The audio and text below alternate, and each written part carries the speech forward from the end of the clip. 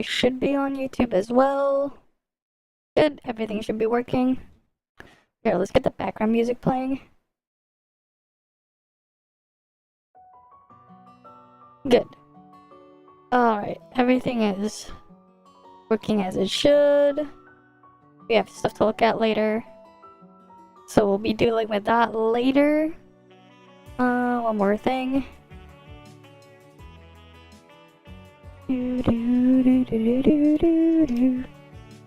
Alright. Let's get in on everything. So if I go here, I should be able to claim all my ciphers. I don't even think I need the ciphers anymore. Hi Tara. Welcome, welcome. Like I probably don't need to go collect more ciphers anymore. Let's see what else is here. Right, because I think I actually have enough. Yeah, I did. Alright. Invite myself to the party there. I did look. Okay.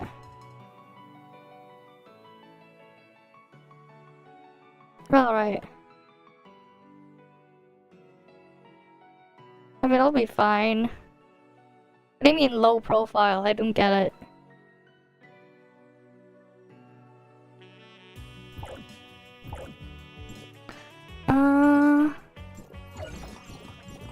There we go. Let me get my, where's Claudia? Do the dailies first then. I have Reddit.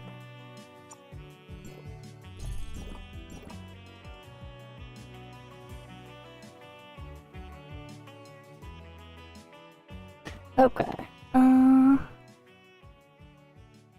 Let's get the, network stuff done. Oh yeah, I should probably get Origin Award finished before it closes. Alright. Let's get everything else done. What else is new? Is there anything else new? Oh yeah, that's still there. Okay, no, we should be fine then. Alright, we go over here. Up into the air.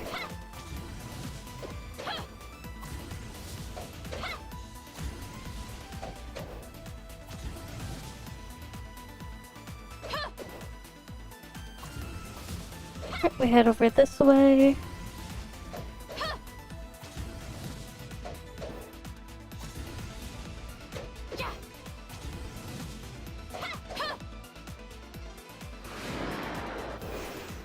Alright, let me get my ult over. Surely I grabbed the dailies on my ult, right? Yeah, I did. Okay, what do I need to do here? Combat things, exoskeletons, aberrants, alright. I can do all that in this spot.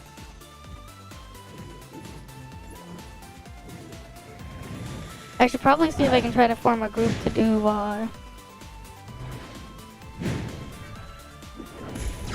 the other stuff. Alright, Origin of War. I should probably see if I can find people to do it.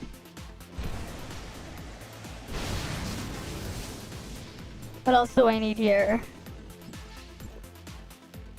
Oh yeah, I need to get exoskeletons. How am I old?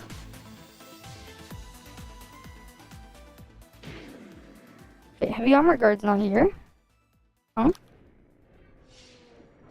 Oh crap, my ult needs to go to like more spots then. God damn it. Alright, let's go get those exoskeletons then.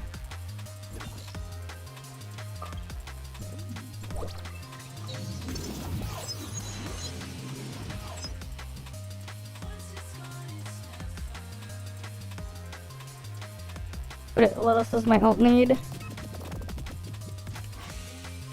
Heavy armor guards over here. And then what else? Probably all 6 for my ult.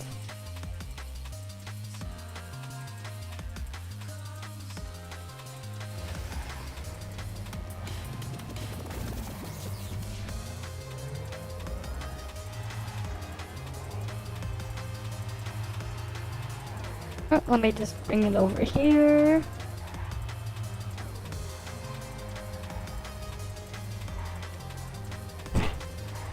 I don't know. How am I supposed to know when a Nanta offline beta video? I don't have any. Why, we gonna go take stuff from ToF again and then use it to shitpost troll? Is that what you want? Is it? Shitpost troll stuff there? And then pass it off as thing? Is that what you want? Outside of that, hey, we can have Endfield next week. We'll have that next week. If you want that, we'll have Endfield next week.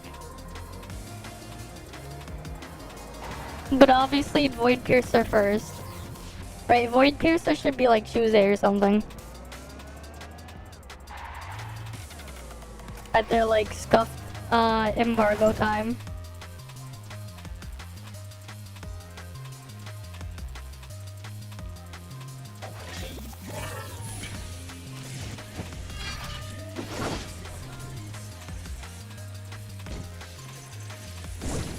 There we go, they're dead.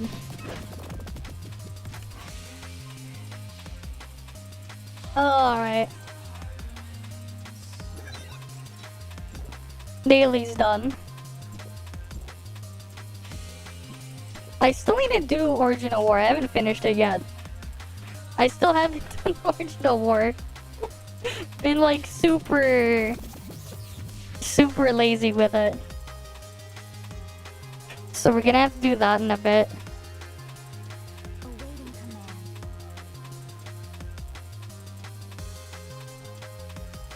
What the hell? Why is this thing?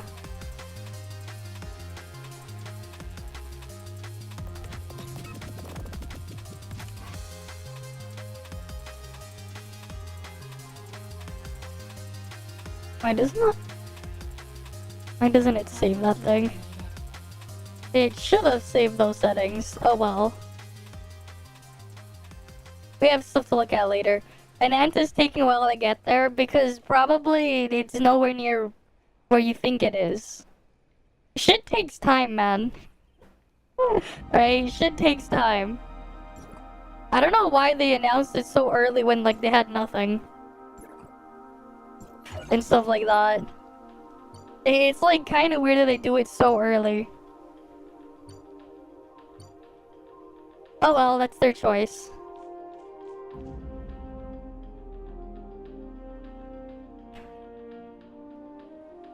It's their own problem, right? They can do whatever they want. It's their thing. Yeah, probably. And shareholders, they have their own thing to deal with too. Right. It's their own problem. They'll have to figure out and deal with it themselves.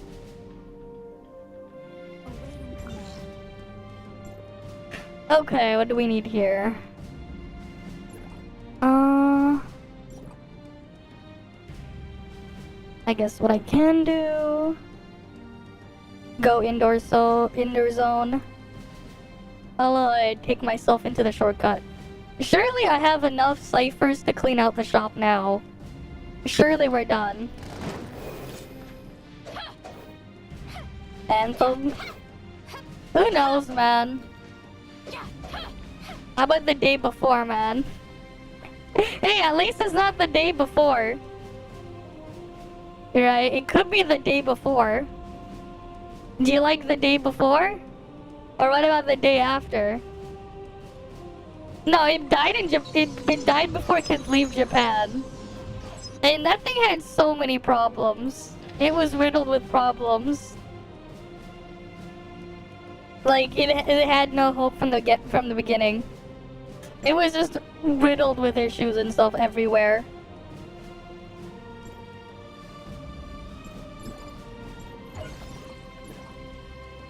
It is what it is, though, you know?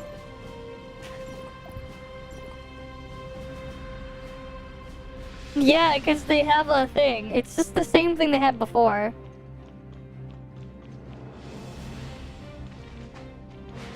Alright. Let's go see if I can, take it at the shop. The shop should be this way, right?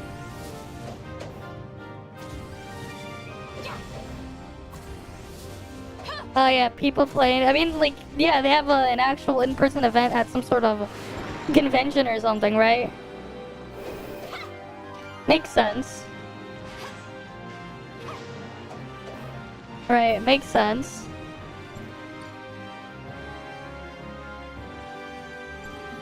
Is there like a reason to keep collecting ciphers though after this?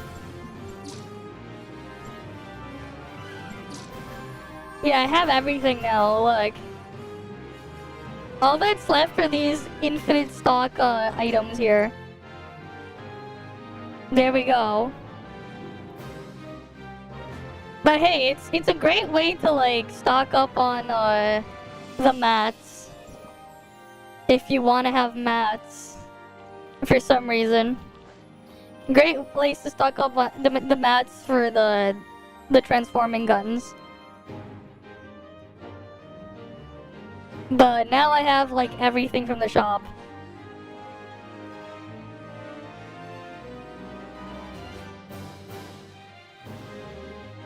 Oh, they can do whatever, right? Wait, what join op is it today? Gotta do join op and then I have to do Origin of War. It's this one. Okay. I should probably go use the thingy. Where is the thingy?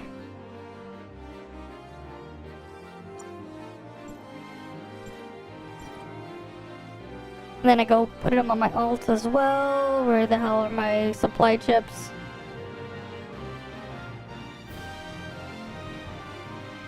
Right. Eventually I need to farm like the event stuff too.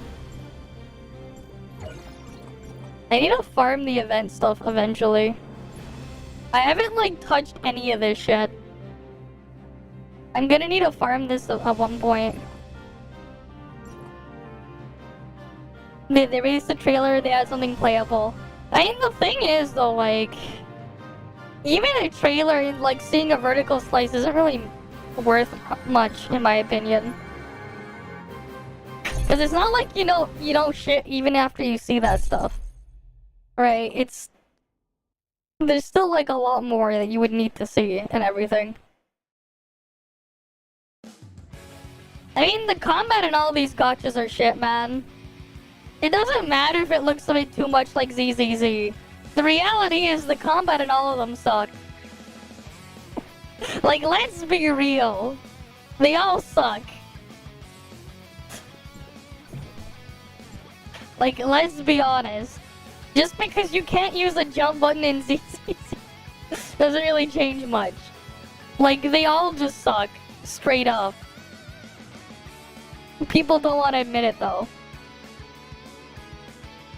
But, like, yeah, what I say, though, is like, yeah, they all suck.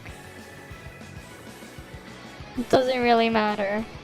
The thing is, it's less so of, like, the amount of buttons you have to push, and more so what you do with what you have. That's the bigger issue. Like, being simple is fine. It's just that what you do with it is a lot more important.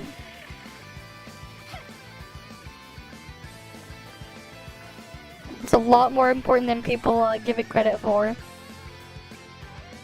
And that's how I see things.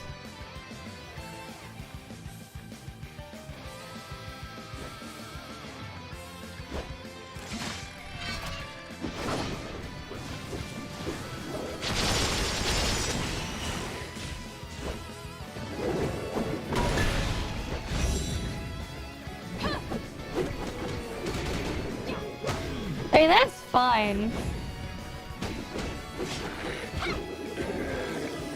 Like, it's fine, to be honest.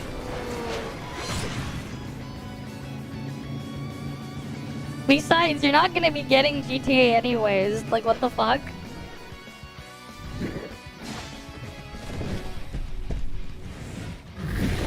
It's like, where are you getting the GTA from?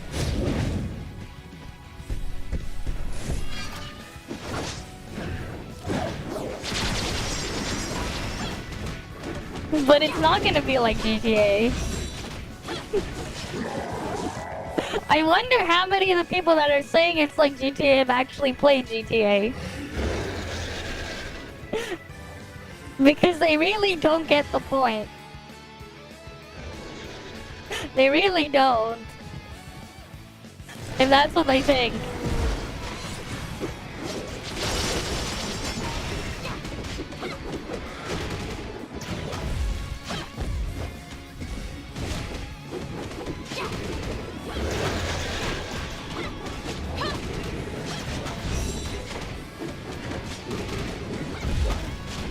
Yeah, because a lot of people are just dumb.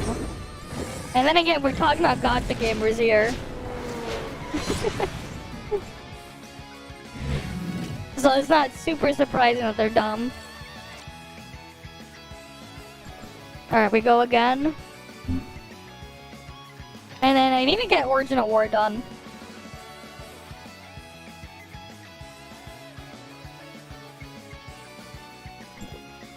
Well, like, the thing is, like, they don't even understand the point. And why the people liked it in the first place, what got people hooked on it.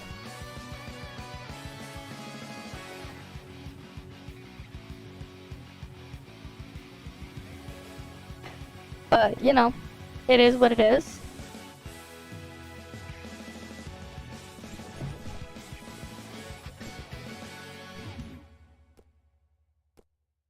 Okay, on to the next thing.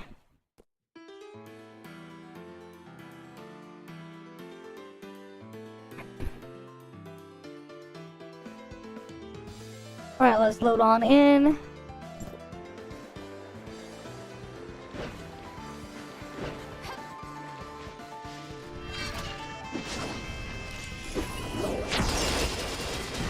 Let's keep going, kill all the things here. And the last guy.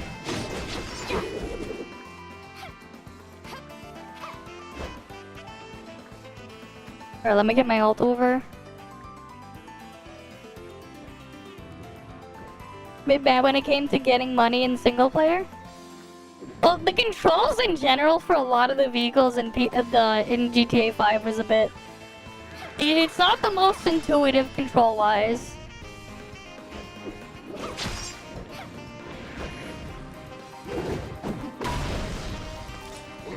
But, you know, it is what it is. Yeah, fair enough.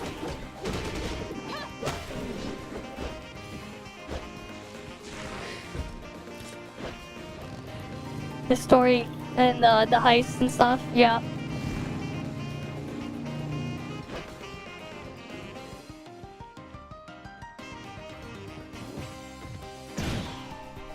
There we go, got my ult moving here.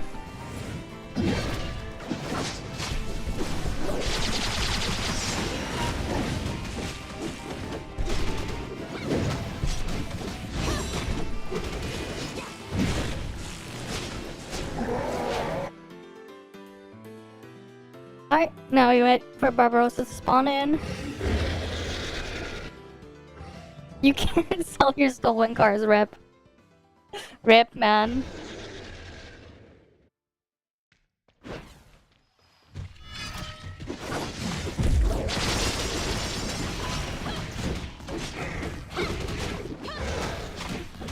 Alright.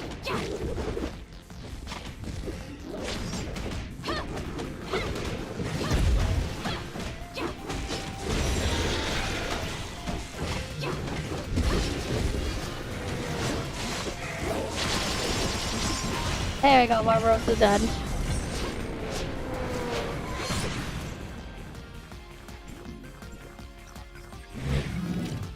Easy. Alright, Alright, got my join ops done. Alright,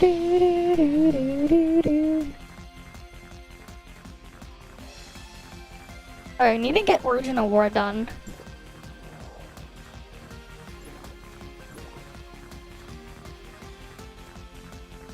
Wait, is it still double drops? The fuck?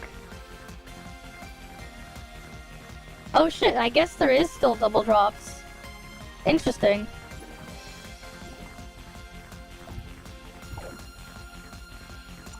That's cool. More condoms for me. I can get more condoms. More condoms, more good. Right, more free stats.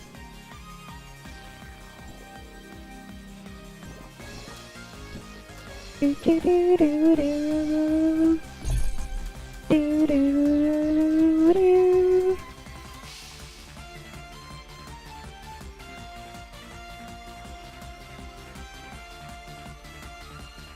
Let's see if anyone wants to do Origin of War. I need to get it done. I didn't finish it yet. So we gotta get it done now. Right, cause season end like resets soon. Waiting, like I keep waiting for last minute to do it.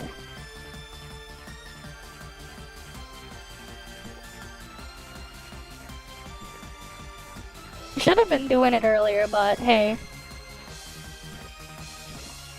It is what it is.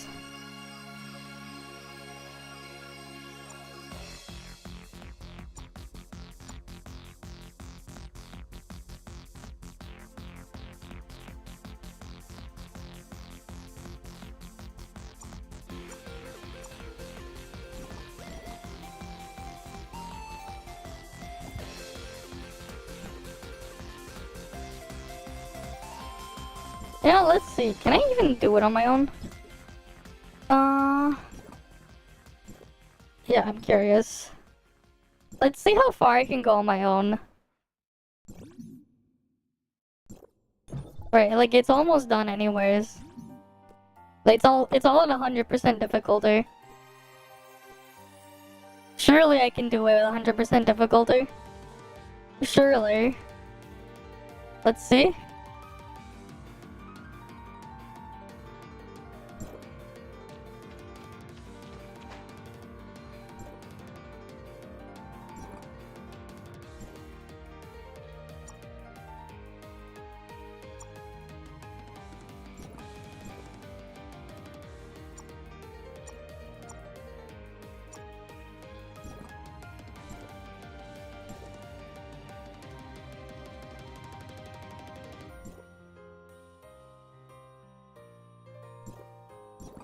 I don't have anything for that slot. Is there anything I can get?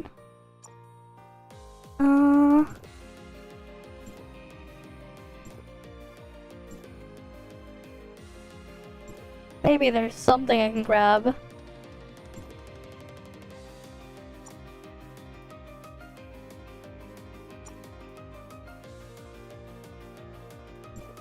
Do do do do do do do do do do do.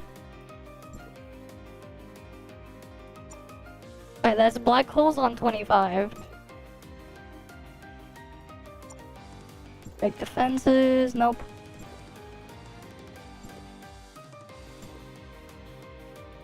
They did not put anything for that slot? Oh, here, no, there's something on stage 7.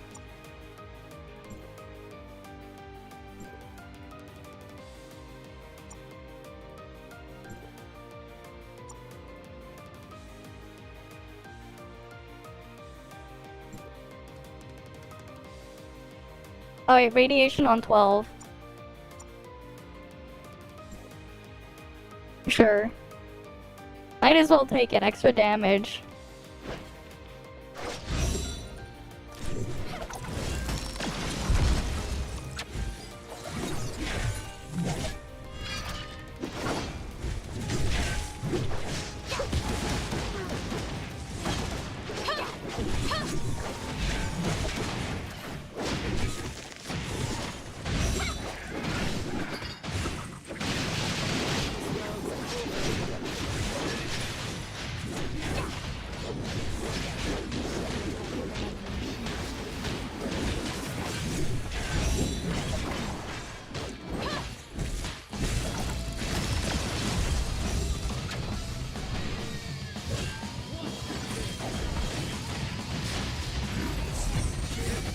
God damn it, that's useless. That's a full boost.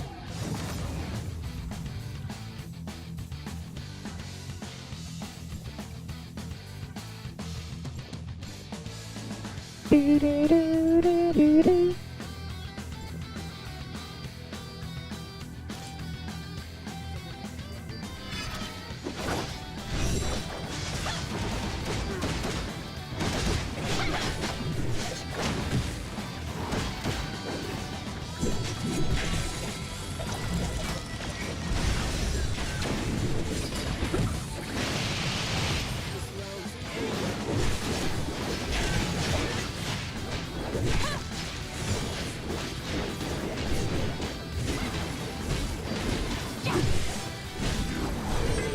There we go. Radiation.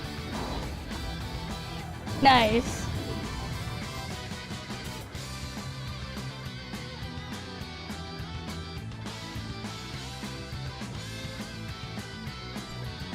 Do do do do do do do do do do.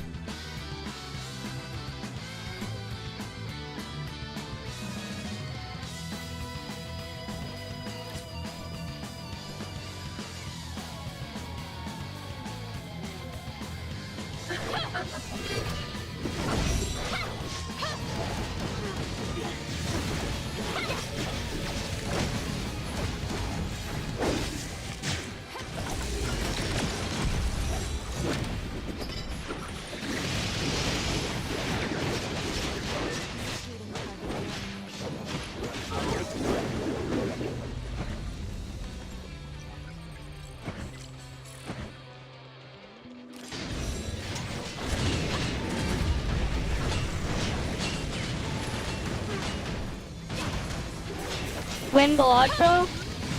I don't know. You want next week maybe?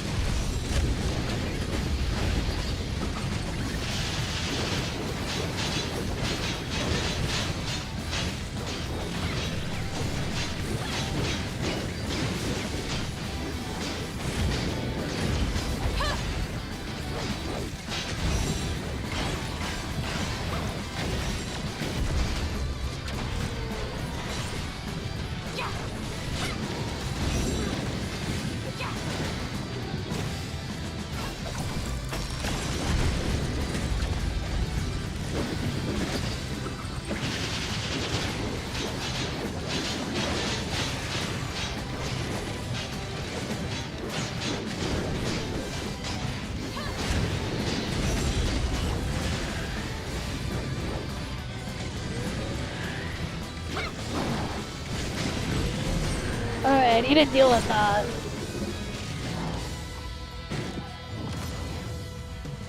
Okay, I guess because I need to cleanse Graying Bite. Fuck. Let's see. Get rid of Rosalind then. Bring Fiona in.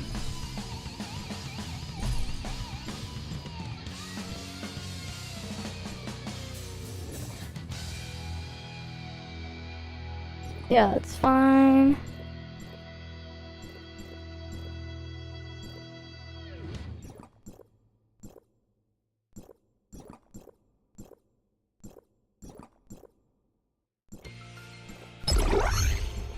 Put that here. Where's Rosalind? Put Rosalind back.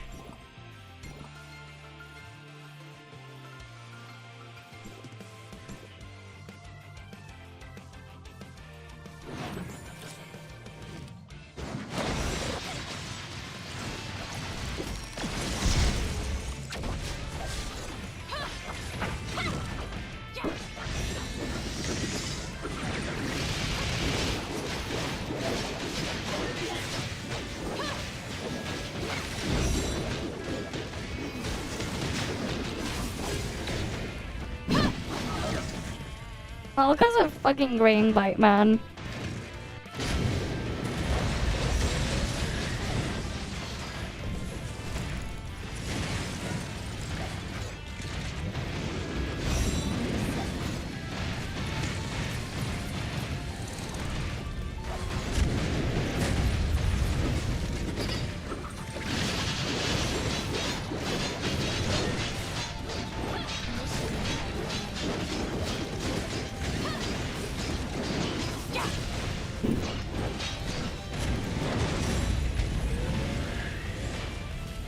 Oh fuck, I need to run to my ult. I mean...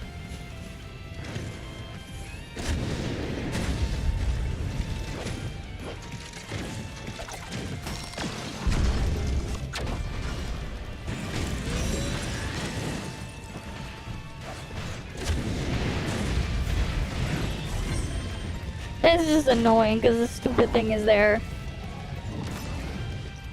I need to not... The problem is not hitting both of them.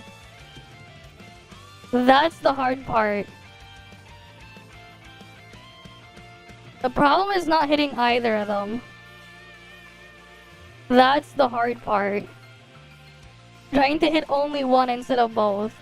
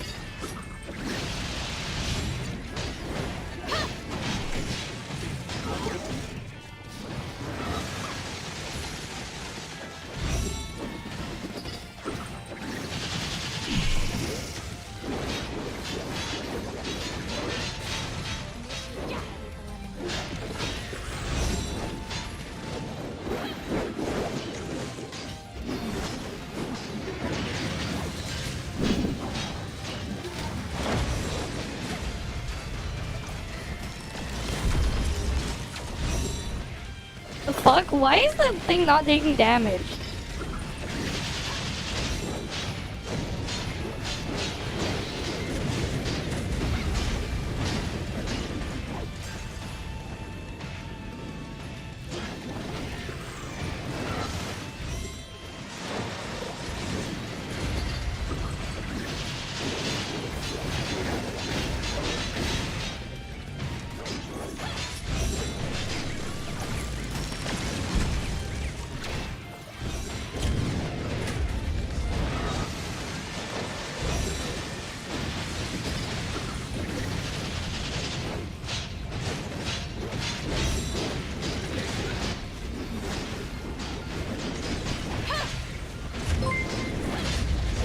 Thanks for the follow. Welcome, welcome.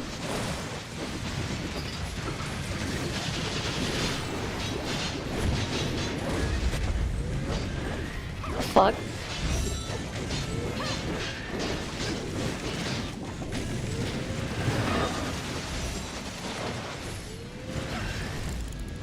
Wait, why is Frostball not taking any damage at all?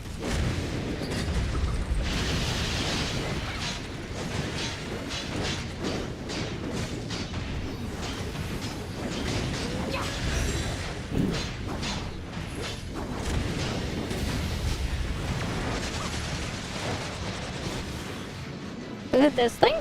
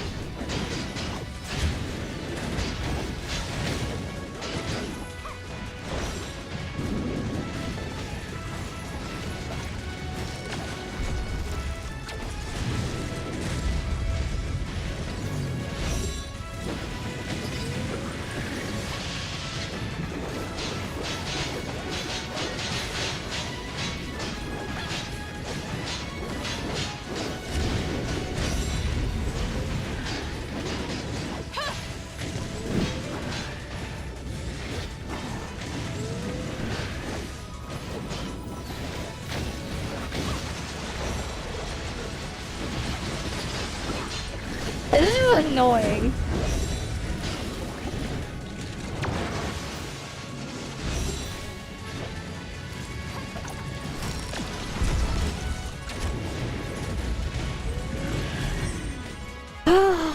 fuck? Why isn't Frostbot dying? Why the fuck isn't Frostbot dying? You know, let's see if I can get a skip anywhere. If it wasn't for that floor, I could just go further.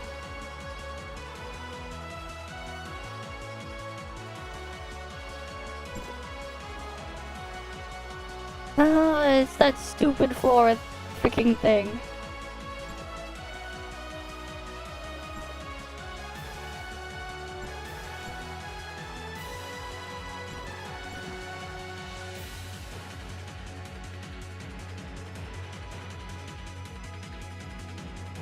Come on, we need someone doing Original War. I just want to skip the stupid thing there.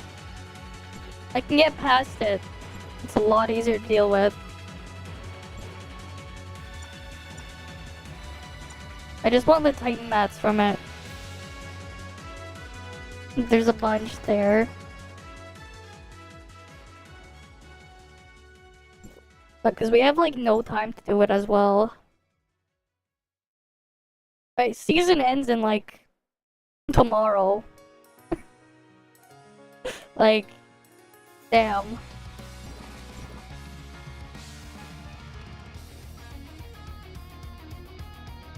It's that stupid fucking Frostbot.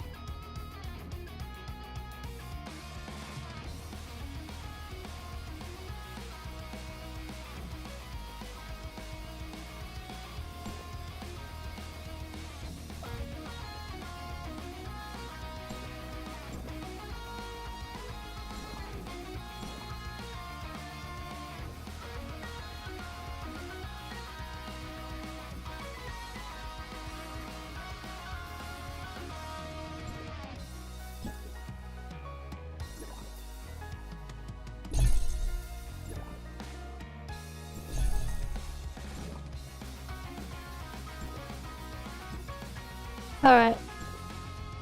Let's go in. As long as we can just get past these floors. I go back to doing damage.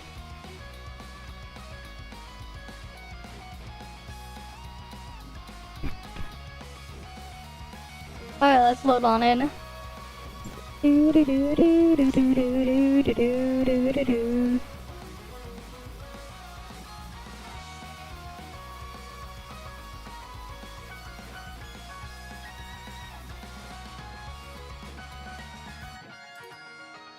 Alright. Fuck it. We have damage. It's just...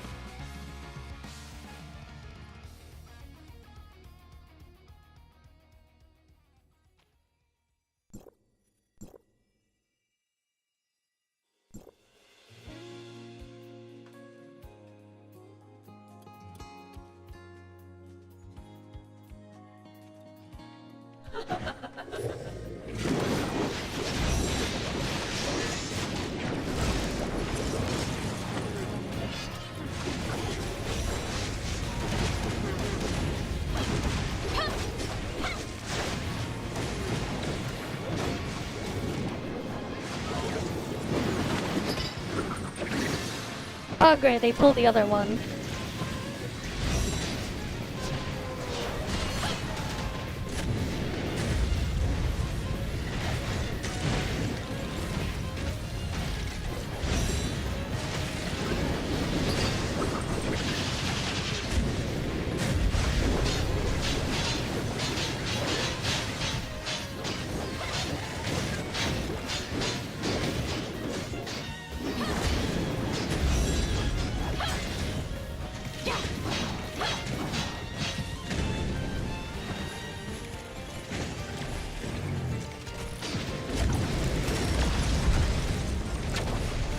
Oh great.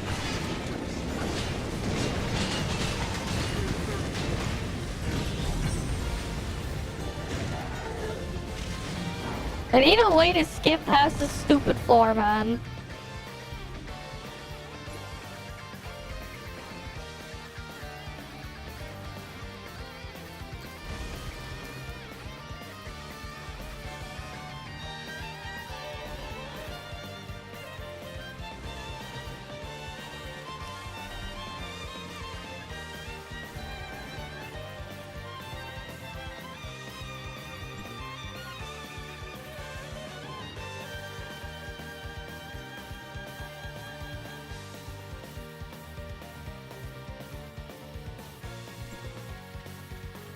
Like, can they actually heal it?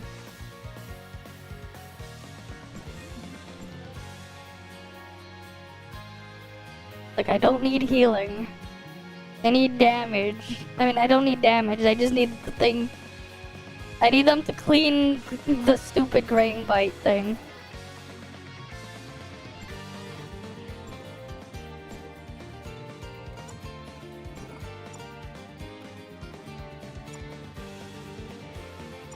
The hell? The fuck is that? Yeah, whatever.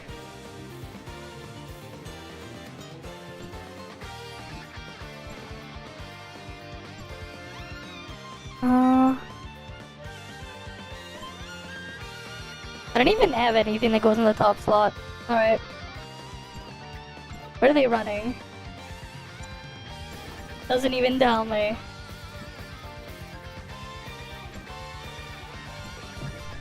Just need someone to constantly remove the graying bite, so I don't have to pay attention to the other thing. Alright, let's go back in.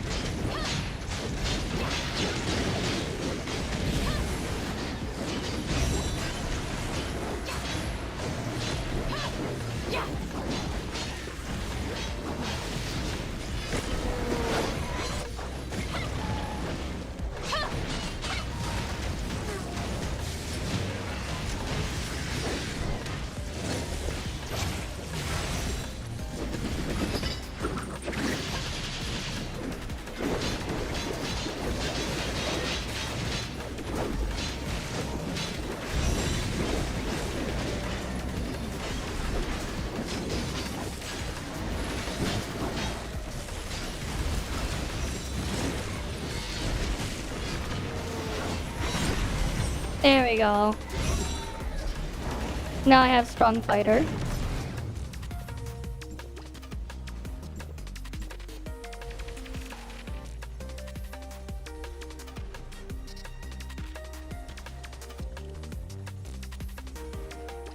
Alright.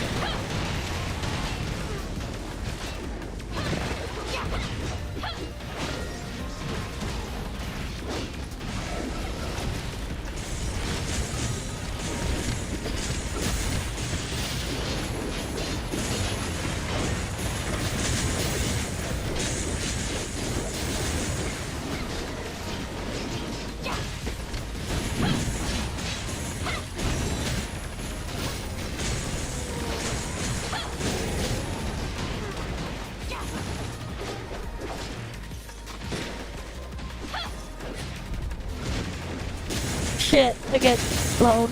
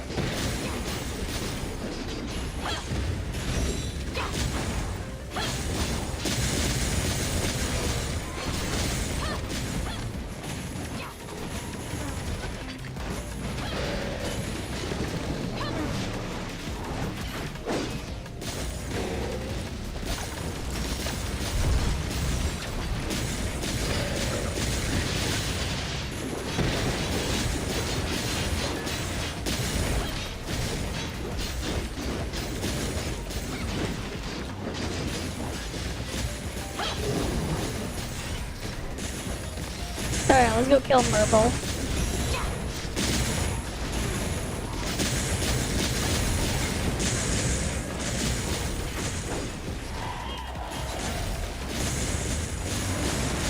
Fuck, it's slowing me down.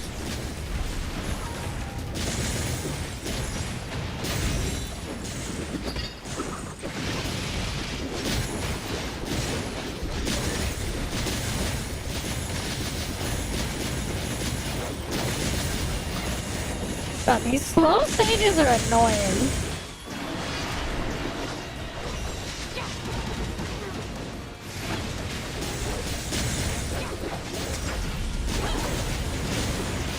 God, this is slow.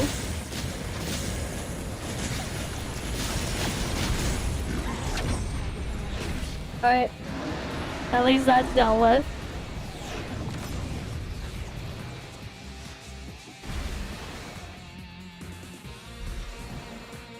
Next stage.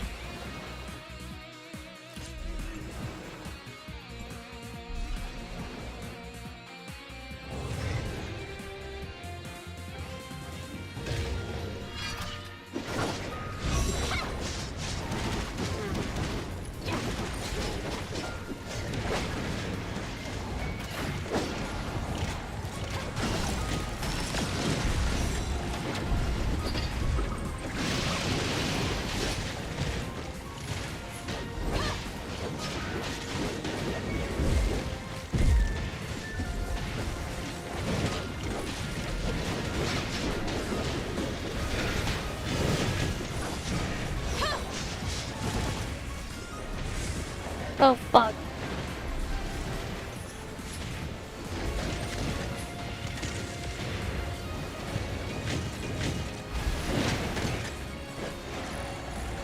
God damn it.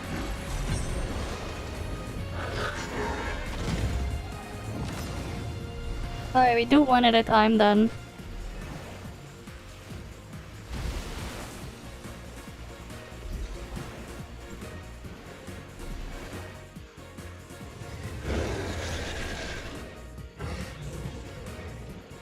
Well, Barbarossa's first.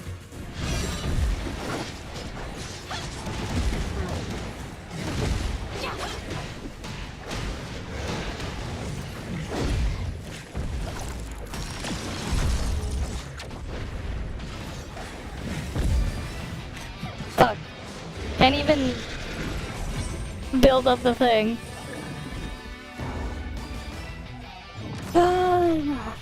Thing. Screw it, I'm not using this one, wait.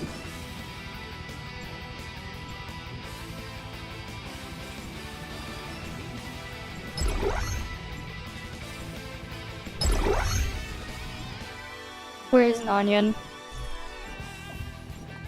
We'll use this again.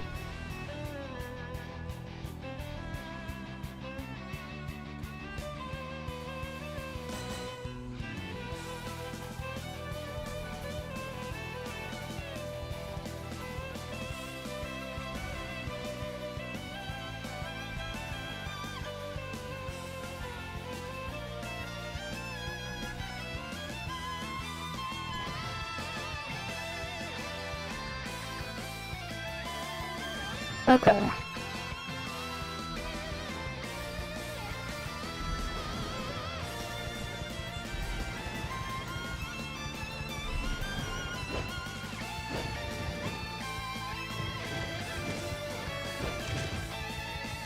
tough as it is.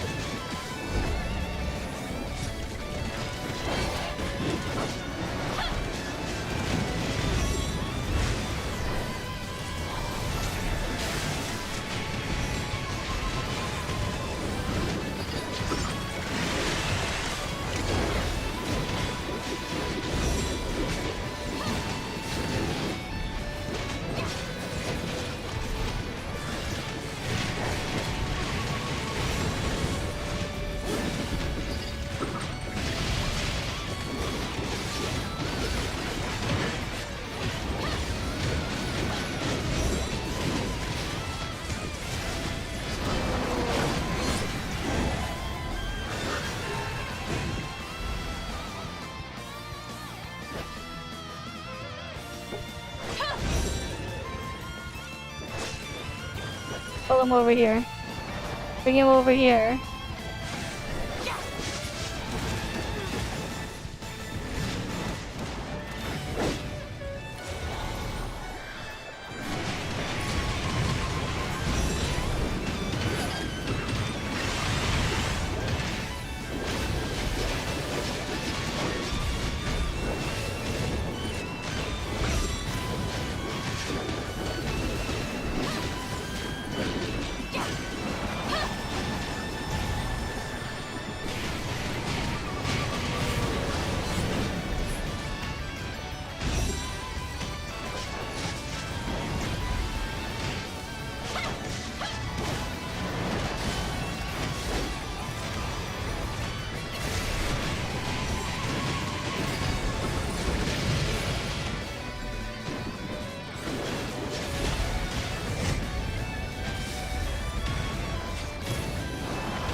God damn it.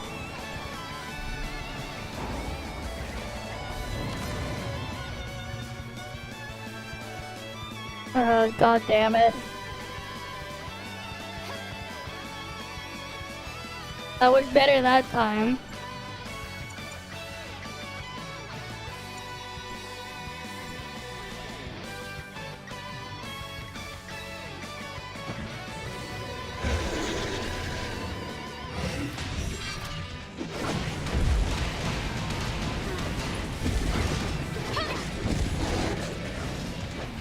Oh fuck.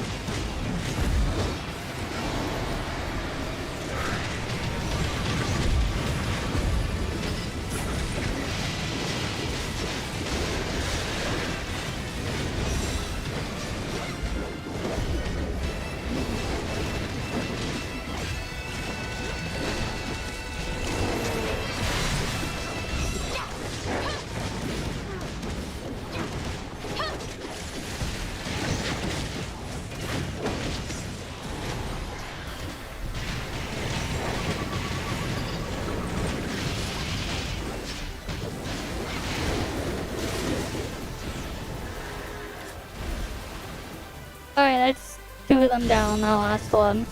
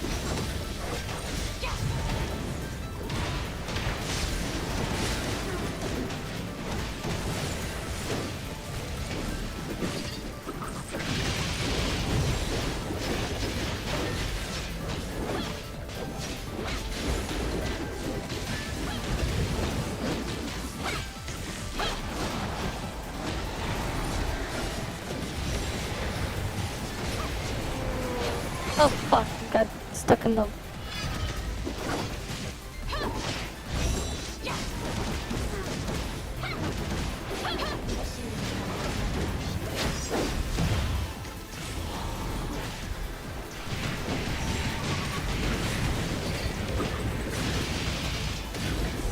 Alright, there we go. Now my ult has crit buff. Void Piercer Global though is next week. Like Monday, Tuesday, the test server. Usual time. Alright. Growing Rampage, that's what we have to be careful of.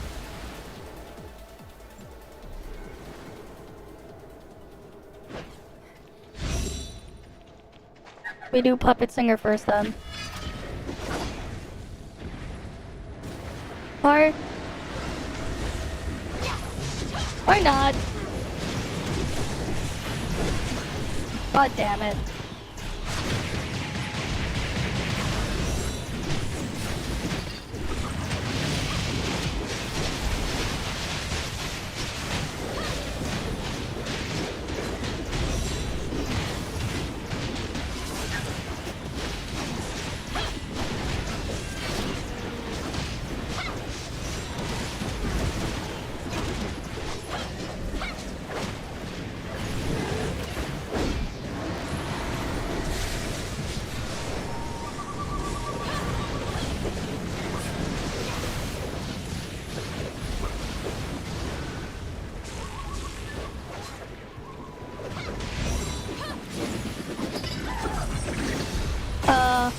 Sure.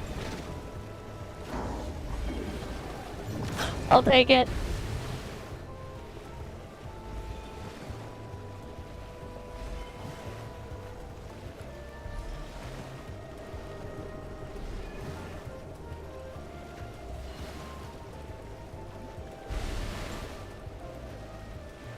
Do they want to go further or do we stay here?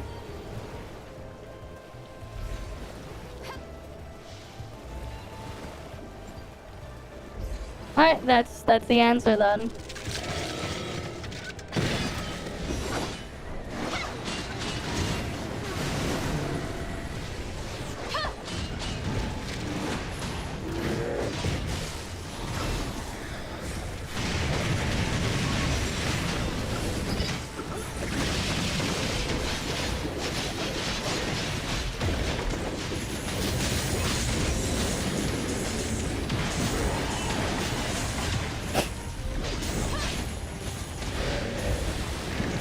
Fuck, I'm so slow.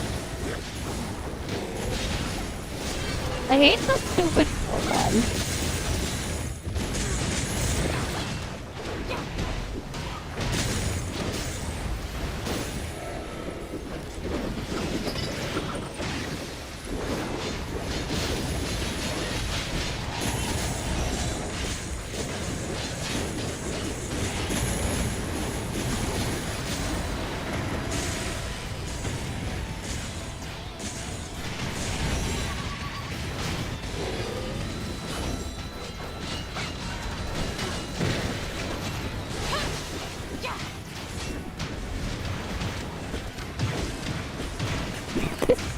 This slow-mo, man, is pure pain.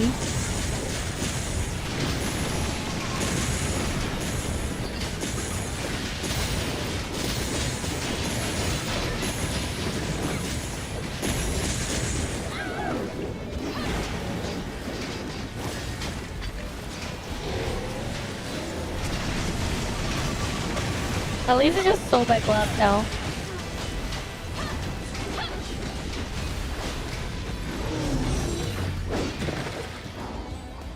Alright, cool.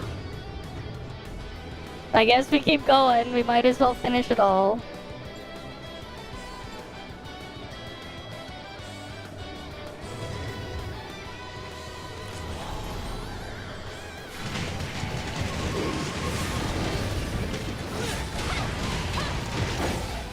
Oh, fucking hell.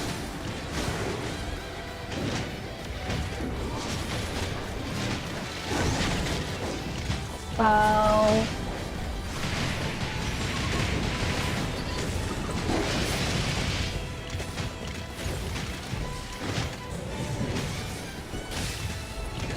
Yeah, we're dead.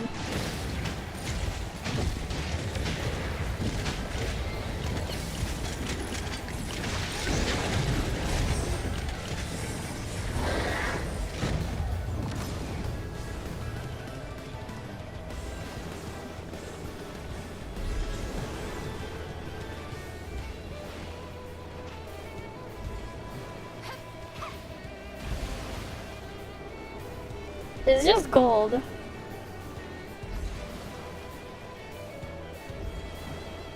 Yeah, it's the big guy.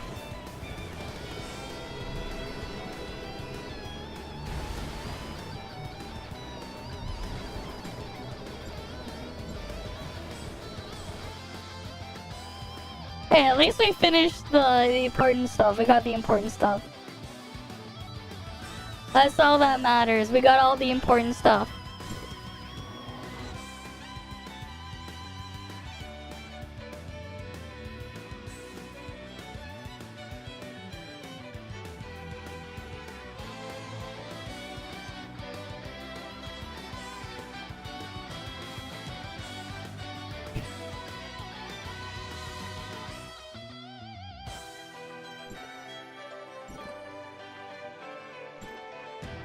Alright. Now I can go claim all the stuff.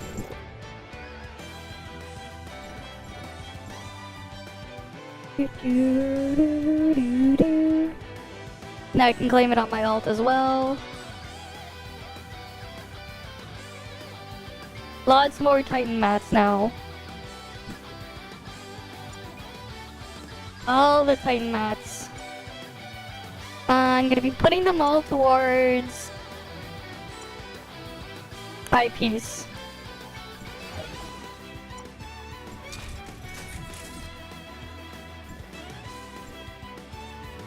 Okay, so we do block stuff now.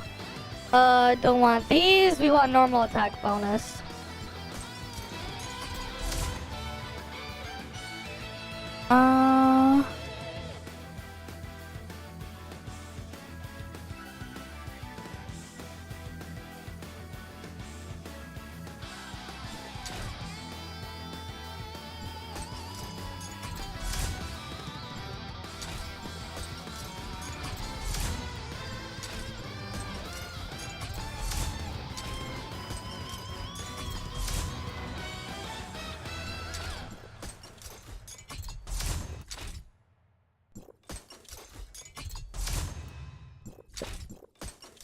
God damn it.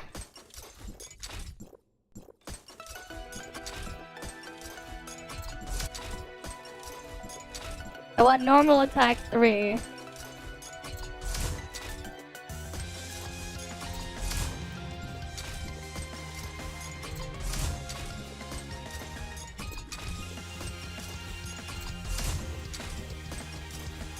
No, that's damage reduction 2. I want normal attack 3.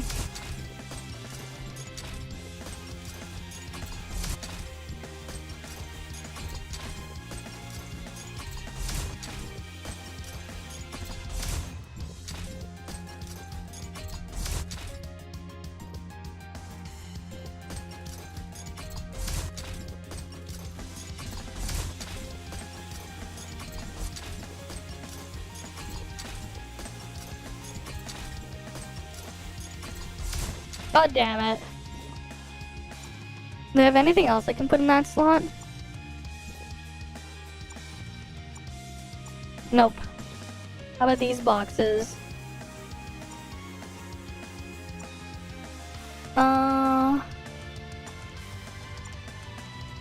Engine eyepiece.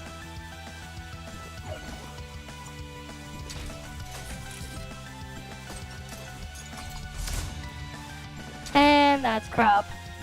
Rip. Alright, I just need to finish this at normal attack 3. And then I can go back and get generic damage 3 on the 2 missing pieces. There's like 2 pieces of mine that are still damaged 2. Right, this one and then this one. After I can get normal attack 3. Then I'll have like a fully like setup set for like neutral shit. And altered, I guess. A fully finished set for altered. But that's Titan stuff still pain.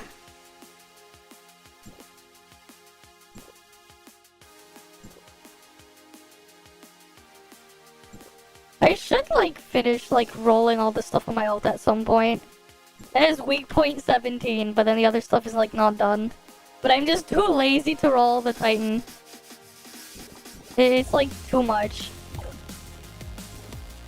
Do we need anything else?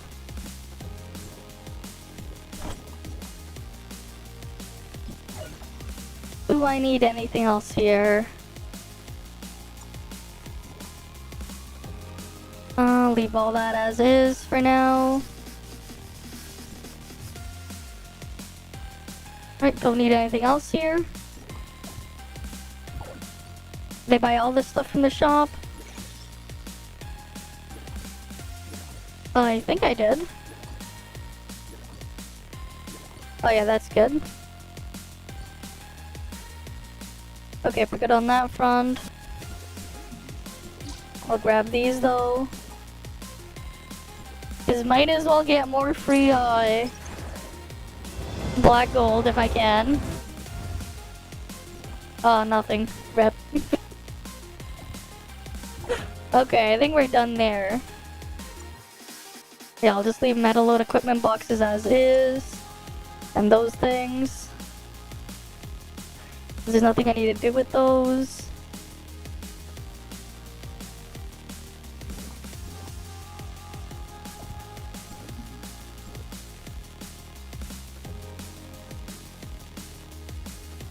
Oh yeah, then I guess we have this.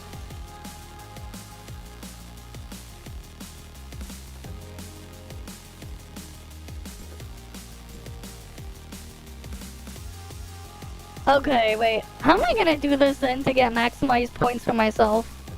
Do I just take turns just leaving? I place something on both ends and then just have one leave?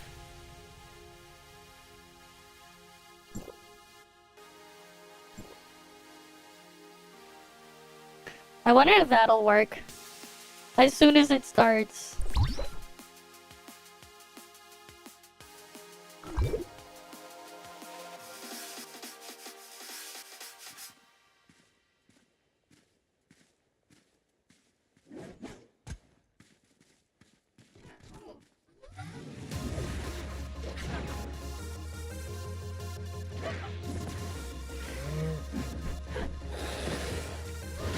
Oh yeah, I'll just overrun them.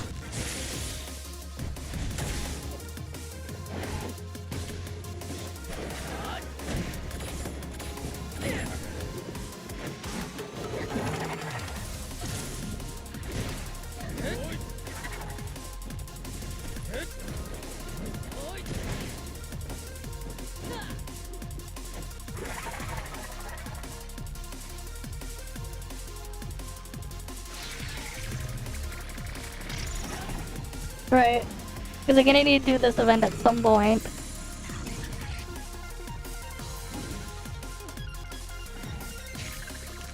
I didn't test to see what happens if I leave though. What the hell's this one doing? It's just standing there. What the fuck? This dude's just standing there. They're not even like all attacking. They're just like standing there, some of them. They're just there. Which is kind of crazy.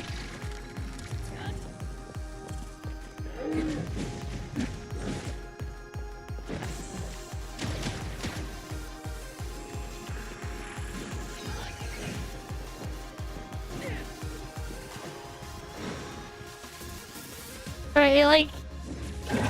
He's just standing.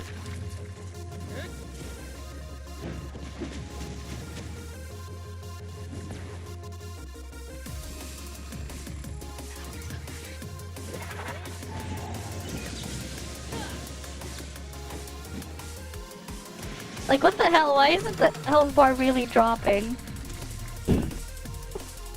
I'm like bombarding it. It's like barely moving. They're not even attacking it.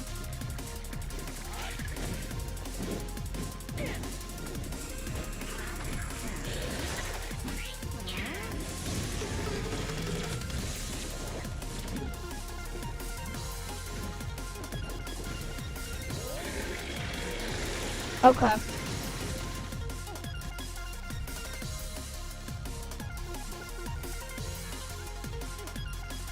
I guess based on how long it takes to get points or something. Get more if you win or something like that too.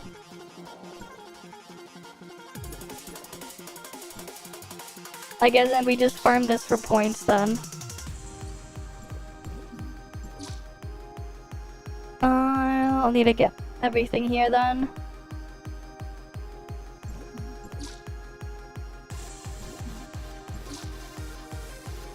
Right, so I can get everything there.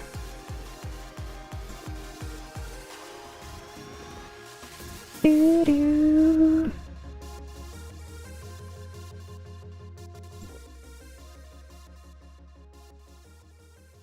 Oh, my alt got into a match with someone.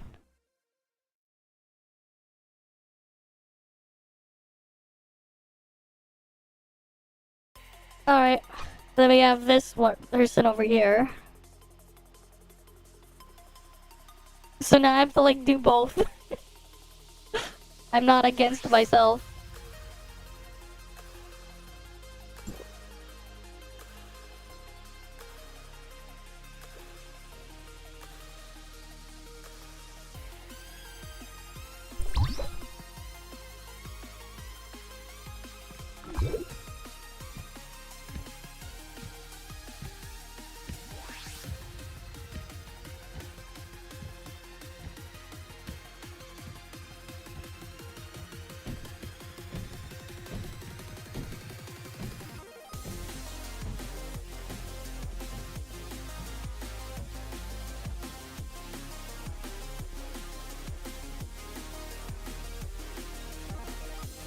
Really, this person just AFK or something?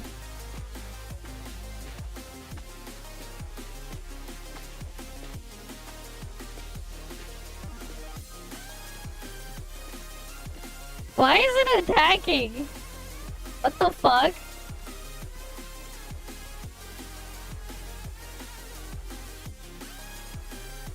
Why are they not attacking? What the actual fuck?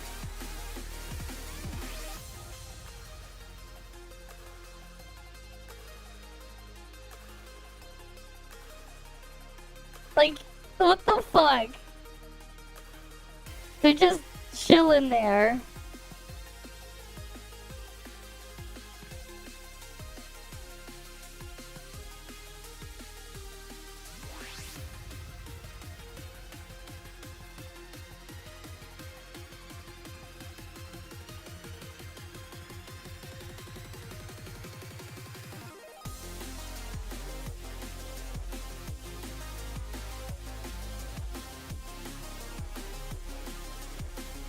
Like, what the fuck?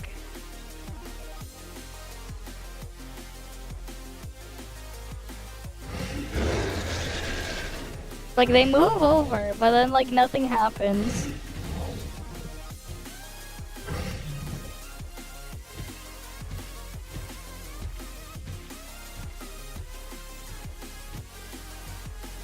Like, nothing is just happening.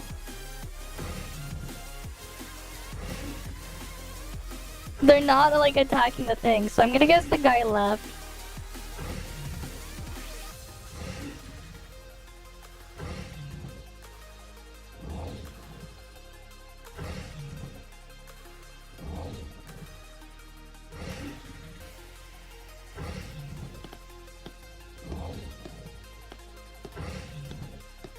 So if you leave, you're just stuck there. The other guy's just stuck there waiting.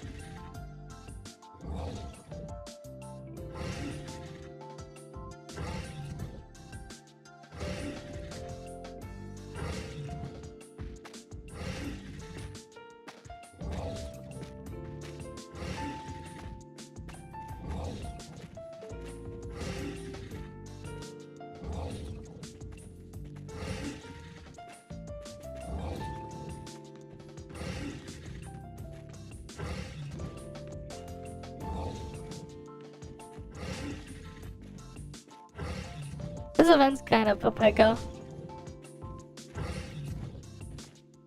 But I guess the longer it takes, the more points you get.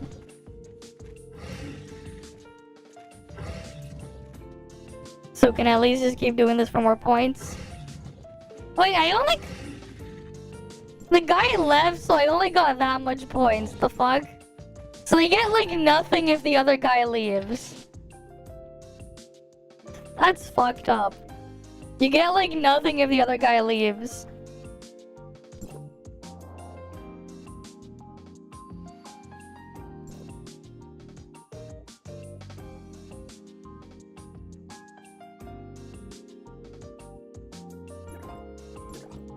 Oh, this one.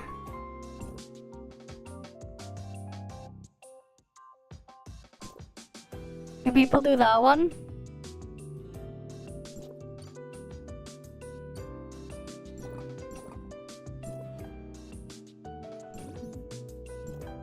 Or are people just doing this?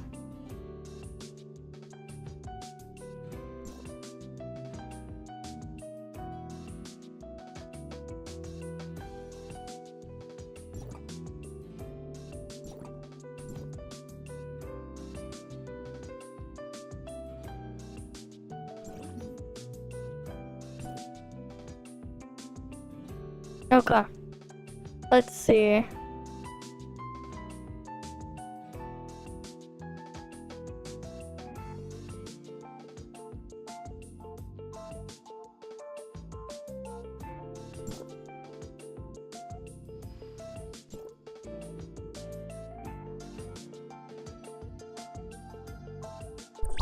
Alright, here we go.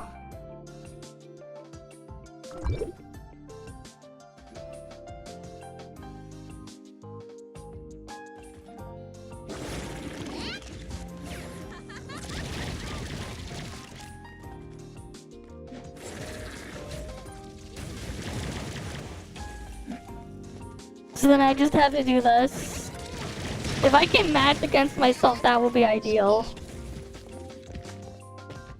And then we just let it sit and do its thing. I guess that's what we do. And then alternate getting points on each one.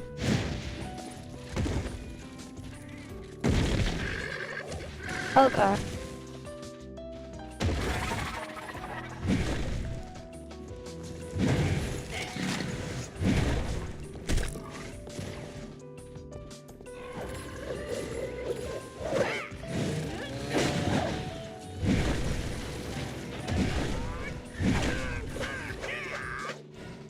Really? You changed something in the files and now it's stuttering less. That's interesting. And that's good, at least you got it stuttering less. That's good. Right, because that thing is just a mess otherwise. I guess this thing is just gonna be a pain to deal with. I'll just have to try to match myself and just go in there AFK, put something down, and let it wait out the timer. Because, like, that's gonna take forever. Alright, I'll go look at other stuff then while we wait. Because that's just gonna take a long time. Alright, let's see. What you guys send me? The fuck is this? Nalin Archon, what? What is this? I guess we're looking from here onwards, I guess? Just these three? Or... maybe not the content farm thingy.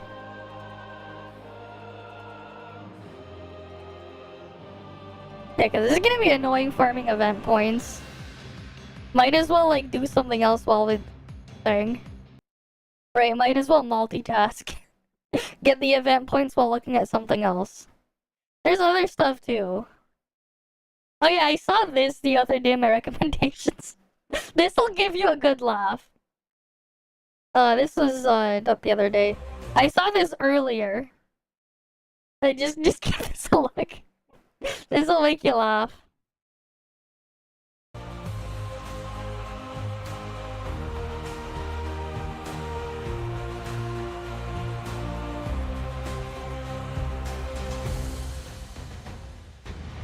Rolled up the battle pass, noob versus pro. Noob versus pro. The game started flexing on noobs, but Lobby Bro really giving them his worst lose. Noob versus hacker, pay to win versus free to play. Only prestige, new game plus versus new game. Level 1 crook versus level 100 mafia boss. Instead of releasing the Switch 2, they just really dropped another one. Of course they did. Deluxe it goes. Skill-based matchmaking after one good match. Bro smurfing, Lil Bro purchase the starter pack. Shouldn't feed the wall like Bro dropping them starter kits. We got African kids feeding each other before GTA 6. I don't know why that ended.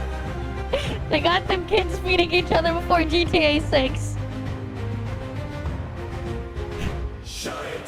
Oh yeah, did you see the notes for the next Nikki patch or whatever? They're pretty nice. They're adding some nice new quality of life and shit. But this freaking song, man, bro.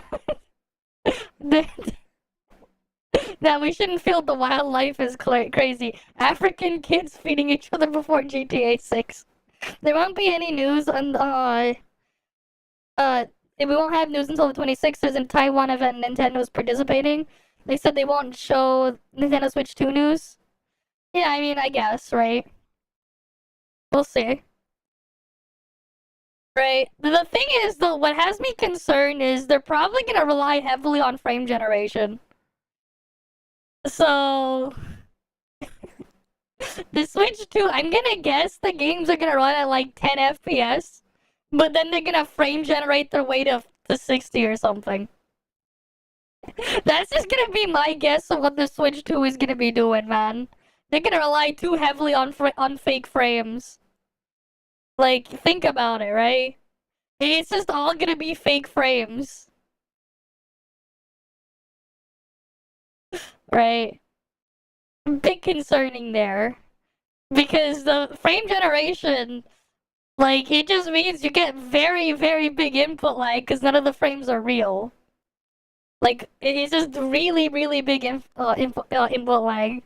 Because, like, what? The game is still running at that lower frame rate, but it says otherwise. New Fantasy Life has a month release set for April, but no actual date. I see. But yeah, what is it? So, like, if we go into the Arknight's Endfield thing, oh wait, I got a DM from someone, I'll look at that later. Where's Endfield here? I have access to this channel now. Because, well... where is it?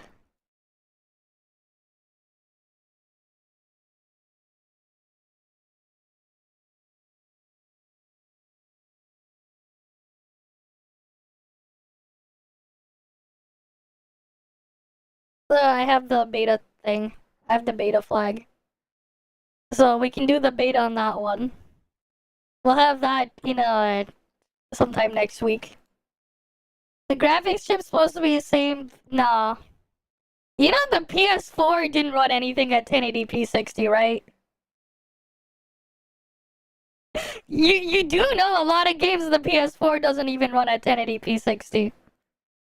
Like, the majority of shit doesn't run there. If we're talking about, like, PS4 level specs, the Steam Deck is more powerful than a PS4, right?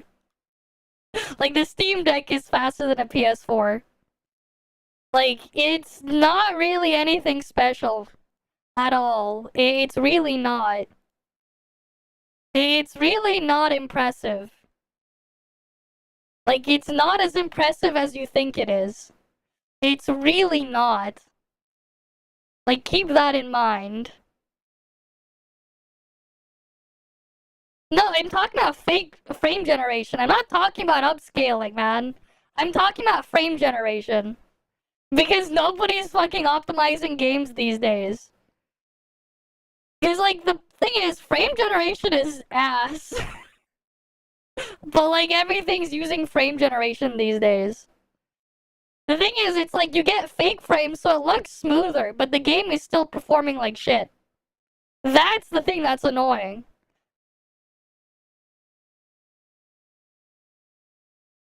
Yeah, they tell you like they get NVIDIA reflex input latency. It just keeps adding more input latency. This shit's awful. Right? Like the thing sucks. And like that's really what we're getting. People don't understand it. Like once like the thing is, at least now, at the moment, frame generation isn't as ridiculous right now because it can't like generate like that many more frames. Like right now, the best frame generation can do is maybe double your frame rate. So like frame generation's probably gonna make, you know, the game play at like 30 FPS, play at 60 or 60 go past that. But like the next generation of frame generation is like 4 times that pacing. So like you'll have a game running at 60 FPS, but the actual game is running at like 15. With like the new version of frame generation. Like that's like the reality. Or even further than that. Like imagine like Switch 2 comes out, you get frame generation. Game is actually running at 10 FPS. But you see it at 60. Or maybe 5 FPS and you see it at 30. That's going to be the reality with all this shit. People whine Echo's wisdom ran poorly because dynamic resolution. You didn't kind of lag when playing except for the blurriness and the moving. Yeah, all of that is like part of it. It's only going to get worse. The fact is though, the Echoes of Wisdom shouldn't be having all those issues. Yet it is. Like, keep that in mind. Like, why the fuck is Echoes of Wisdom having all of those issues? It's a fucking 2D game. Right? It's like, why the hell does it have all of those issues? Like, if you really think about it, there's probably, like, you know, like, it's not exactly a good sign. And then when they actually get frame generation, oh boy. It's gonna make the thing experience suck even worse, because your inputs are lagging. Like, the thing is, right? Like, very simple math here, right? This is, like, one of the issues with frame generation.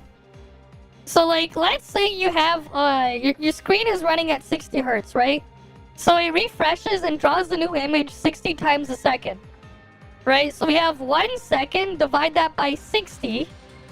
Right? So if we multiply this by 1,000, every 16.6 milliseconds you get 1 frame. Which is fine. But here's the problem with frame generation. Let's say the game, it looks like 60, but you're actually getting 10 FPS. Well, here's what happens instead then. 1 divide that by 10. Okay? Multiply that by 100. I mean, not by 100, by 1,000. Every 100 milliseconds now, you're gaining 1 frame. So when you push a button and you have something happen on the screen, it's going to take 100 milliseconds for anything to happen. And this is like the actual problem with frame gen. But they keep doing this. And this is what NVIDIA and stuff is pushing.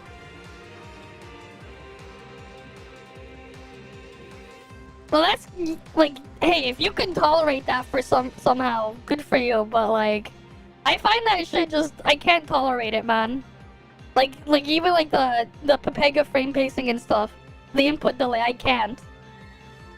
It's like, I don't think it's a good experience. It is really annoying. It is really annoying when I push something and then like nothing happens. And then you get the really scuffed delayed stuff. Oh fuck, I got matched with some dumbass. And if they leave, and then I get like no points. I get the feeling that they're gonna leave.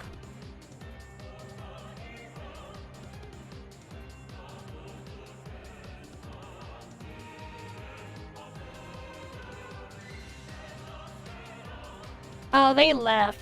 That piece of shit. The piece of shit left. And then I get like no points. Yeah, I doubt it, man. It's fucking Nintendo. They'll cut costs and do whatever where they can. You really give them way too much faith and hope, man.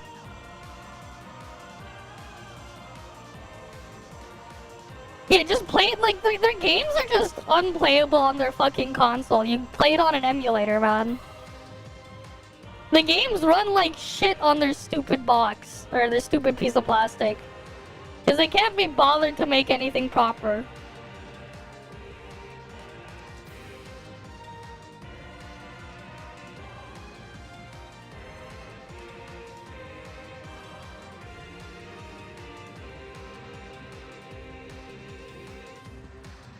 Yeah, well, that's just the reality, man. The more they keep getting away with the slop they keep putting out, it's just gonna get worse. And then they get rid of it because their games run better on it. Because they can't be bothered to make actual shit work properly. They can't be bothered. And that's the end result, man.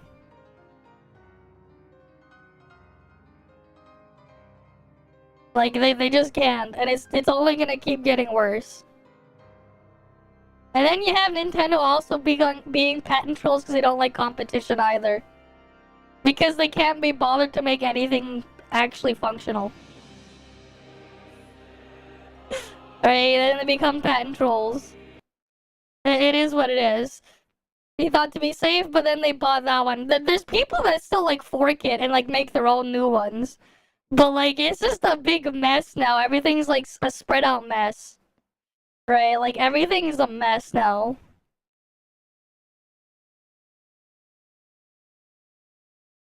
Their website is still around, but there's, like, nothing here. Wait, what? The fuck? Someone else took the site and then there's a fork here. I think.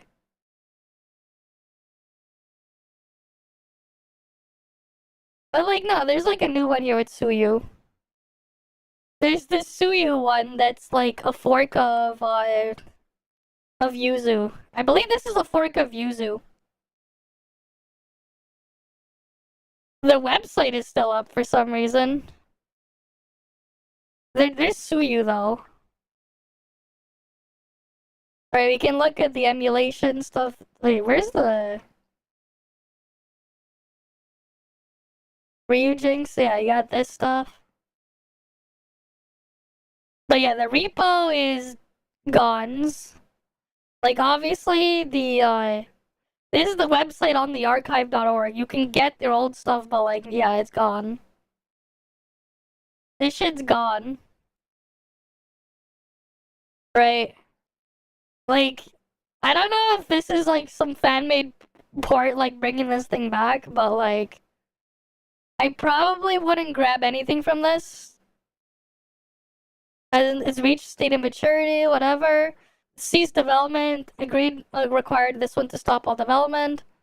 Uh-huh. This website's been created for archiving. Oh, this is just an archive of the website. The development stopped, but you can still get the old version of Ryujinx, I think. Yeah, you can still get an old version of Ryujinx, but, like, this is stopped. That said, the source code is still here. And people have forked this stuff. So people forked Ryujinx. There's a hard fork, and people are basically doing their own thing now. They're taking it and going further. So this is legit. This is just the thing to preserve it, and there's like a hard fork of that someone's doing.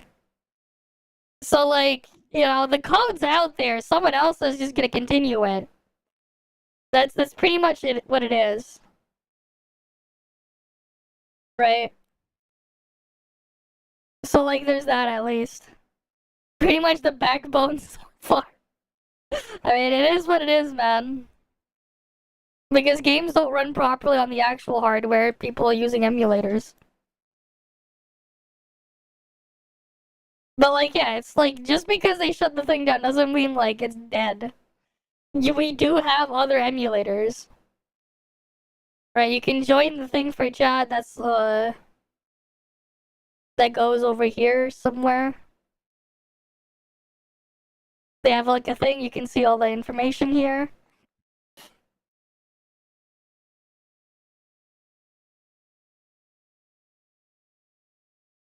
But yeah, there's still people like there's still something going on there at least. It's gonna be slow though, but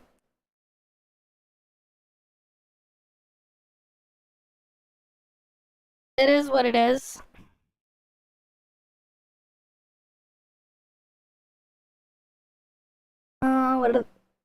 They got support stuff here. You can sign in to start talking whatever.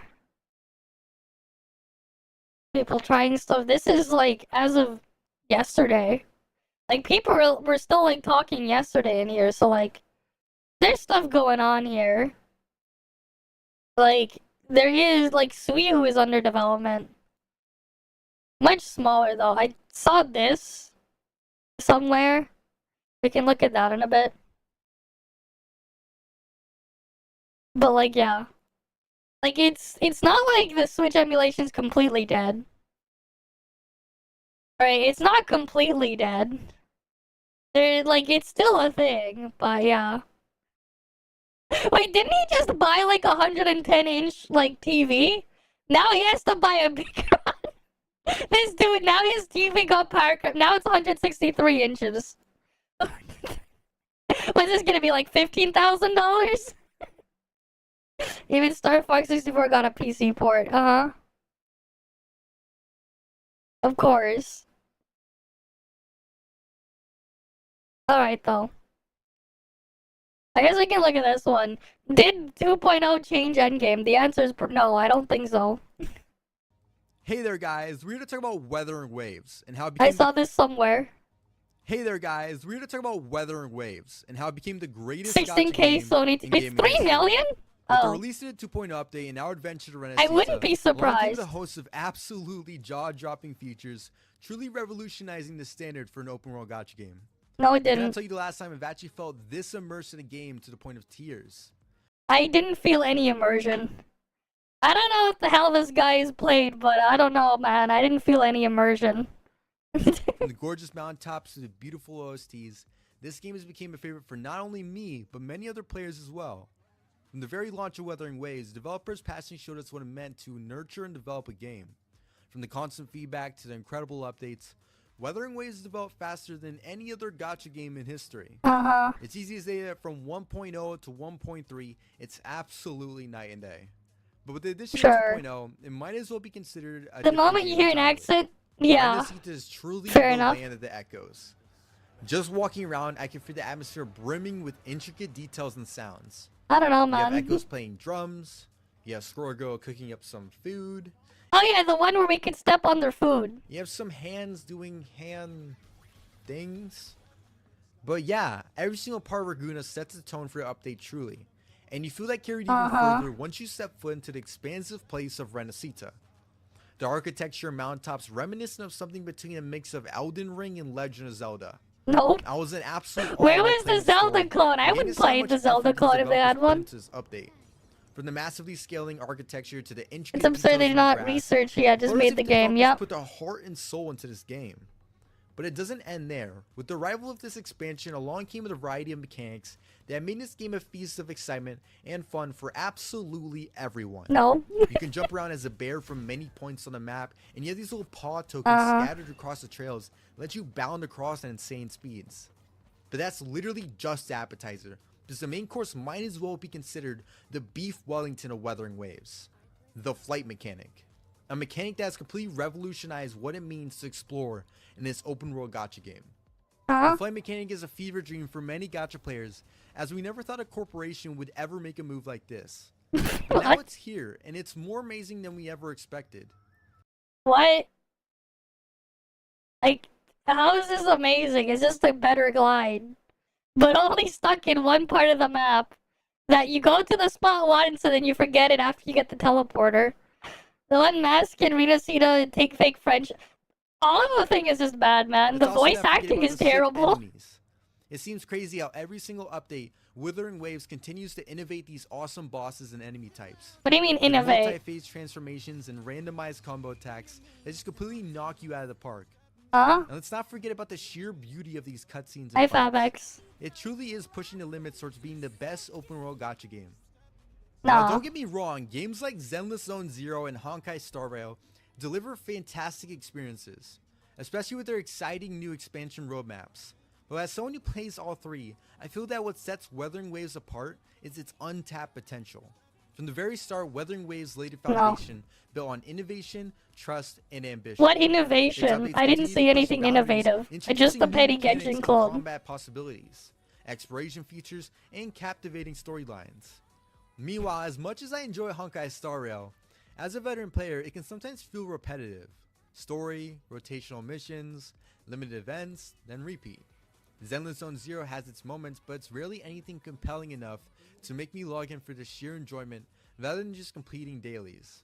In contrast, Wuthering Waves is beginning to transcend the definition of a gacha game. Huh? Players are increasingly treating it as the game. You know that What game? The one you fire up when you want to have fun, the one you Nope. can stream with friends, the one you discuss for hours on end only to feel even more energized to play later. Oh yeah, discuss for hours on end to talk about hating other ones. It's the game that leaves you awestruck to keep you up until 3 a.m. No. realizing you should have gone to bed a couple hours ago. With version Where's the 2.0, game? Wuthering Waves isn't just setting a new standard for gacha games. It's reshaping the future of gaming. But the same can't be said for a certain game. I think we should all address the elephant in the room, that of which is Genshin Impact. Yeah. I'm not going to go of into a full course. discussion because this game has already wants to wasted enough attack of our time Genshin. for the past 5 years. Just But what it's you safe to say expect. that Wuthering Waves was indeed the catalyst that led Genshin Impact to kill itself. After realizing Genshin was never Yeah. going to actually act on her potential, Wuthering Neither Waves is is the first Wuwa. to take up the torch and innovate the idea that Genshin has Exactly. monopolized for many years now. Now that the game has finally accomplished what Genshin Impact should have worked towards for many years ago, What? there's finally no reason to ever return to Genshin Impact. I see no reason to return to either, man. If Genshin went back and did what Mondstadt did again, and then I'll see a reason to return. The fuck is the reason to return to WoW, man? Yeah, voice acting studios barely do research. Yeah, pretty much. There's like no actual voice acting. There's voices, but no acting. Oh yeah, you gotta love as well the... Remember, you could also just do, like, oh yeah, QTEs that don't matter. Just sit there and AFK the QTEs, because nothing matters. QTEs don't matter. You just sit there AFK, continue. It can be said that Wuthering Waves saved many Genshin Impact players from Genshin. 'Cause I don't blame the players, I blame the developers. Wuthering Waves is now a sanctuary for many ex-Genshin players, and it seems by the day more and more people are finally clicking that button and turning towards a new one.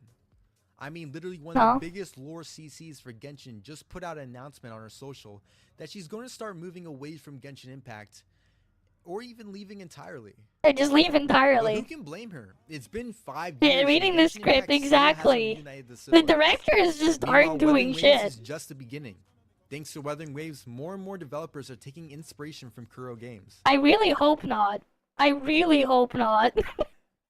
I really hope not, but that's what I'm worried about. Learning how to create experiences that truly cater to the players. What experience? I'm excited to see how Wuthering Waves evolves both now and in the They give future, you the flight and thing, the but impact it nothing will to continue use. to have in the gaming industry. If other games want to stay competitive, they'll need to step out of their comfort zone like Wuthering Waves has. And stop He playing and it director, safe. I know. He stream on Big Twitch, you know, corporations he's are the on verge of director. a major industry shakeup, with titles like Wuthering Waves, Neverness to Everness, and Ananta all poised to take the spotlight. To keep up, they'll need to go all in. But let me know what you guys think. With so many gacha games making big moves, which are the ones that you're sticking to? Yeah, we're not gonna click on any of his shit. Let's see. How about this one? North America is too expensive, it's unsustainable. That's all that my recommendations. But what's the other stuff people sent me? Oh yeah, like next week we'll have Enfield stuff.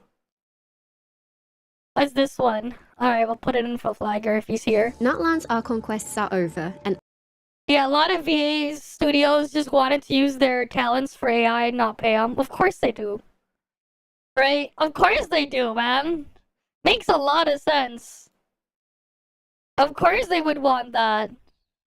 Because then you don't have to pay someone. Makes a lot of sense. Of course they would want that.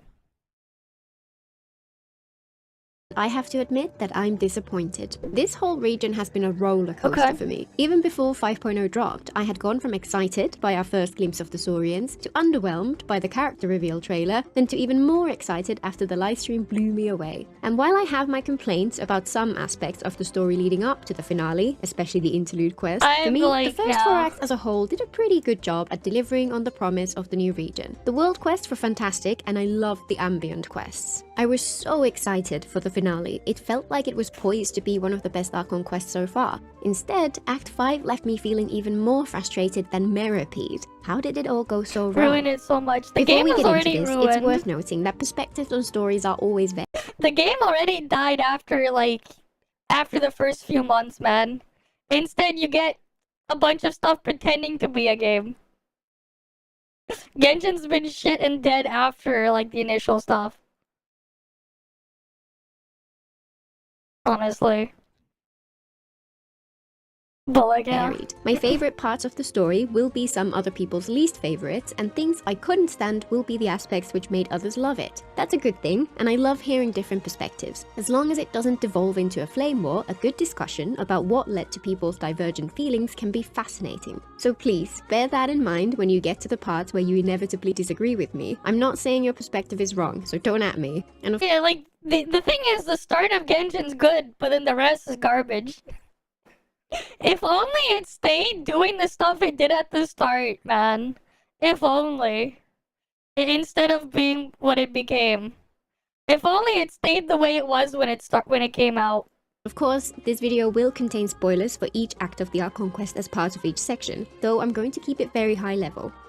Nutland's trailers left me feeling unconvinced, but the livestream completely changed my mind, and by the time 5.0 came around, I was so ready to dive in, and I was not disappointed. Acts 1 and 2 were centered around the annual pilgrimage, which the warriors of Nutland take part in. The pilgrimage is a tournament, and the winners gain the honor of traveling to the different dimension called Night Kingdom to fight back the abyss in defense of their nation. I found this part of the story pretty entertaining overall, very much helped by the fact that I liked Kachina a lot, since the whole story focused on her. She has a satisfying character arc. She starts off racked with self-doubt, unsure why she has been chosen to bear an ancient name, and abandoned by her teammates. Morlani steps in to help her out, and eventually, Kachina wins her place in the pilgrimage via grit and determination. The tournament arc was a fun experience. The pacing was pretty great for the most part, the cutscenes were amazing, and when Kachina ends up stranded in the Night Kingdom, surrounded by enemies with no way to escape, I was fully on board with the mission to rescue her. My only real complaints at this point were that, as usual, the denouement was far too long. Much of the world building didn't really hold up to scrutiny, though it was interesting enough that I kinda gave it a pass. And it was also a little odd that Capitano just gave up on getting Gnosis after a single fight. One detail which stuck out to me was that it felt refreshing that Mavuika was more approachable right from the start, and openly shared her plans with the Traveler and Paimon. At this point, it makes a lot of sense for their reputation to precede them and open doors like this, and it felt like a nice subtle way to show that they're now seen as an important figure in the world. Being the face of Natlan. Act 3 started off with the Traveler and Shilonen working together, trying to forge an ancient name so that the Traveler can be revived by the Ode of Resurrection if they die in the Night Kingdom, making it safe for them to join Mavuika on her quest to destroy the Abyss once and for all. They rope in the help of Zitlali, who sends them off on a further side quest to clear Auroron's name, and even though I liked Auroron and always have time for Capitano,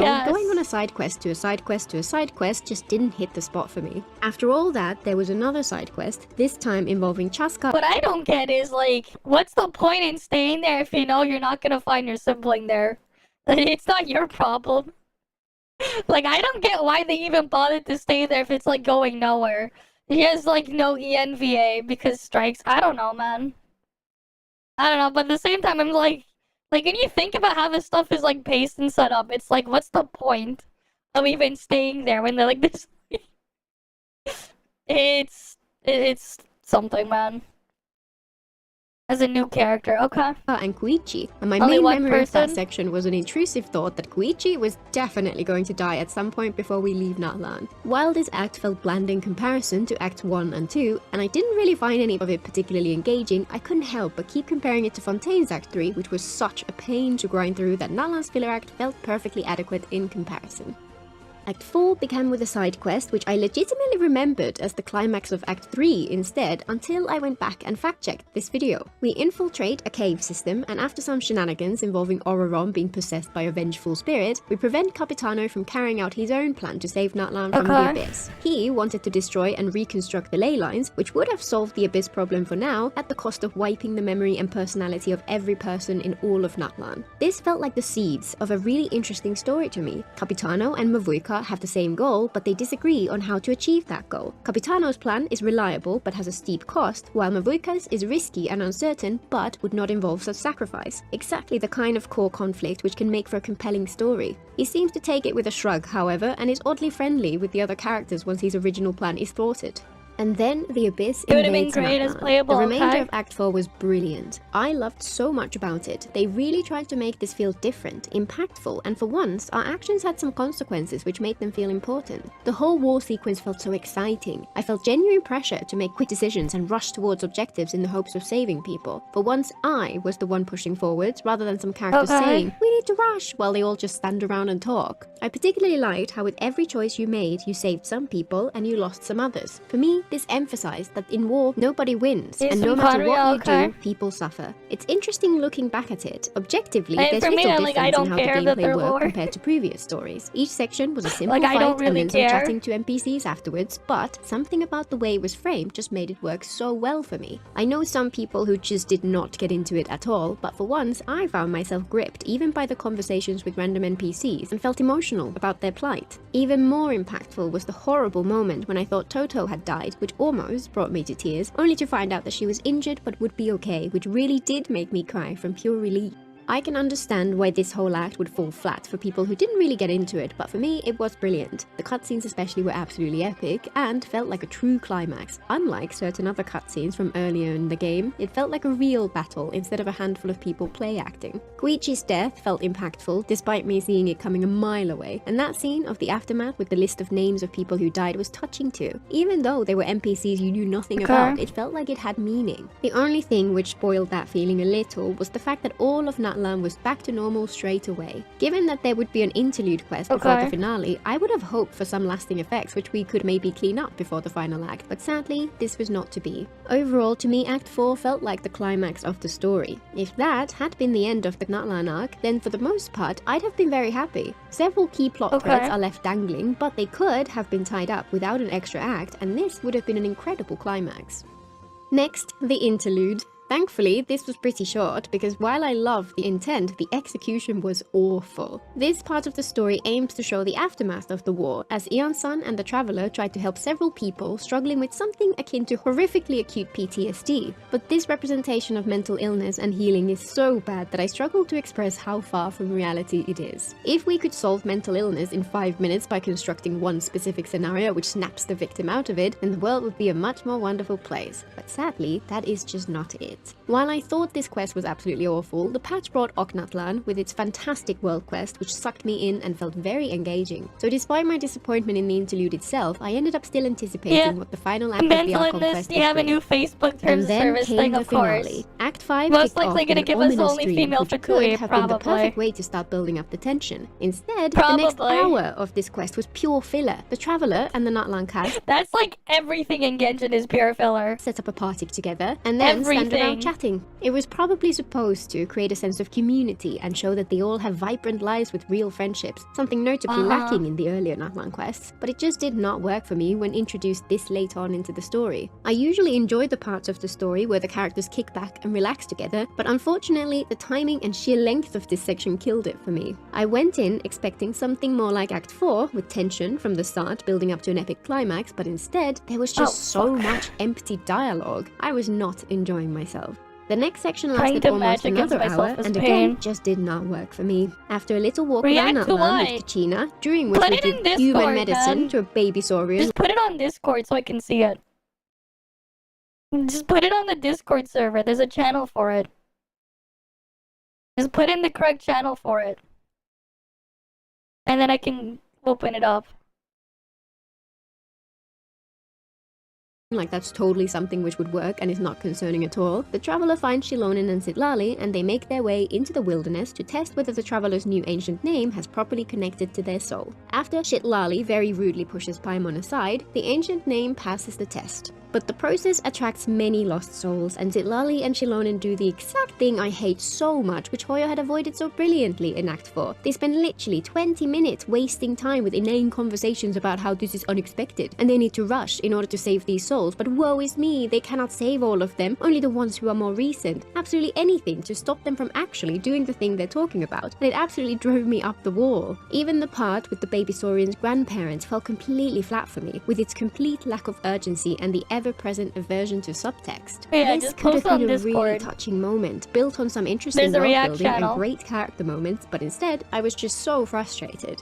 By this point, I was, unfortunately, really not enjoying the quest, so all of its flaws just stuck out to me horribly. The kinds of details which I can usually just shrug off and push into the background were a lot harder to ignore. The awkwardly small crowds in the overlarge arena, the painfully slow sections where the traveler strolls past the adoring people, the lack of compelling dialogue. I was glad that this section was at least much shorter. Once we get into the Night Kingdom itself, we have a couple of fights playing as Mavuika before she runs across her long-lost sister, and the two of them are oddly cheerful. Again, there's no sense of urgency Is the from verification Mavuika, thing working but even properly? weirder was that neither of them seemed all that affected at finally talking to one another after I actually 500 don't know years what it apart. does. Maybe there's some explanation for this in her story quest, but this was utterly bizarre to me. Okay. We then swap over to the Traveler, who fights some more Abyss enemies, and is this time joined by the spirits of characters from previous quests 'cause in I the didn't region. set it I up. like this callback It was someone to some else of the that set it memorable up, so I'm NPCs like, from Natlan, I don't know and I'm what the hell glad to see them happens. tie the world quest into the main story. Despite that nice touch, and the section which follows, where the heroes of old step forth to see us on our way while the Sealies come to light our path, unfortunately even this felt like it was trying to be dramatic, but just didn't land for me. I can imagine it felt amazing to people who were invested in the story at this point, but for people who aren't, it just falls apart. That was followed by probably my favourite section of Act 5. As we get closer to our destination, we in 12 different types of Saurian, weaving our way past obstructions, zipping through a hail of meteors, and then sailing the Spirit Way while being bombarded by the enemy. This was engaging, varied, Okay. and felt like an actual action scene with proper tension and challenge. The cinematography here was particularly good, proof that Genshin can get it right when it really matters. The cutscene which followed was beautifully animated and must have been utterly hype for people who were into it, but after feeling like everything so far was such a slog, it just lacked enough spark to get me invested in the end. The battle against Gasoithoth was a little bit awkward too. Just before the fight, the Traveler resonates with Pyro for the first time, but I sure as heck am not going to take a moment to read through a character's kit before continuing. As a Okay. result, my attention ended up split 3 ways during the first half of that fight. All at once, I was trying to get the hang of what is effectively a brand new character, figure out the mechanics of a brand new boss fight, and pay attention to the dialogue from several characters which was happening all at the same time. And then, just when I was getting the hang of it, it cuts to Mavuika, who walks very slowly up her rainbow roads once again. There are few things I hate more than sections of a story which could have been fine as a cutscene, but instead you just have to press a button to make your character slowly walk forward. It's bad enough even at the best of time, but in the middle of a climactic battle? Just why? After a leisurely stroll, we get another cutscene, again beautifully animated, but this one was even more of a miss for me. Natlan's flame goes out, and the crowd watching the stadium all come together Okay. to sing their support, which brings it back to life again. To me, this felt really disconnected from the action. There was zero question that the Traveler and Mavuika were at risk of failing at this point, so why would the flame go out? Either way, the Traveler hears their voices, and the pair of them draw Mavuika's flaming sword and go back to battle. The next section of the fight had the same issue as the first one, this time trying to figure out how to combine Pyro, Traveler and Mavuika in battle while understanding more boss mechanics, while trying to keep track of the dialogue at the same time. It just felt a bit disorienting. We then hear the words our friends said about us, and wield the sword of friendship 3 times to smite the dragon from the sky. 2 people wielding one sword in a dramatic pose Okay. over and over felt rather goofy to me. This was another point where I can see what they were trying to do and why it must have felt amazing to some people, but it just didn't work for me at all. The lack of any moment of fear, any time where it felt like we were at risk of failing, and any payoff to all the time spent forging an ancient I mean, they name so just that the make it Traveler could be fake every resurrected single if things time. went wrong, kept me feeling disconnected from the story even at its climax, and then it was over so quickly. After one final cutscene showing them defeating the the dragon, Mavuika's motorbike appears out of nowhere. Note that it has not previously shown up on screen in the quests, and they ride back to Natlan together. Special mention to my other favorite moment of this whole act, Paimon and Traveler getting in a really good hug. The next section was a celebration of the Traveler's victory, which felt like it was never going to end. It makes sense that the people of Natlan would want to celebrate with their new hero, but it felt so drawn out. This is one of the times that I really think would have been better served by the thing they sometimes do, where they display a sequence of photos showing snapshots of things that happened and then summarize what went on. It was weird that nobody noticed Mavuika's absence though. The selfies and the autographs were a bit much, and the dance part in particular was just incredibly awkward. But this section was at least partially redeemed for me by all the baby Saurians. I really hope that all this made some people feel loved and appreciated, but for many of us who don't really view the Traveler as a self-insert, it sadly just does not work. And before the story can finally be over, there's one last thread to tie off. Zitlali finally notices that Mavuika's missing, and they realize that she has gone to talk to the ruler of death to pay the final price for her original deal. She intends to sacrifice herself to restore the Night Kingdom to its original state. They track her down to Oknatlan, which now has a red sky with the creepy red eyes of Renova watching from above, and they try to persuade her that there has to be another way, that she should not sacrifice herself, and that she deserves a place in the future that she built with her people. As their not so brief debate draws to a close, Capitano shows up, and it turns out that he wants to take Mavuika's place, and that this was what he wanted all along. And of course, nobody objects to this at all, so he just dies. The animation for Capitano's final moment is, as always, utterly gorgeous, but I couldn't help but feel even more frustrated. Here was yet more proof that Hoyo can tell a succinct and moving story with impeccable timing. They just don't put the effort into it 99% of the time. Cue even more talking about this, during which we're told that he hasn't slept for 500 years and has lived a life of never-ending torture. Kinda like Furina in some ways, except that none of this was shown on screen and none of it shows up in his characterization up to this point. After that, all that was left was some more speeches and then a street entertainer telling children the story we just played through just to make sure we didn't miss anything. I've seen a bunch of discussions online where anyone who disliked the final act was dismissed as someone who was critical of Natlan from the start, or a hater who was determined to dislike it without even giving it a chance. I'm sure some people fall into that. But personally, I enjoyed the early acts of Natlan Archon Quest, which may be part of why the final one just flopped so badly for me. I have serious problems with its pacing, feel that it dove headfirst into many of the traps I detailed in my recent video covering the flaws of Genshin storytelling, and feel that its plot has some serious issues. But even outside of those more technical complaints, I feel like this story was just not for me. They set up some interesting concepts early on: a compelling antagonist who shares the same goals as the protagonist but cannot agree to the same methods, a group of heroes from different tribes working together to save their nation from destruction, an overconfident leader who may be reckless in pursuit of her goals, but none of the parts which hooked me in came to fruition. Capitano was sidelined for the majority of the climax and then came in as a deus ex machina with an ultimately unsatisfying conclusion in the end, which threw away all of his vast potential for interesting stories in an eye blink. The heroes never felt like a cohesive unit, and few of them got any depth of characterization. There's little chemistry between them, aside from a few pairings like Molani and Kachina. There's no intertribal conflict or rivalry to spice things up. And in the end, their presence was reduced to some awkward platitudes spoken to build up the Traveler's legend. Mavuika turned out to just have everything figured out. Every action she takes has the best possible outcome. She makes no mistakes, and she just has no need for growth or change. And don't get me started on how much I dislike the ethos, which states that lack of fear equates to courage and encourages people to see death in battle as the ultimate goal in life. There's so much to unpack here which could have been explored in Natlan, and it's sad that they just treated this idea as unquestioned gospel. In the end, I'm glad that the finale did work for many people. If you're one of those people and you've made it this far, thank you for listening to my experience with it, even if you disagree. I hear that for many fans of shonen story tropes, it felt like a great example of the climax of one of their favorite story archetypes. For me, it fell short even on that, plus I just can't get excited about a climax without the build-up. But if it works for some, then at least there's some positive to come out of it. Either way, the sharp turn in the storytelling in this final act has, unfortunately, left me feeling much unease about the future of Genshin's story. For me, Natlan fell well short of the very high bar set in Fontaine and Sumeru thanks to my dislike for the ending, and while it was still streets ahead of the other three nations, if Act 5 points towards a new direction in the narrative, then I'm afraid my enjoyment of it may end up failing completely. And that's nothing to say about my general feelings about some of the character designs that feel wildly out of place, as well as the seeming shift in target audience. But more of that in another video. Let's just hope they're cooking up something special for Snezhnaya. Until next time! That's too much copium that person has. They're not gonna cook whatever they want. That's too much copium for them. Alright, they're on a bunch of copium there. It's a dumb new policy. Uh-huh. Wait, it's not until 7.0? What do you mean? So then what are they gonna do for 6.0 if it's not until 7? What the fuck? The hell are they gonna do then? Why is it like all the way 7.0? That is like kind of Pepega. Alright, let's see this. Alright, insults, including those about characters, not included to limit to cowardice, dishonesty, blah blah. Okay. 1 sec. Oh fuck! I was trying to match against my ult, and it got some other person thing. And then I have to like wait for it to like count down and things so I can leave and then try to match myself again.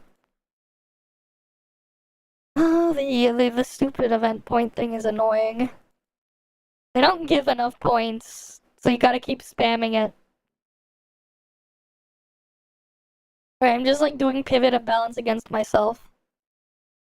1 sec, let me just get it into a match again.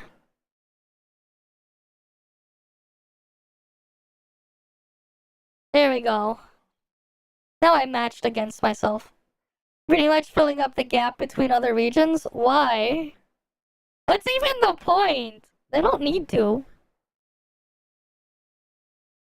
So that's just gonna be 6.0, just nothing then. They don't even do anything with the fucking map, so what's the point? The whole map has just been worthless. Right, it's like, yeah, get more money for another year, I guess. They don't do shit with it anyways.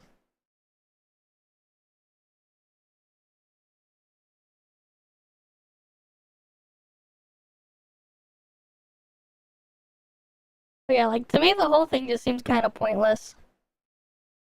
And then 8.0 Conria, then 9.0 Celestia. Okay. But let's see. Characters not including allegations of cowardice, dishonesty, basic criminality, sexual whatever, and sexual immortality, blah blah blah. Intellectual basis, intellectual capacity. So all of this stuff is just not allowed. Okay.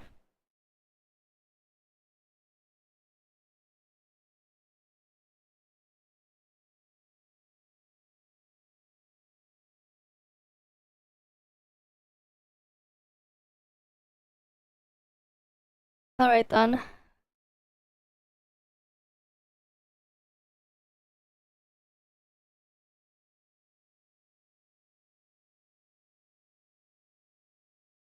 Okay. So they changed their policy. What the hell is this? Gabby just can't wait to go. But one, not leaving, not leaving. Look at this dog. Okay. Whoa, what speed on that dog walk. Redirects a little bit, make sure they get that. Push, push, push. Into that tunnel. What? Nice jump. Get to the backside of this jump. Andrea, hang in there. Thought maybe she might have got asphalt. Quick save. Gabby has to be 43.20. No, that's fine. It's just time. That's time. It's just time. We're taking a long way around everything, it looks like. But this is a young dog. Through the weak post. Is this the sprite of a guy running? Objection!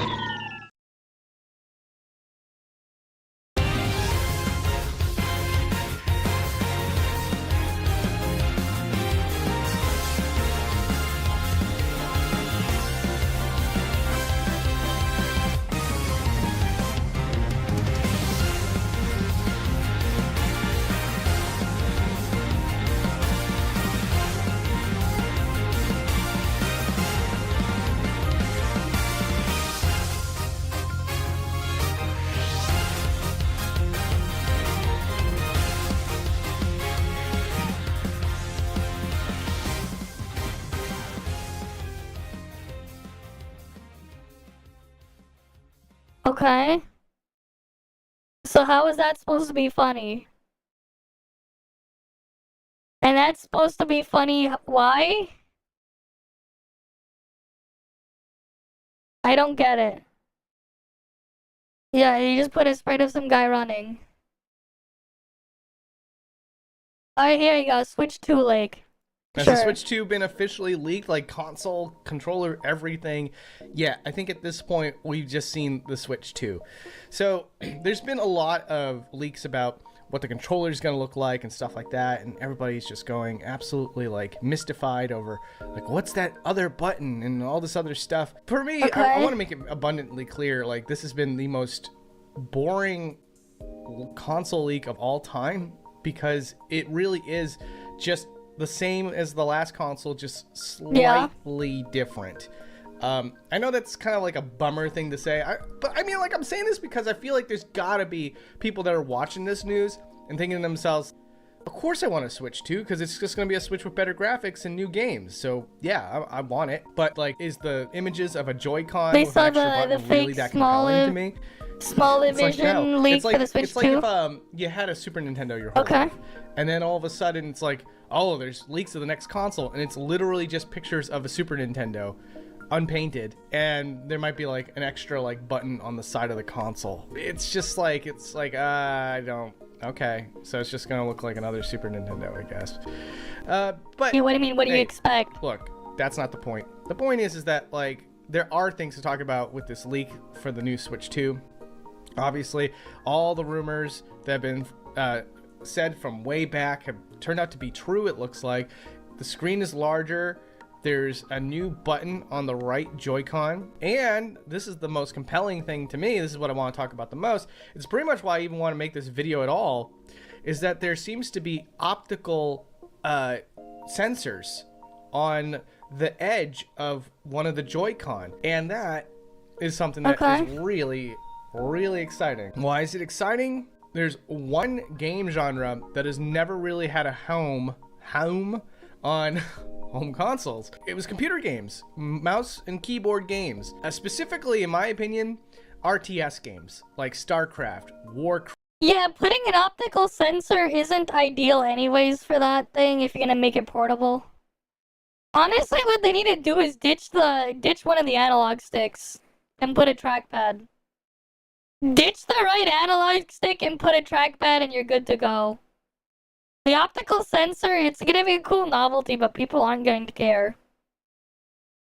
People are just not going to care as much as they think they will.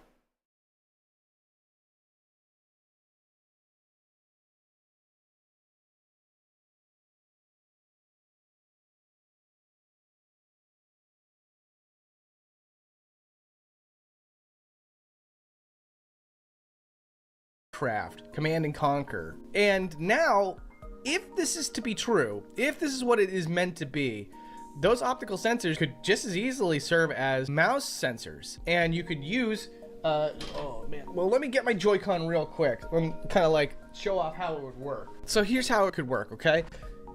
You got like the optical sensor like here, right?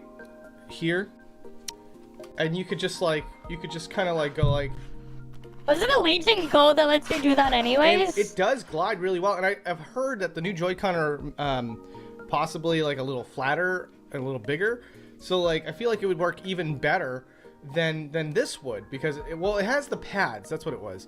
They have like gliding pads on the new Joy-Con. So like literally like you could even easier than this, and this is really easy. I'm not like tilting and like accidentally losing my balance with it. You could use a Joy-Con like a computer mouse. And like I said, at that point, you could have Fallout 1 on the Nintendo Switch 2. You could have StarCraft. You could have StarCraft. Yeah, they don't. And if the Joy-Cons are not hurting your hands, the Joy-Cons just hurt my hands regardless, man. I hate the fucking Joy-Cons. They suck. At the same time, like, they're going to drift, man. We know they're going to drift. We know they will. All these fucking console manufacturers on their first-party controllers, we know they cheap out on things that they can afford to. And they're going to cheap out on the analog sticks again, and they're going to be garbage. Like, they're going to be garbage. Like, that's too much cope, man, thinking that they won't be. Warcraft 2. It sounds so awesome. And then, of course, first-person shooters, if you really want, you could play them keyboard and mouse style. That sounds amazing. And again, one of the things that I think we're not even considering is that, like, you can already do that on the Legion Go. First-person shooters, you're using, like, the WASD, right? But if this was, like, theorized to be true about what that sensor's for, you could have, like, one hand doing the mouse and mouse here, and then on the other hand, literally you just have a freed up hand that can go anywhere. Yeah, the thing is, the WSID is actually better than using an analog stick for that anyways. Because one of the problems is, if you think about it, right? So here's the thing with analog sticks. We open Paint. Right, you have Paint here, right? So, analog stick, basically, you know, you have this. And then, let's say, how do we, you know, here, what we'll do is we'll paint bucket this. But then we'll make, and then we'll get another one here. We'll make it that. Right, so this is your analog stick inside here, right? Now, if you're moving left, you're over here, right? But if you want to move right, you have to move it there. So you have to move your finger and then drag it across so you're over here. Right? So you can do that. Now, here's the thing though. You ever see one of these? You ever seen one of these? Like, these are what, like, people doing, like, fighting games now are doing for, like, every advantage that they can have, right?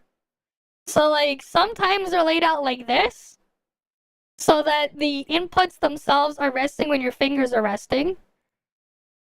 Or you have something like this, right? You know why? Because, hey, if you can put your finger on the exact input and have another finger on the other input, you can much more quickly tap the other input for the other direction rather than move the entire analog stick across. And you see people doing that a lot in, like, in shooters and stuff for, like, strafing and stuff like that. They, like, if you ever noticed, if you ever seen people play shooters, you see opponents there playing with keyboard and mouse. They're moving a lot more quickly left and right and more constantly than you can do, like, just comfortably with an analog stick. At the same time, for, like, really fast movement like that, there's a reason why for, like, Sonic games, the 3D modern Sonic games, they give you the two shoulder buttons. They give you quick step left and quick step right for, like, quickly moving to either direction. Even Shadow gets it in Shadow Generations.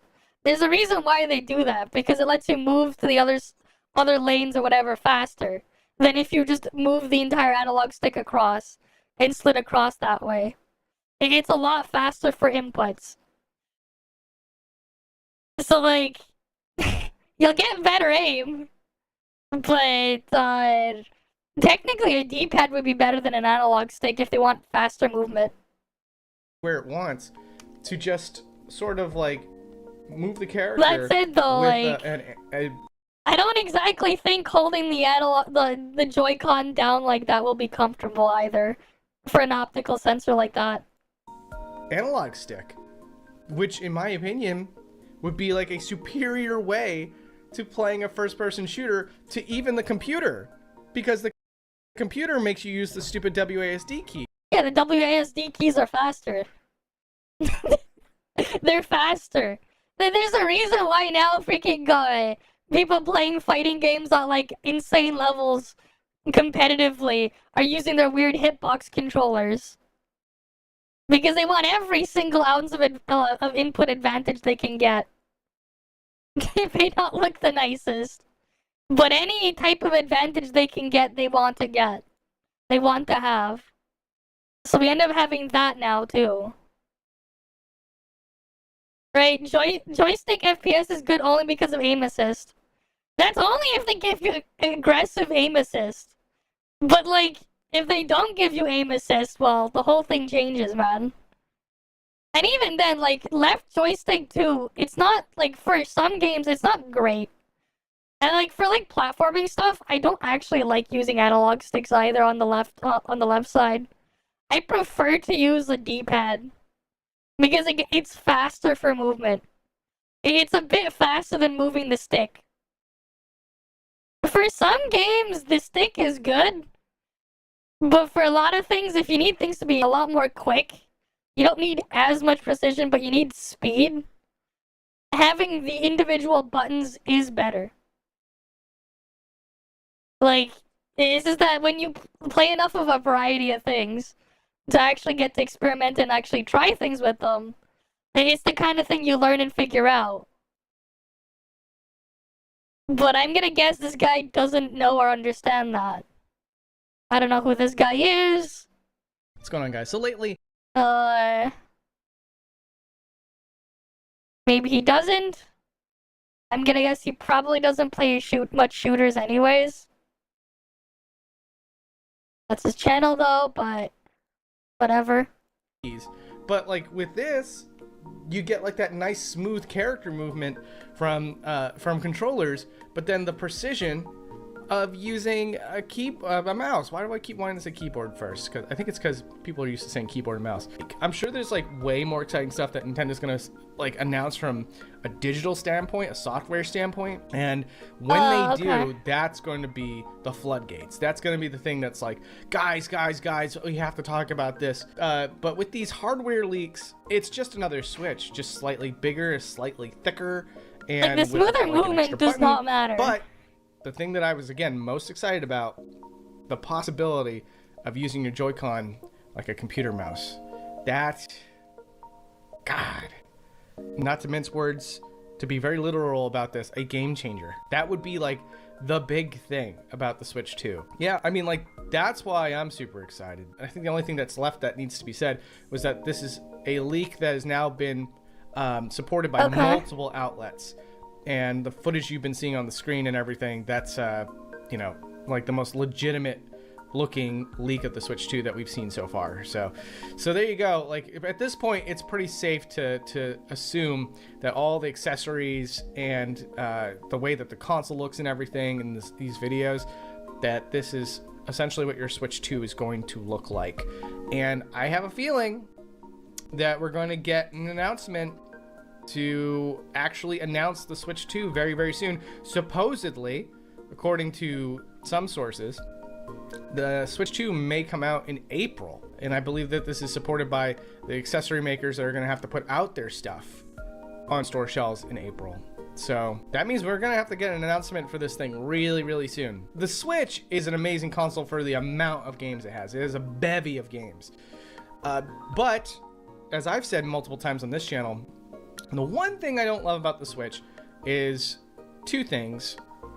One, and this is the most important thing for this video, is that it does way too much optimizing to the point where it's some of the ugliest Nintendo games I've ever seen. So I wouldn't call it optimizing. Characters that fade in and fade out way too close to the player character. Pop-in environments doing the same thing. Yeah. The fading effect looks like garbage. It's like they did like little dots instead of like actual like disappearing. So it's just it's a little more seamless when the character's turning invisible rather than turning into a bunch of Skittles. It's not the prettiest looking console. I understand that it's portable and home, and it's kind of really, really impressive that it can play so many games this way, but I'm really excited for the next generation where we can see less of that garbage, because we're in 2025 now. Like, even when the Switch came out initially, games have looked better than that in the past. And I'm not talking about like PS4 and stuff like that. I'm talking about like Nintendo's own consoles. They just optimize their games a whole lot better. But I still have this theory that there is an engine that is used at Nintendo that automatically applies these features, because it's just too consistent between all the different Nintendo games I don't for see it not to be like a baked in optimization feature or something. I don't know. Maybe that'll reveal itself in the future someday. But I just wanted to share that again, my most exciting thing about the Switch 2 is to get Nintendo games with much better graphics and less obvious optimization techniques. So, like, I'm just excited for Nintendo games to look good again. All right, guys. Well, anyways, that's all I got to say about the Nintendo Switch 2 for now. I'm sure I'm going to be hopping back on here very soon when Nintendo probably announces that they're going to tell us more about the Nintendo Switch 2 in the coming days. So, hold on to your butts.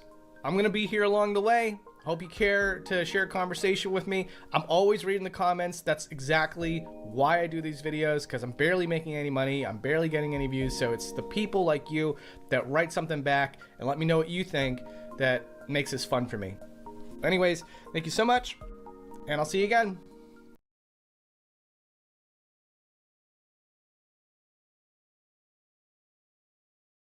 Okay. Oh, look at this one. They're talking about DLSS 4. RTX 50. And this is the thing that concerns me a lot about the Switch 2. Because they're probably going to be using a ton of DLSS. 70 is going to perform the same as a 5090, even though the specs have no right being there. And this is all according to Jensen. Impossible without artificial intelligence. Oh, so this is not really Remember, these guys are the so ones this making isn't the gonna chip. be like when they introduced the RTX 3070. That was like, oh, it's gonna be about the same performance as a 2080 Ti and coming in at a much cheaper price. This is probably one of the saddest things that we've seen. So instead of, pushing raw performance on GPUs, DLSS 4 with multi-frame gen, 15 out of 16 pixels, so 1 in 16 pixels are computed by your GPU. The rest are done by AI.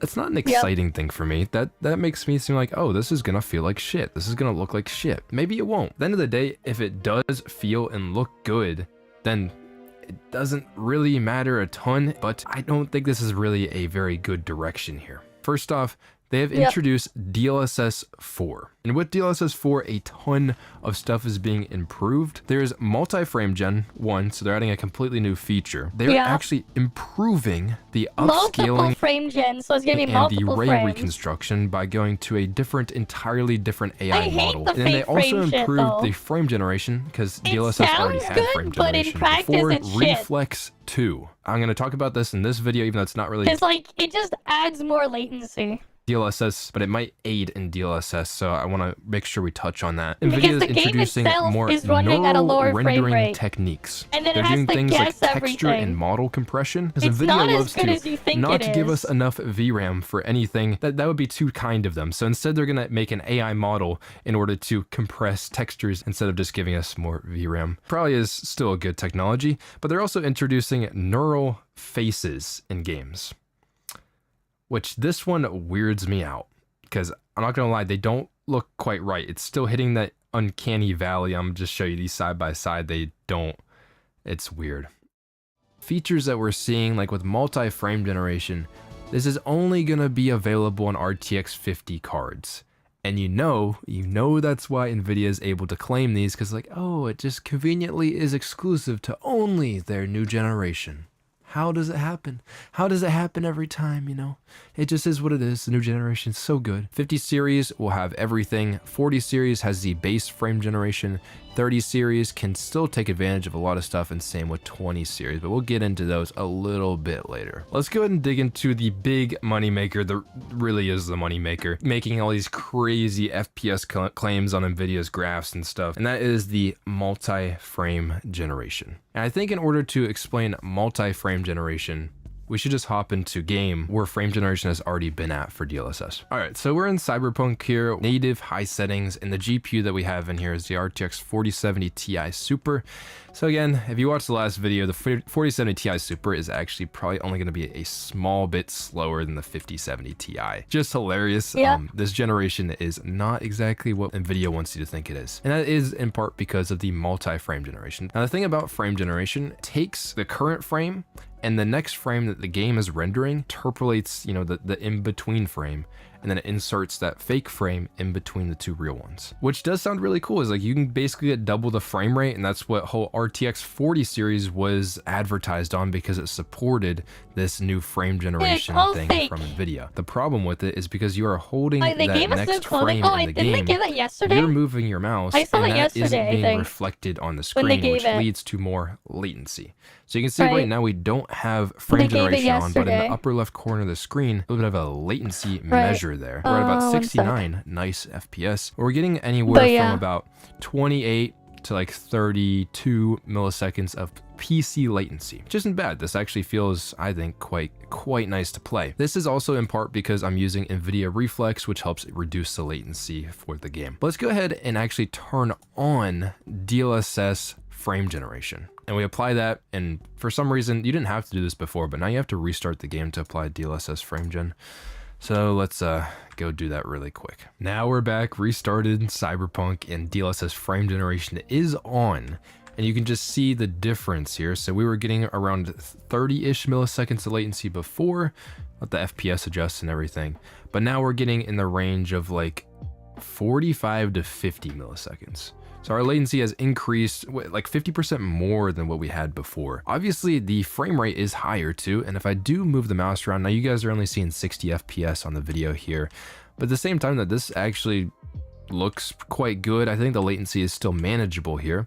But the problem with it is if you end up getting too much latency, like what if we try to play at a higher settings in a game or something like that? Like say just ray tracing low and turn off any upscaling here. It's like, oh, because of frame gen, we're actually still getting something pretty decent, but the latency is up at like 80, 90 milliseconds, and it doesn't really feel that smooth. It isn't the, I will say, it's not the worst experience in the world, but I can also see some artifacts just But like yeah, he sells AI to fake frames. Yep, pretty much. A little bit weird because frame generation has issues, especially when you're working with lower frame rates, because each of these frames, because there's less of them, there's going to be a larger gap in between them. So it'll lead to more artifacts as the AI that does the DLSS frame gen is just trying to make up the gap. And I think this is why, especially at the lower frame rates and stuff, when you see the demos of these, it's usually in a very slow moving camera, and it's trying to hide a lot of the issues that DLSS frame gen can have, especially at lower frame rates. You can actually see that we were at like 70 FPS before in the same area, but without frame generation, we're actually only at we're like 50 FPS. We actually didn't get like double the frame rate or anything like that. And I bet you're wondering, why am I talking about DLSS frame generation problems and all that? That isn't really relevant anymore because this is DLSS 4. In DLSS 4, the multi-frame generation, and I thought this was different at first, that's just an iteration on the 2x frame generation that Nvidia already has provided with DLSS 3. And all of the exact same... The thing that hurt your eyes when it panned back and forth, right, Tira? That's exactly what I expect every fucking game on the Switch 2 to look like. Every game on the Switch 2, I expect to look like that. You know why it does that? Because the game is running at like 2 FPS. But then you get all these fake frames instead, where it's hallucinating. Okay, not 2 FPS, but it's running at like... It's running at a much, much, much lower frame rate than you actually see.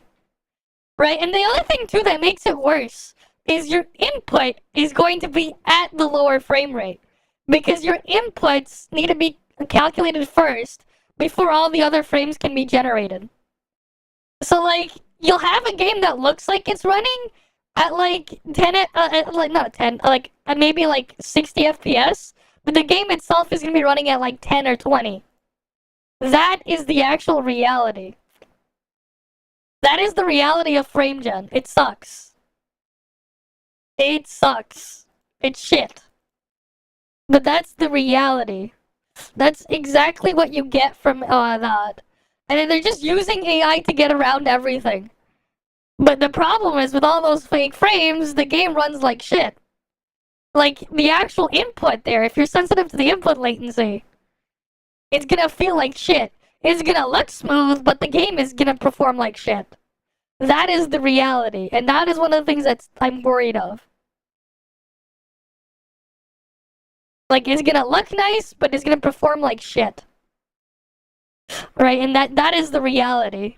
Whether you like it or not, that is the reality. Same problems can apply. Basically what Nvidia is doing is just taking that one frame that they have there and then just making 3 extra frames instead, or up to 3. So this could 4x your frame rate. And there's a program that I have that's doing something extremely similar to what Nvidia is doing with DLSS 4 multi-frame generation. And this program is called lossless scaling. And I've talked to the developer of this program, and he gave me a branch. He gave me like a beta branch. So this version isn't even out yet. This is kind of an exclusive little demo here, but he improved this even more. And it was already doing ×2, ×3, ×3, or ×4 frame generation. So this is more actually what Nvidia is doing. I just turned it on the top left corner of the screen. You can see that it does drop our base FPS down. Now we're at about 30 FPS, but then it's frame generating ×4 up to 130 FPS.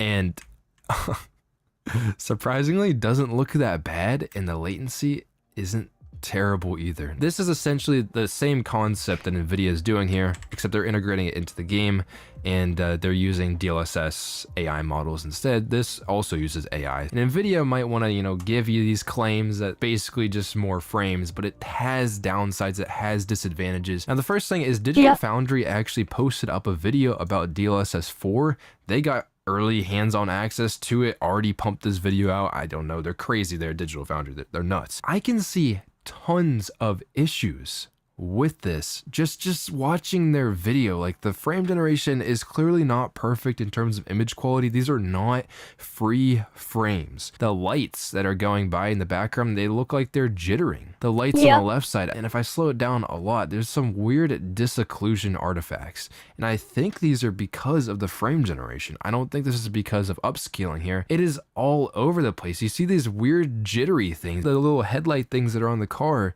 are jittering too, all over the frame. And I think these are frame generation artifacts, because if you actually look at the artifacts that we are seeing here, yeah, because this is the reality. Duplicating the same thing over, and that's something that frame generation is doing. It's trying to duplicate that. So we can clearly see that the image quality is not perfect. So them claiming these insane things like, oh, the 5070 is the same as a 4090. In their eyes, if it's just a frame rate number, then technically speaking, this isn't false advertising. Yeah. This is really borderline that. This is very close to false advertising. But when Linus played with his multi-frame generation on, he said he liked it for the most part, but had that similar opinion that... With that said, I know what I'm looking for. Other reviewers are going to know what they're looking for. Yep. If I were to put one of my siblings in front of this,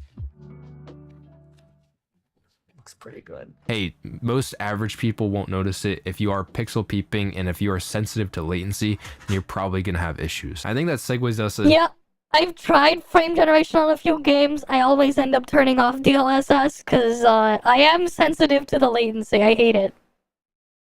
In a lot of games where I like some of the games that I have tried that has it, I just turn it off. Like, just no. I don't like it. And it's only gonna get worse when it's generating even more fake frames and not just doubling it.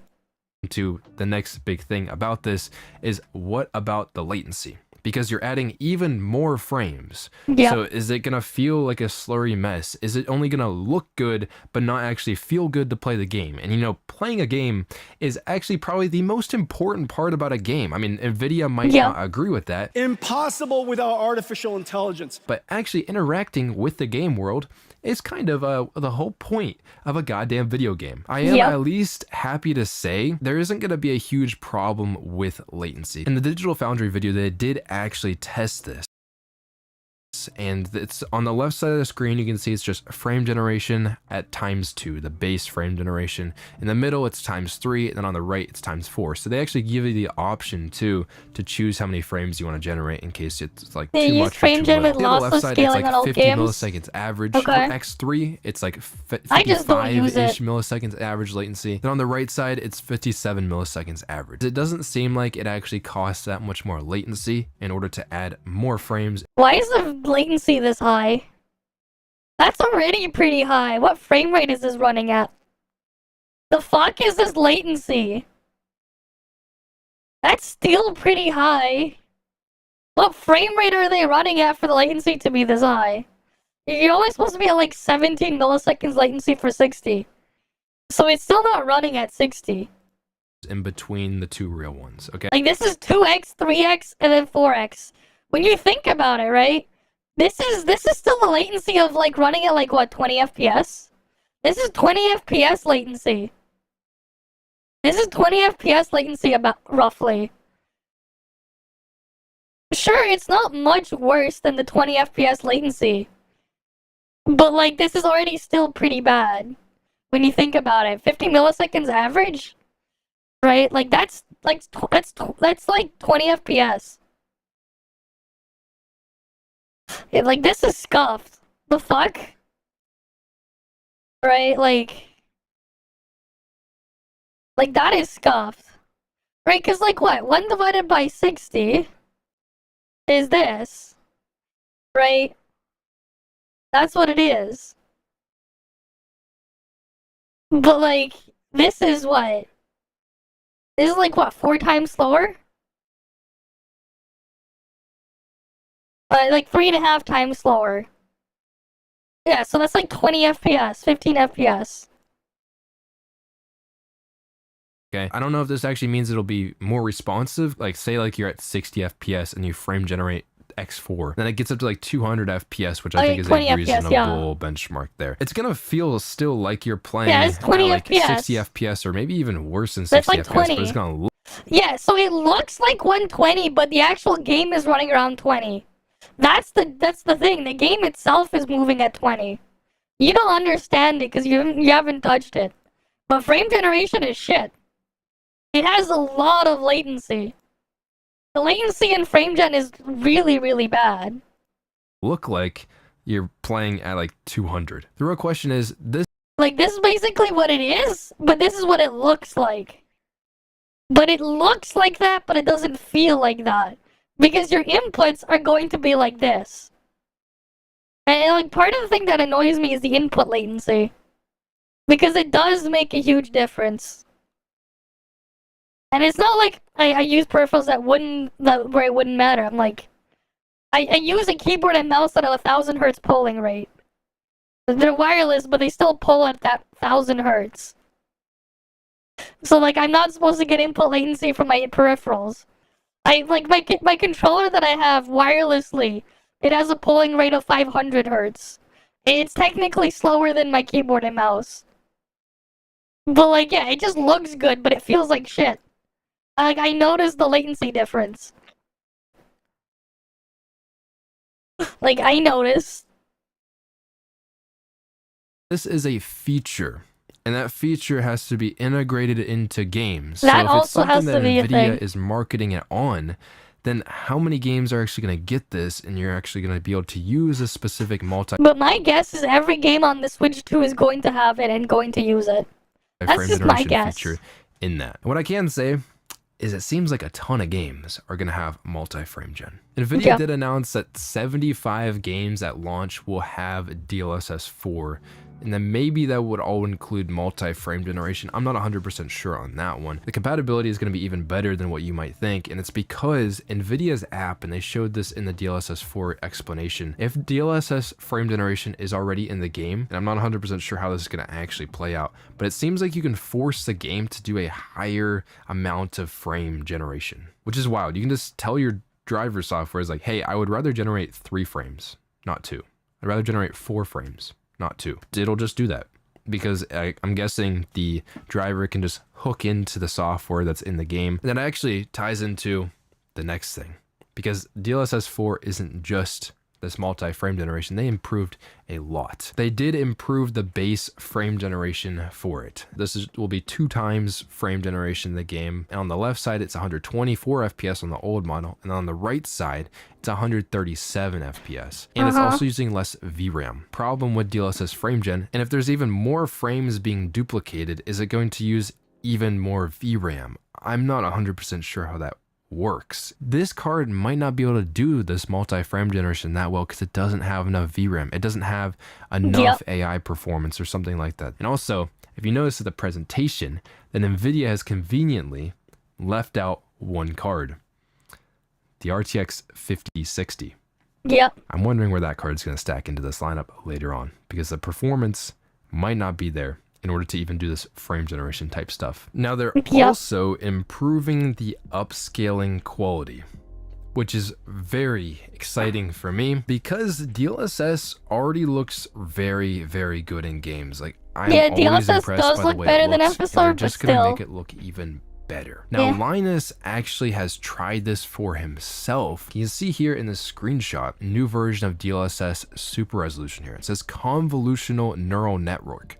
Now, this is the old version. Yeah, now, if you FSR were to works on tick everything. left on this, then it would be the new model of DLSS called a transformer model. Basically what this is it's a completely new AI model for DLSS super resolution. And from what I can see, especially in the Digital Foundry video where they actually side by side compared these two, the new one looks quite a bit better. There's less ghosting. You can see on the text here on that little monitor thing. You see with this NPC, I almost thought that the ghosting that's on the left side there was just part of how the game worked. I didn't really know that that's DLSS doing that. So this is a massive improvement in terms of the image quality, Like, especially with... The thing is, the newer ones will still be faster, right? Keep that in mind. I don't know about most people having a 4090. I don't know where you're getting that from. You want to give me a 4090? I don't have a 4090. You know, 4090 would be cool. But like, yeah, like the 5090 obviously is going to be faster than the 4090. It's just that like, the frame generation, yeah, I don't like doing that. I don't like using it. But like, the Switch 2 is going to have to deal with that mess.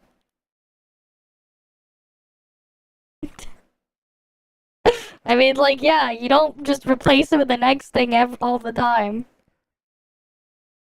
With ghosting. Now, the sharpness can also be improved in certain things, and to me, this doesn't really have any downsides. Now, this is going to be available on all RTX GPUs like DLSS already is. You have to have an RTX at least 20 series graphics card in order to use DLSS super resolution. Now, the only thing that's leaving a little question to me is actually in this screenshot.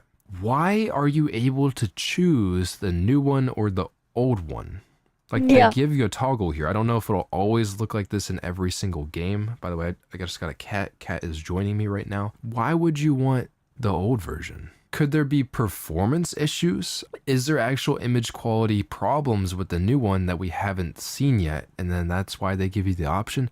I'm not sure. Is this performance? Is this quality? I don't know why you can still pick between them. The only other thing I can think of is NVIDIA's just being chill like that, you know, and they're just providing both options if you want to see them, I guess, just for science sake. Maybe this will be eliminated in more games going forward and they'll just use the transformer version of it. I just wanted to point that out. It may be a nothing burger, I'm not sure. What's actually really cool about the super resolution too is it seems like if your game doesn't have the newest version of DLSS in it, you can also use the NVIDIA app to force an upgrade to it and then get that better quality DLSS, which is really cool. You can just go in your software and click, click, click, and it's just there now. Now let's talk about that latency with frame generation. And something that could actually help with that latency is NVIDIA Reflex 2. It's wild to hear that NVIDIA apparently did a study in like 2018 or whatever, how latency affects PC games, and people actually play better when you have less latency. You don't Apparently they needed a whole research study to tell them that, oh, games feel more responsive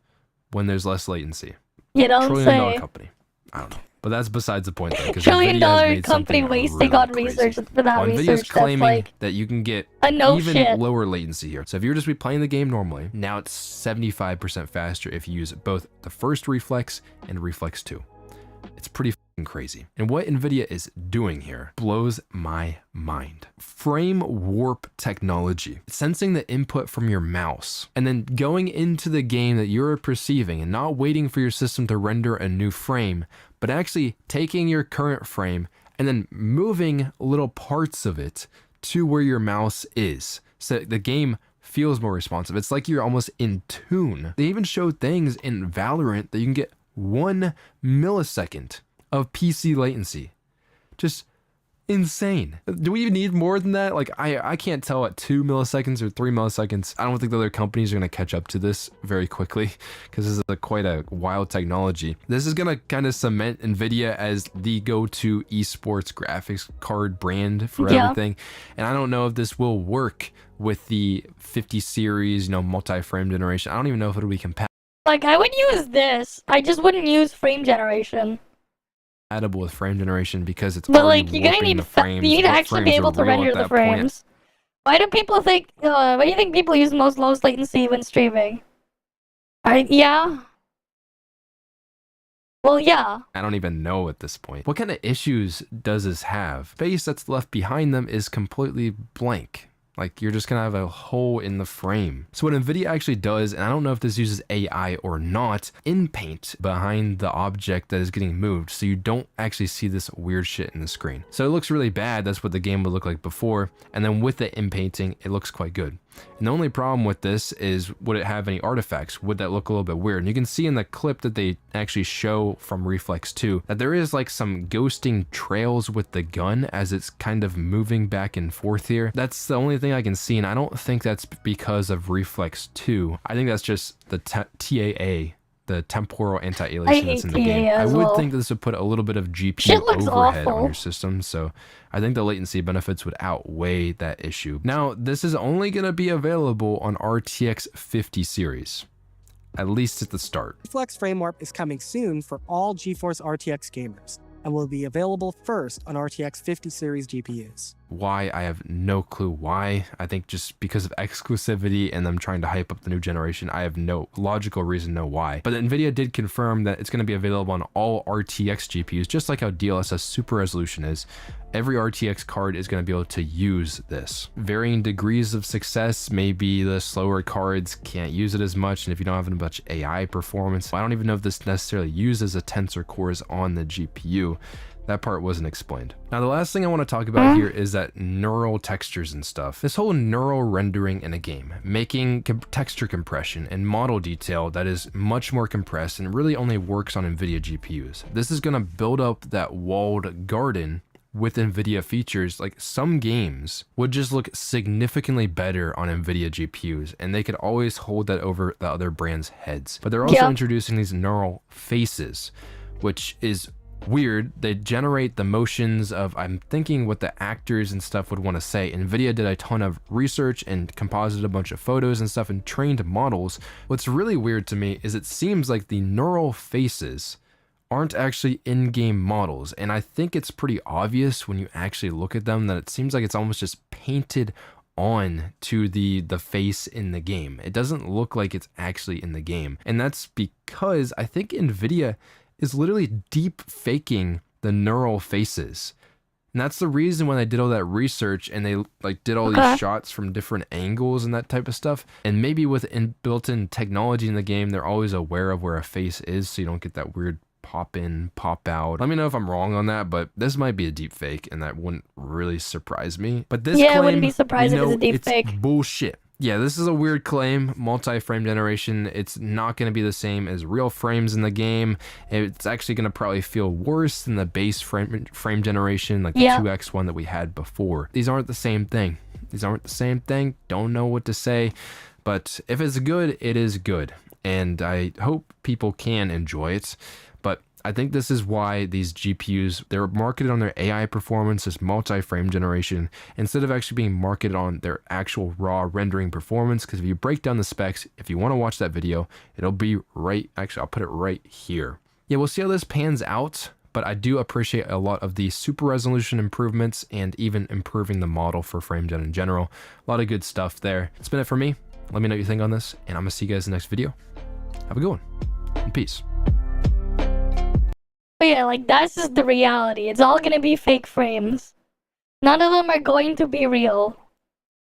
And, like, the fake frame stuff sucks. If you've experienced it, you know why. But, like, yeah, I don't use frame generation for that reason.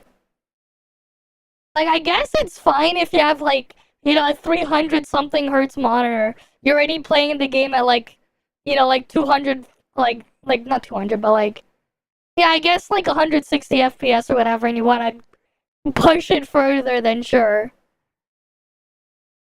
Like, at that point. It doesn't really matter, though. But, like, for everyone else, though, yeah, no. It's all fake. The fake optimization is just fake everything. It's all fake. It's all fake and it sucks. Yeah, I don't. Do you have a link to it? Post a link to it, then we can look at it. I have not seen that. If you have a link to it, sure. Post a link and we can look.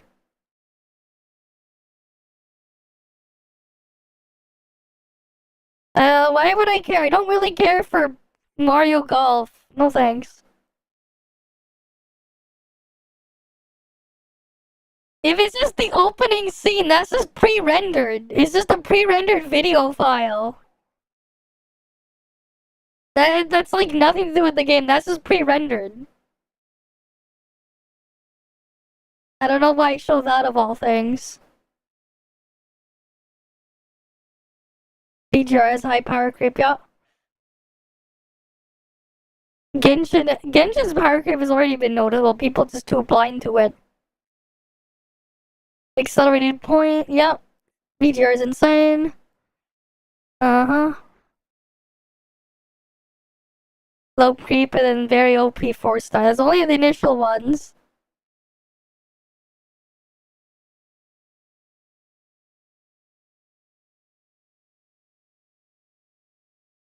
Yeah, I don't really care. It's fucking golf, just empty open field. Cool. Alright, are we done with this stuff here? Let's go do Snowbreak then. If we are. I AFK'd like a decent amount of the event in ToF.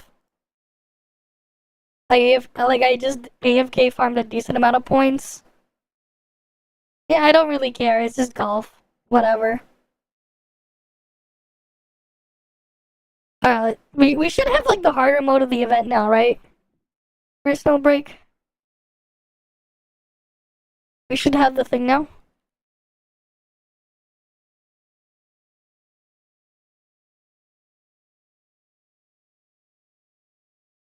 Alright. Let's go in then. Let me turn on the music.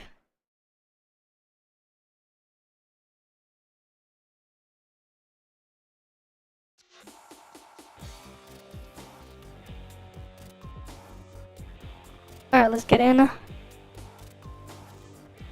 already did my dailies earlier, so don't have to do that. But I need to pick up the box. Where are they? There's 4 down here. I see 2 more there.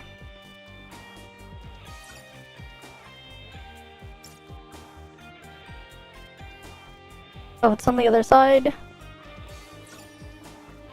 Ooh, a cross piece. Always good to get those.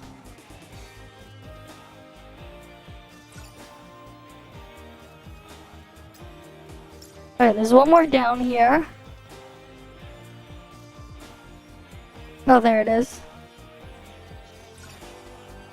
There's one on the 3rd floor. And then there's 4 more down here. 3 more. Oh, great. We're gonna have to get rid of some.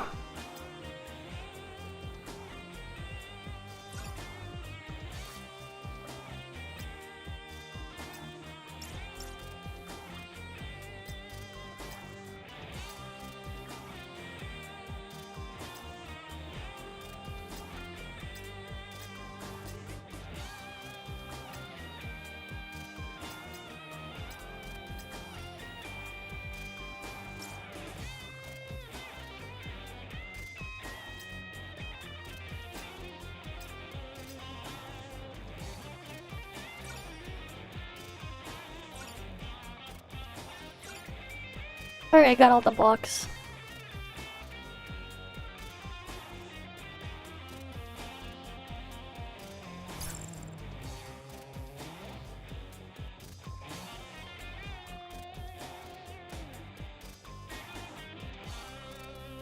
Well, congrats on that, I guess. Enjoy the crazy power creep, though, man. Enjoy your crazy 3x power creep speed. Have fun with that. Have fun with your triple power creep, man. Have fun with triple power creep, but not getting triple everything else. To compensate. Have fun with that. But hey, grats, I guess.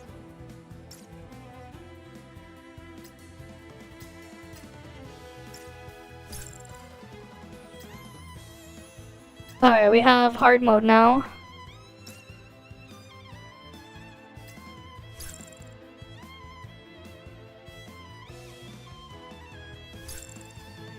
Just need one more. Alright, I'll just do it like once daily. This mode. Probably.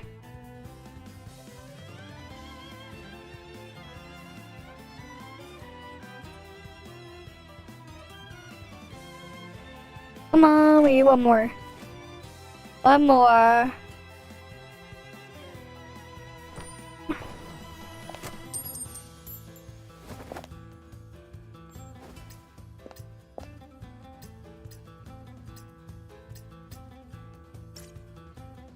Alright, good. Wait, how does this Marion work? If like no one's used, like if I don't use skill, how does that shit work for you? 腹減ったな。何か食べ物探しに行かないか？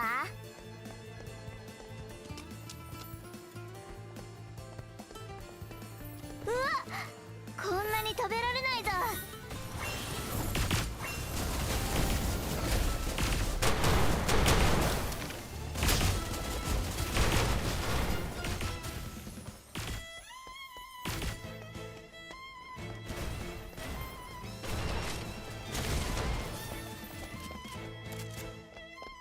お、これってご褒美か？あ？これじゃ全然足りないぞ。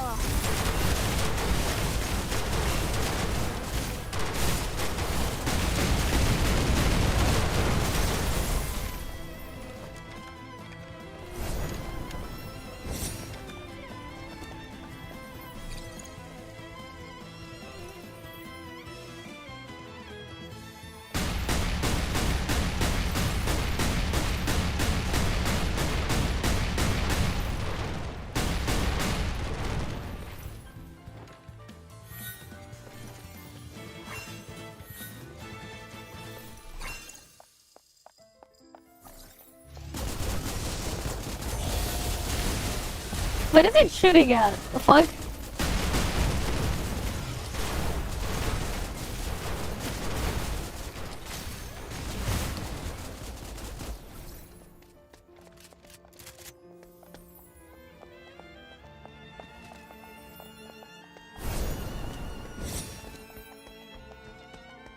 Yeah, I'm gonna keep my Omni tech.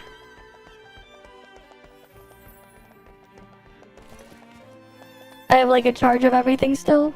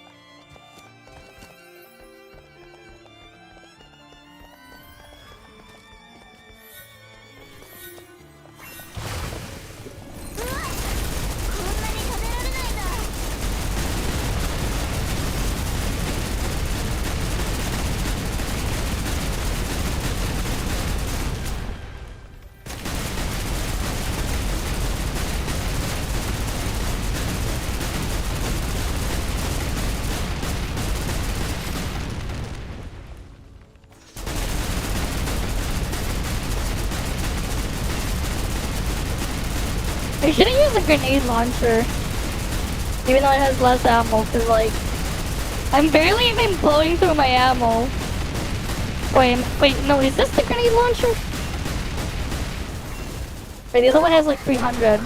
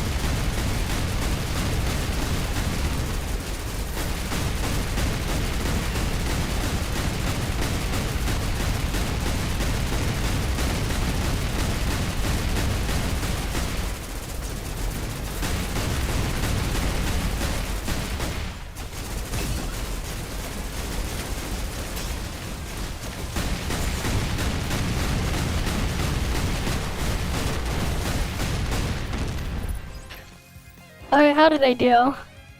今回はちゃんと言うこと聞いたぞ。 Alright, cool. I want to say, like, did I finish all the missions? Like, how many missions did I complete?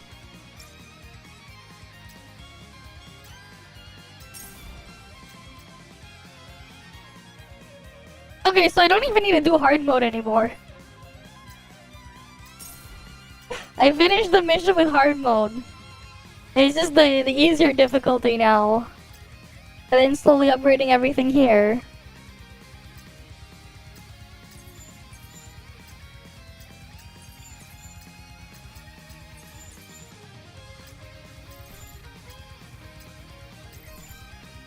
Right.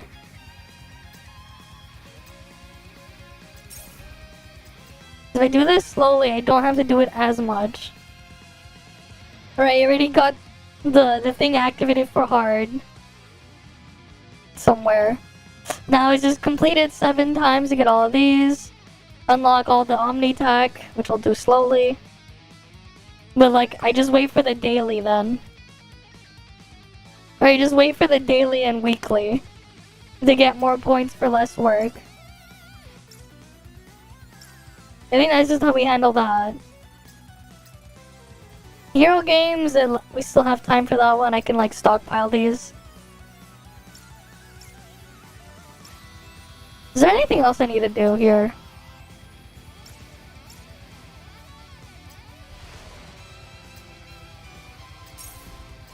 Right, that one I eventually need to do it 10 times. Can just wait for the week. Can just wait to do it daily. Hit the 10 times then. Then there's this. Oh yeah, we have to do this thing. Thermal and electrical resists. Interesting. Oh, that's annoying. Alright then, what do I want to use then?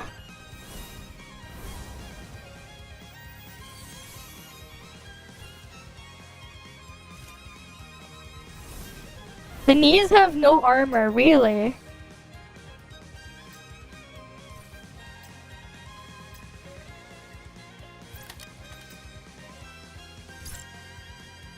Interesting. 足手まとい。全てお前にふさわしい場所はバルハ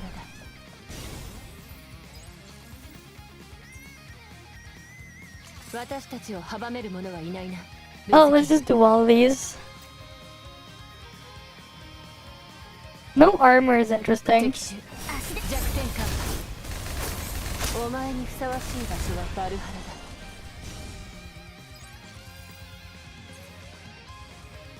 私たちを阻める者はいないな。分析。敵手。足で全てを滑る。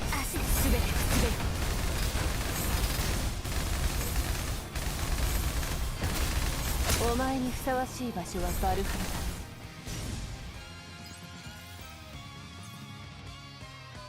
私たちを阻める者はいないな、分析員。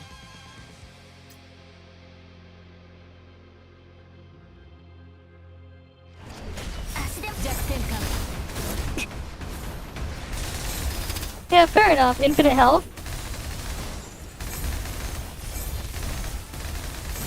足手まといなんてごめんよ。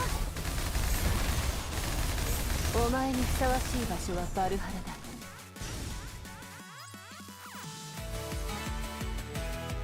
私たちを阻め Right, る fair 者は enough. いない It's gonna have infinite health.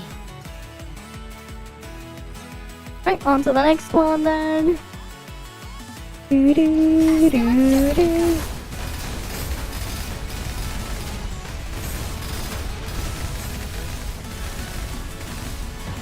足手まといなんてごめんよ。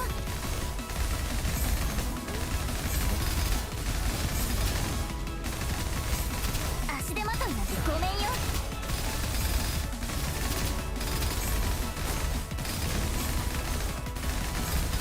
足手まといなんてごめんよ。終わらせる。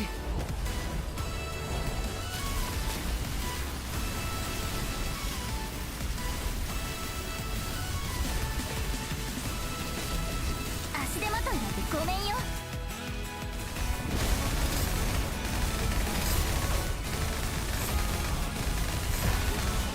足手まといなんてごめんよ。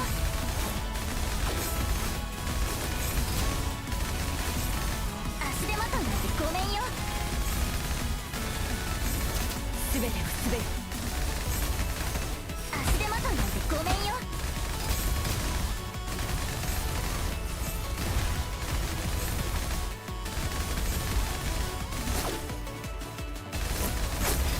足手まといなんてごめんよ。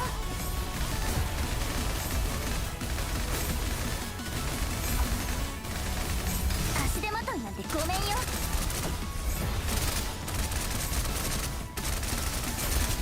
次はない。 Yeah, I do have Freisha Turbo. お望み通り I did get her last 私 patch. に終わらせてやる。 There we go. I'll deal with that as my score. But yes, I do have her.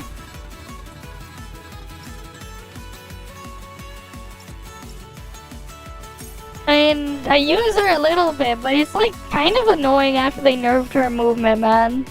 They nerfed her dash. Now her dash sucks. Her dash is like Pepega now. Because they nerfed it. They changed it, now it's like scuffed. Like her dash thingy is like scuffed now. So I just use her as a second runner for the Jodan Tunnel. I just use her for Jodan Tunnel now. I have to do this stuff, right? Her running thing. They nerfed this. Now she'll stop. She used to not stop. Now she'll just randomly stop after a while. Originally she didn't stop, and it's really annoying. It's like they don't even calculate their odds of success.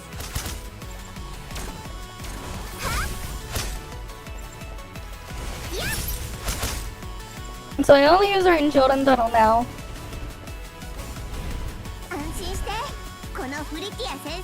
No, before it would let you keep running until you ran out of stamina. And the running was a bit faster before.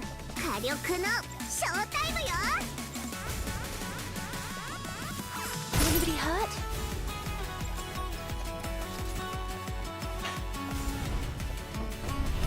Yeah, it wasn't like that before.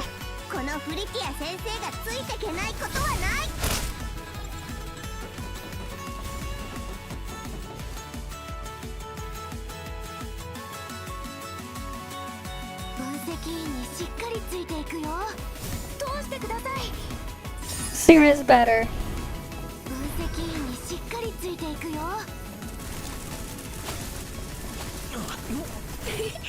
can do it. Objective complete. Got the recording.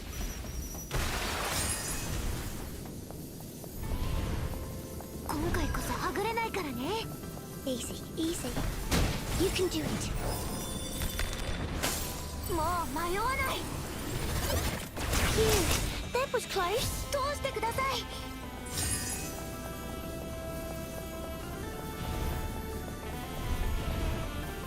分析員にしっかりついていくよ。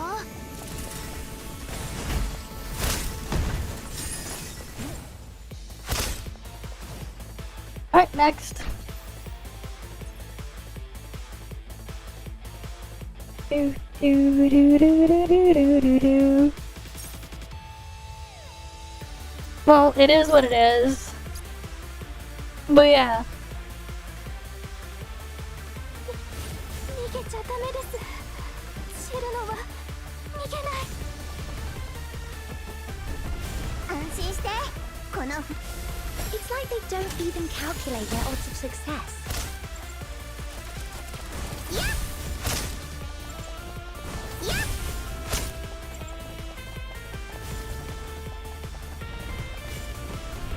ちゃんとついてきて。じゃないとこの魅力的な背中見失っちゃうわよ。Yep. 逃げんな。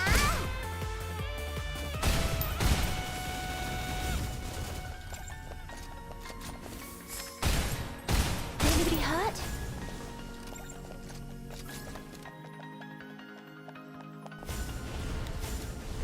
安心して。このフリティア先生がついてけないことはない。やっ。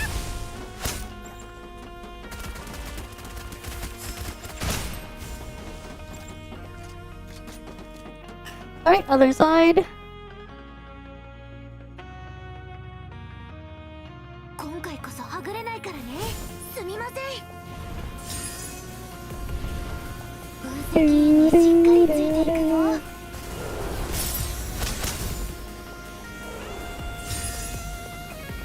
Objective complete. Got the recording.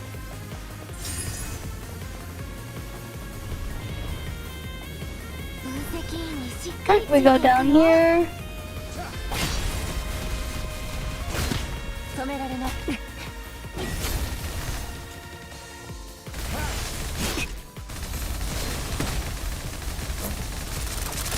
予備は十分にある。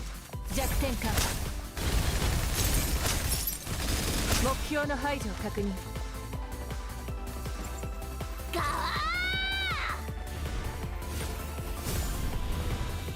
分析員にしっかりついていくよ。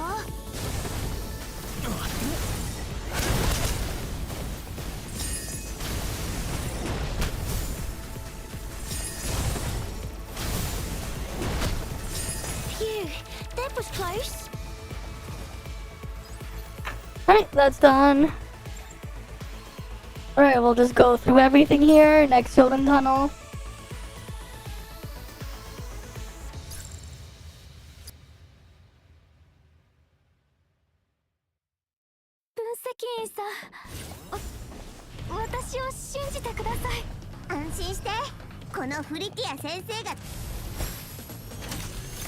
Should have run when you saw us. Getting killed like this?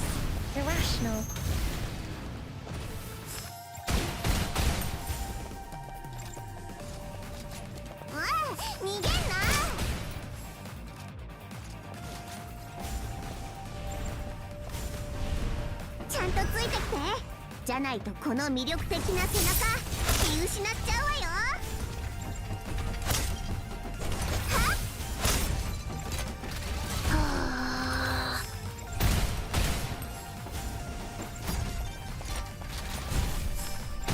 Anybody hurt? Alright, next room. ちゃんとついてきて。じゃないとこの魅力的な背中見失っちゃうわよ。はっはっ。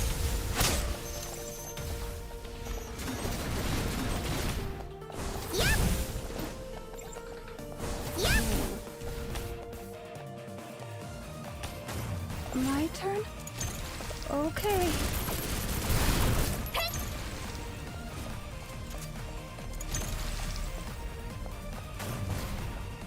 Don't come. I can't promise anything, okay? Alright, next side. 分析員にしっかりついていくよ。 Alright, where is the thing? しっかりついていくよ。おちんじすみません。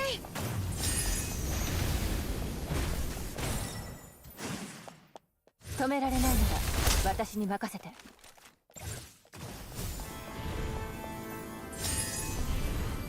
今回こそはぐれないからね。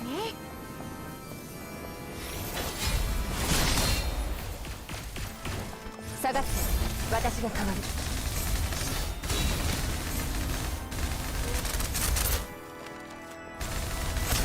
目標の排除を確認。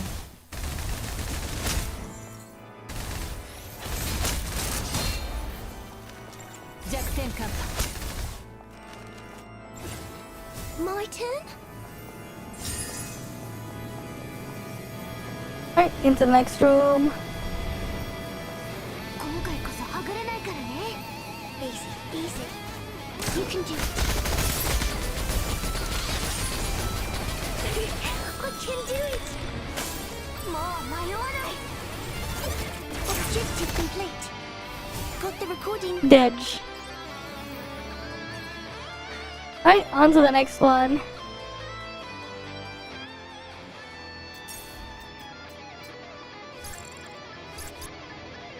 Alright, this is the last one at Jordan Tunnel. 逃げちゃダメです。知るのは逃げない。安心して。このフリティア先生が。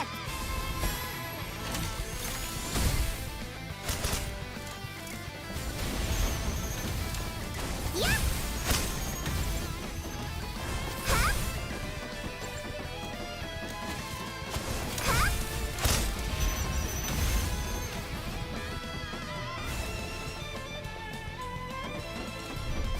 安心して。このフリティア先生がついてけないことはない。はっ。やっ。火力のショータイムよ。 Why don't these guns auto load? Still no damage taken, nice. 安心して。このフリティア先生がついてけないことはない。はっ。やっ。やっ。 Easy. 0 damage taken with that one. 今回こそはぐれないからね。分析員にしっかりついていくよ。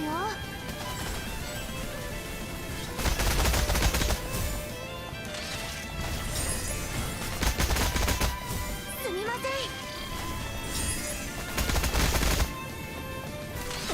Phew, that was close.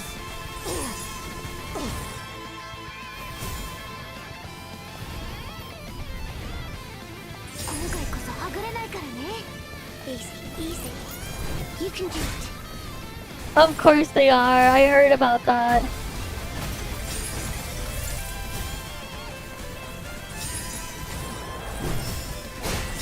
They should make a video about power crates instead. Phew, that was close.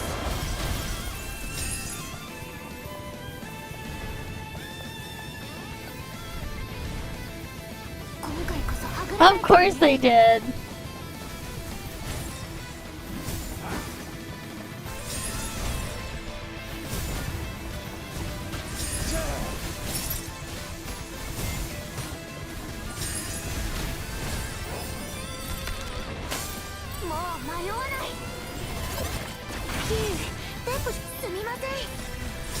Objective complete. Dead. The recording.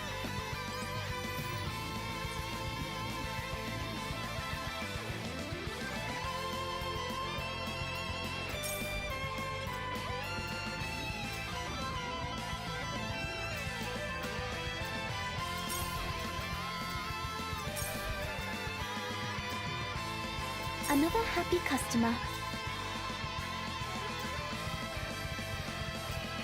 Alright, we can go out of there. Right, Jodan Tunnel now done. Look at our resources now. How prepped are we for the next banner? Let's see. How much pulls do I have for next banner? I have 32 there. And then there's this. 11,450. Divide that by 150.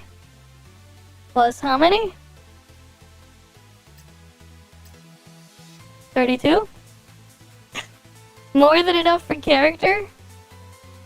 Then we only have 15 for the weapon. So we still need a bit more. We'll eventually get enough. Well, by the time the next patch drops anyways. Right, how long is it? We have 2 more weeks. Right, next patch, I already have resources. Itching to pull, yeah. I mean, I pull every patch. I pull every single patch. I'm prepared to pull. But then again, I get everything for free. Like, I get everything for free, but, like, my situation's different.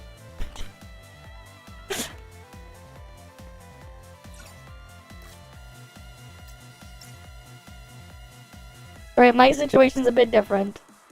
But yeah. What are they gonna do for next patch, though? What are they gonna give us for next patch? Wait, why do you keep doing 50-50, man? Maybe don't do 50-50. It makes no sense. After you get your guarantee, don't do 50-50. The 50-50 is Pepega. Like, it's just mathematically worse.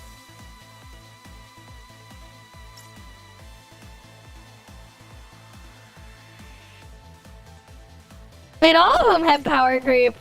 Like, how are people not surprised? All these gachas have power creep. Double banner, interesting. Oh, that means we get something for free. Free 5-star. If we're getting a double banner, that means we get something for free. So there's all sorts of ways to power creep things, mechanically, design-wise, but the most easiest is raw numbers. Right? There are various different ways you can go about it.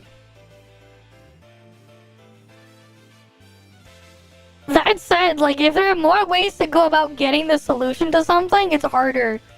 It takes more work to actually fully obsolete something. Okay. Yeah, and like, I don't play Star Rail, I don't really care too much.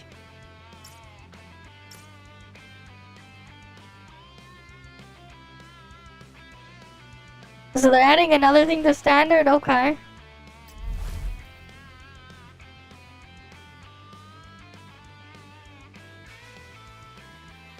Yeah. Well, it is what it is. I mean, all of these things will just keep power creeping. Like, that's just a given. That's just what happens. Right? Like, that's just what happens. People like it or not, that's just what happens.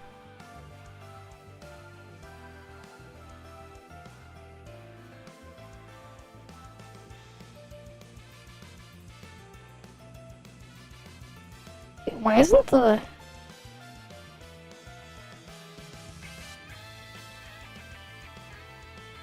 Stream Deck thing working properly? That is so weird.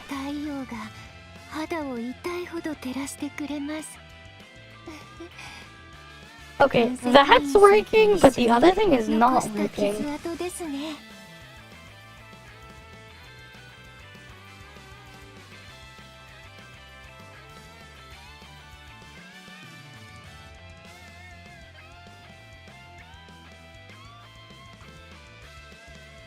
Okay, now it's showing up properly, the counter there.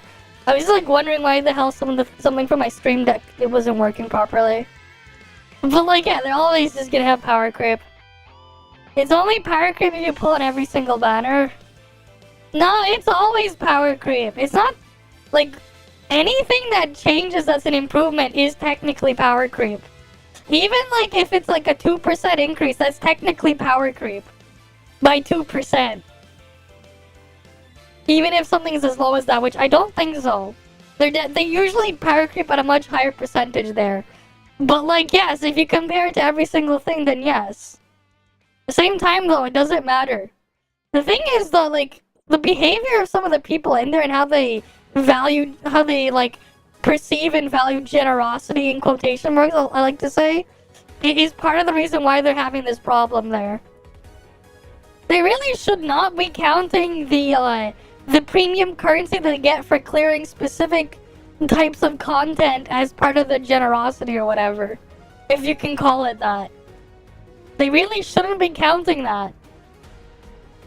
And look at it a different way. The things you get for like doing your spiral abuse, your tower of ass, or whatever you want to call it, or the other thing, whatever the pure fiction. I think it's whatever it's called in Star Rail. The shit doesn't exist. That's why they call it pure fiction. Because the whole thing is pure fiction. It doesn't exist.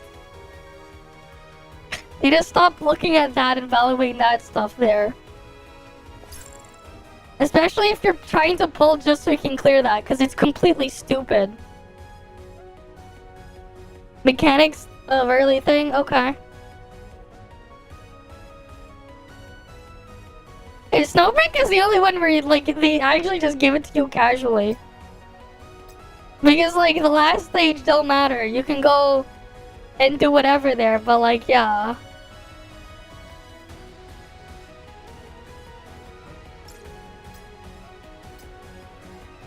But like, that's just the exception there.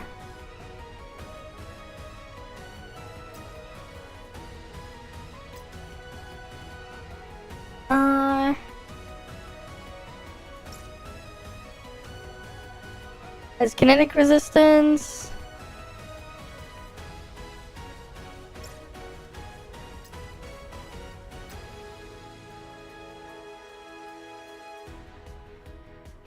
Coefficient this thing, kinetic.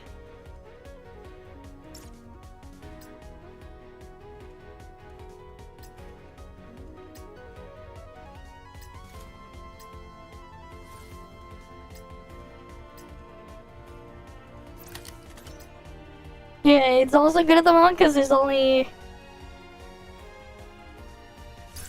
I mean, the gems don't really matter that much. So you get more than enough anyways.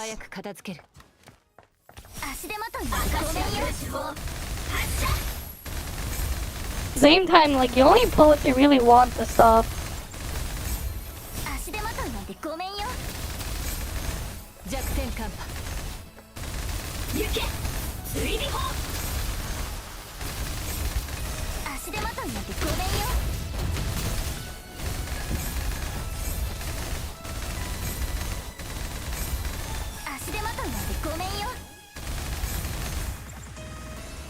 At the same time though, like, the thing with Infinity Decay there is like, eventually, like, you'll get to a point where you just have enough outfits leveled up anyways. It's just early on where it's a bit rough because you don't have everything leveled up.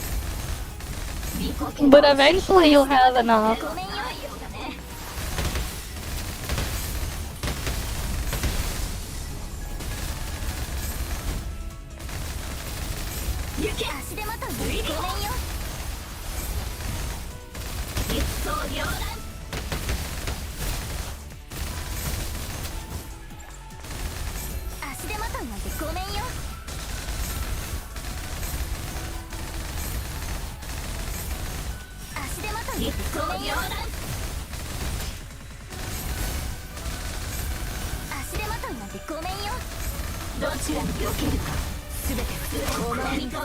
Or like, eventually you'll have everything upgraded.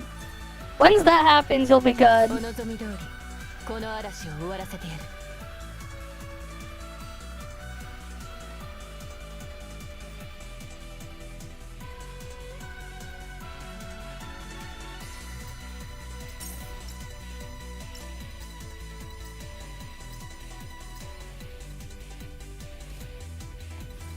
Alright, we'll use Cherno.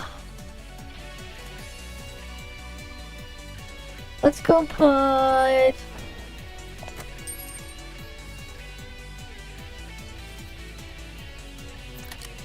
We'll use Marion. Where are you? There you are.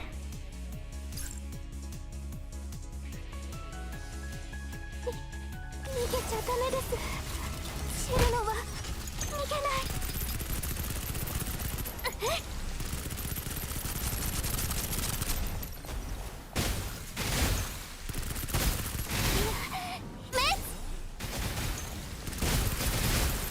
ここからはお任せください。ああ。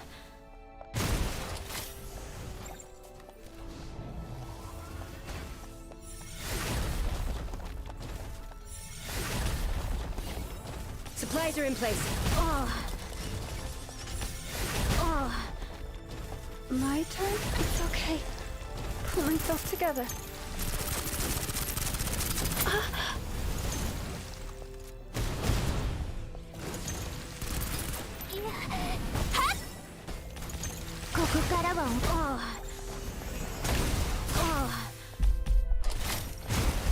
Don't be scared. I can do. Supplies are in place.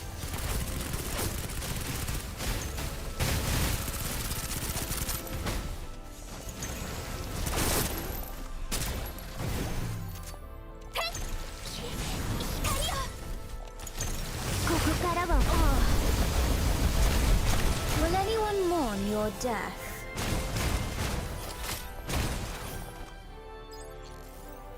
Yeah, I saw a little bit of that. Like, that's cool that it exists, I guess. It's like a fan game that someone made. Alright, well, we're done with that.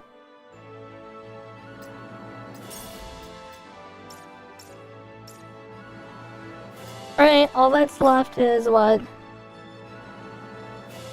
More shooter than skill because it's only flashbang has 90-second cooldown, I see.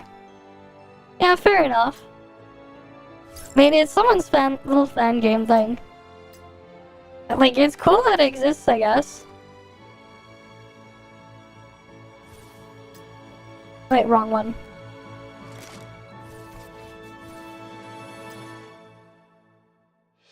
Here, let's see. Anyone doing this one? You don't get the crosshair design, looks kinda dumb, but you don't see the purpose. Okay. Well, like, yeah, I heard that someone was doing that thing. But yeah.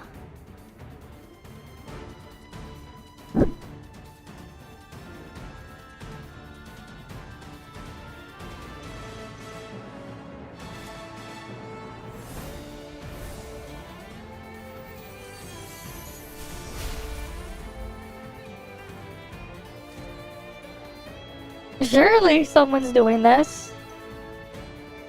Surely someone's doing this mode. The hero games. Surely we got people doing hero games.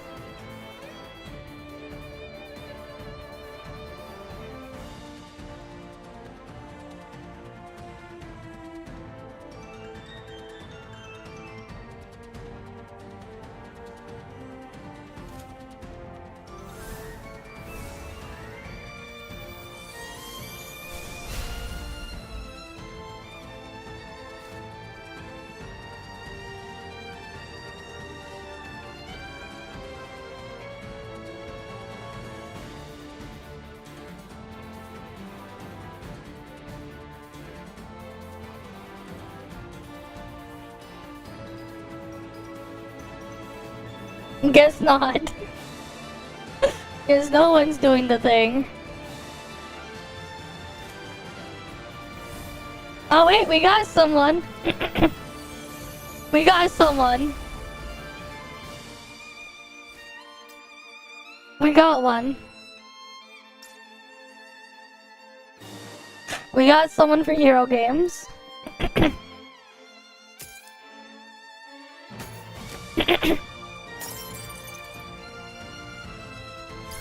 Yeah, I'll just start it. Whatever. Yeah, it's limited to energy, exactly. Gonna be hard to pair up. 手早く片付ける。目標達成。指示を待つ。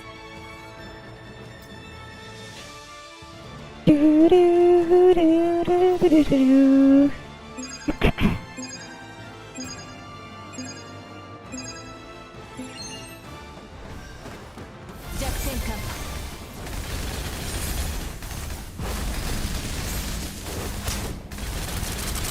予備は十分にある。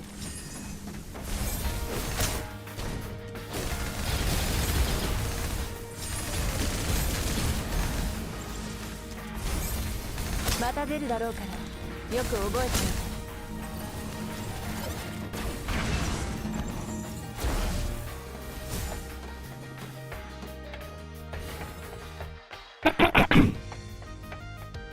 Alright, let's see.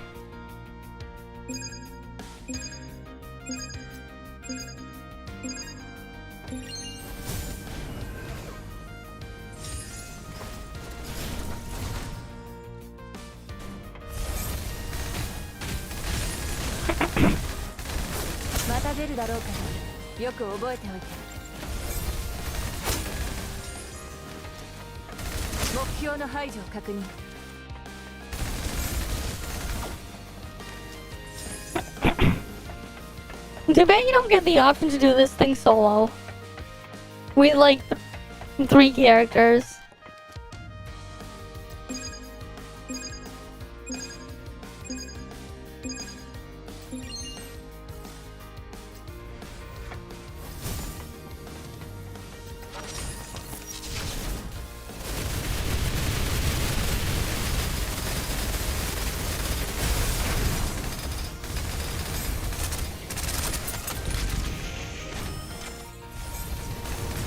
Yeah, it would have been nice if they let us use all our characters for co-op.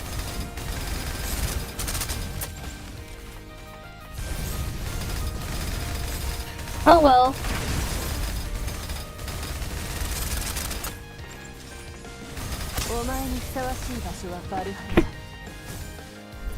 It is what it is.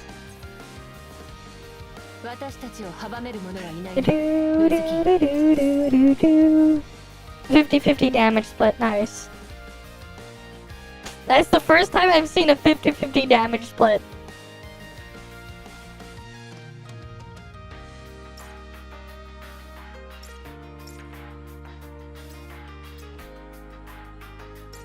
I'll just wait to do the rest of the hero games. Right, like it's better to just do this like solely for the daily instead of just do everything at once just so I can get the points. Right. Because we need to get through all of this. So we wait to finish that one.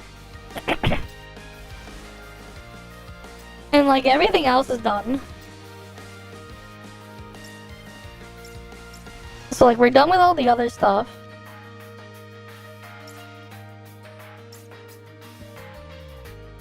And I accidentally clicked that again when it. Okay. Let's see, do I need to do anything in Nikki? Wait, I still need to get blings in Nikki. I need to get blings so I can unlock the last thing.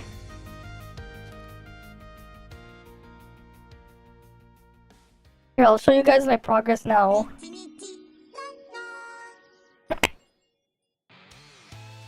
The One Piece is almost is not real yet. We need to get the last piece. I just need the finished golems. I need to finish golems, and I need to get a fuck ton of blings. I just need to finish a couple of golems, upgrade the 18k thing for min picking, which I just need blings to do that right now. And then and then golems. It is mostly blings and golems I need to worry about right now. I need a lot of blings. Right, like, here's the reality here. One piece left to craft. I need golems. And I need to get this thing.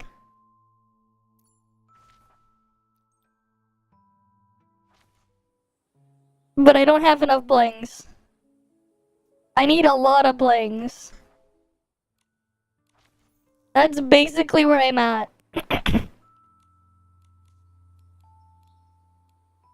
So I guess we do this like 25 times. And then I can get the mid picking part.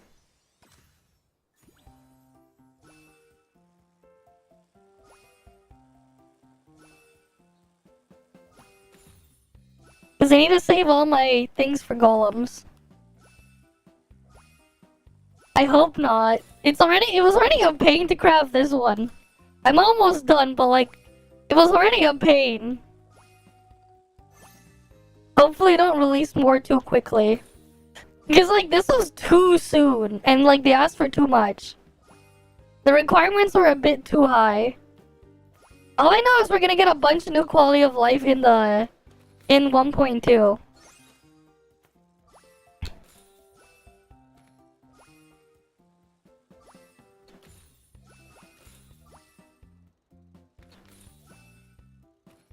Yeah.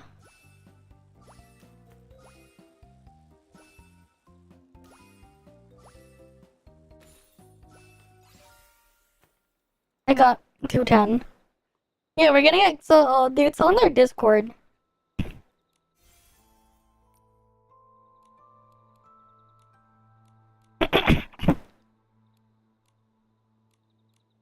Alright, let's keep going.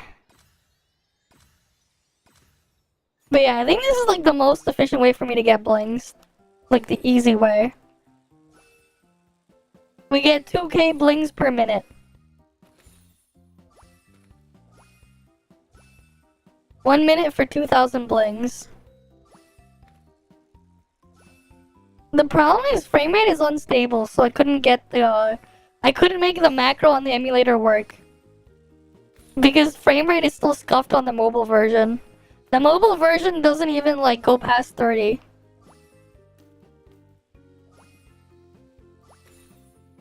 So it has even more awkward input lag.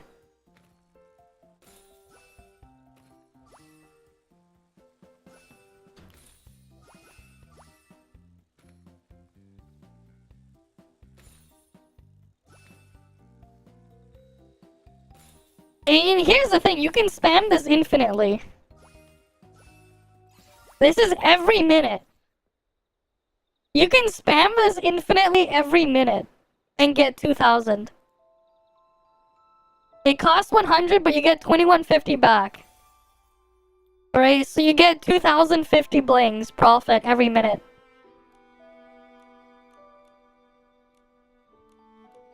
So I just do this for blings. Yeah, MMO levels of grinding, pretty much.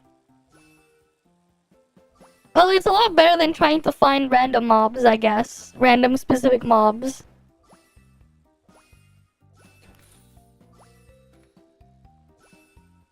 But yeah, you can do this infinitely. Quite annoying, though. I don't know if there's like a more efficient minigame, but this one seems to be very efficient to me.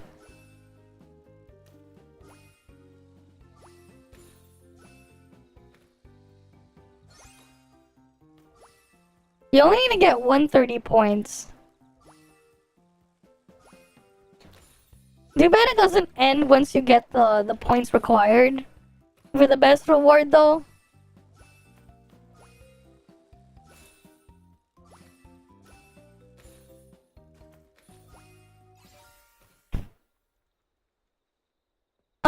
I guess. I don't know. This is the one that seems... I think as long as it's not racing. As long as it's just collect enough, I think that'll do.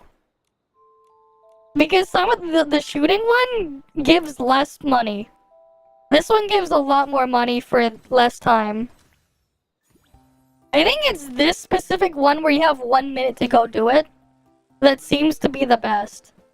Because it's not the longest. Because some of the other minigames are longer. And they're like, there's a lot more work involved. At some point, though, I think you could, like, make an automated macro for this. If, like, we could, like, fix things up.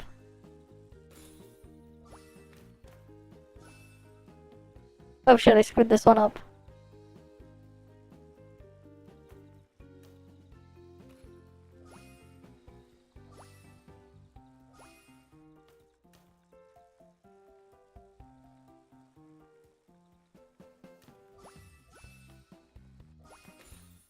But like, this is easy to recover.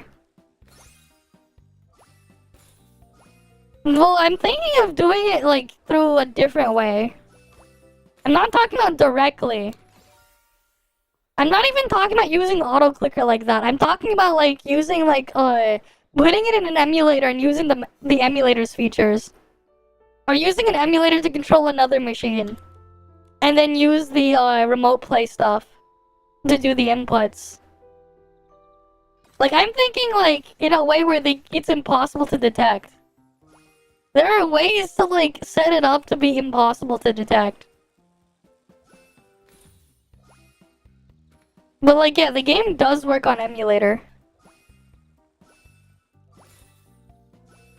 But I'm also thinking of like in a way that you can like, you could probably set one up in a way where they cannot detect it. That said, you will need to have a second machine that's capable of running the game in order to do it. Because like, there are ways.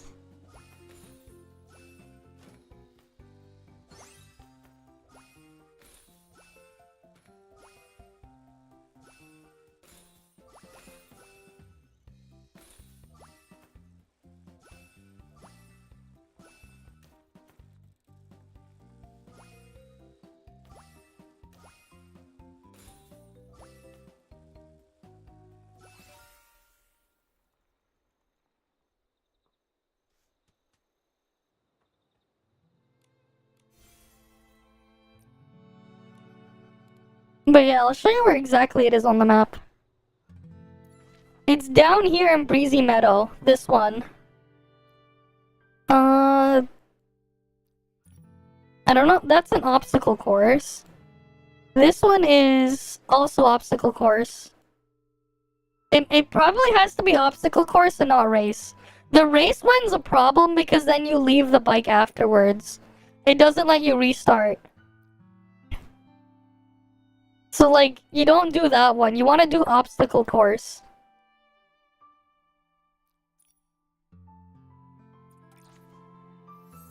And like, if you want to try to do, like, the method I'm thinking of for a potential future macro, using 2 machines, you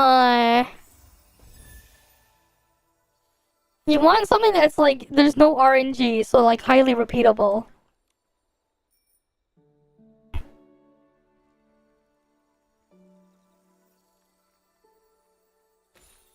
Oops, wrong one.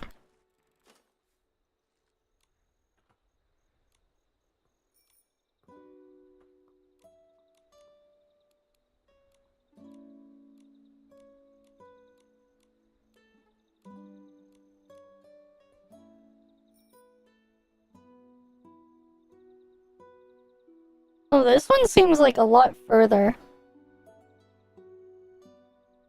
Of course.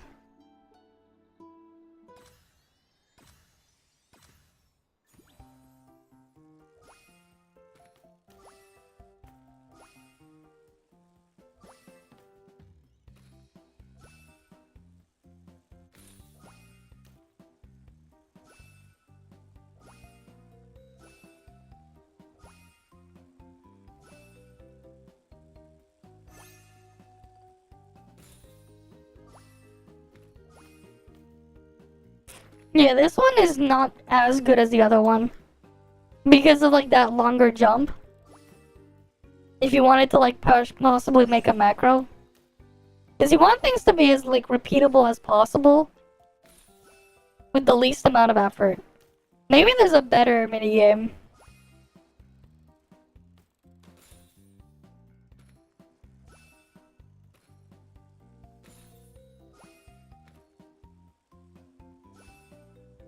Less cramped?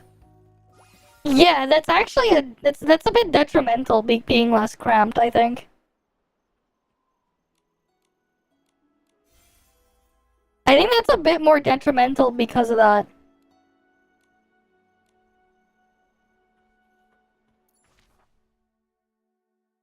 Maybe there's another minigame we can try. Can try whatever hoop hopper is.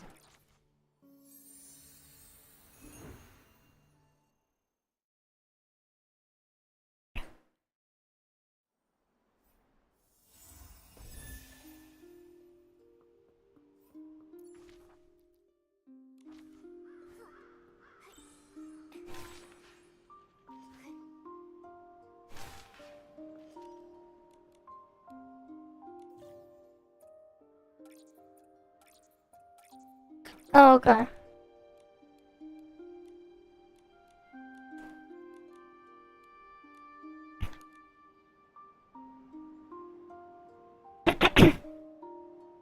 Does it bounce us through this, or like, what?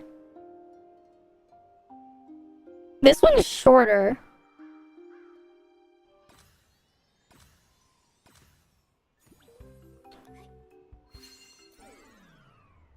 Wait, what?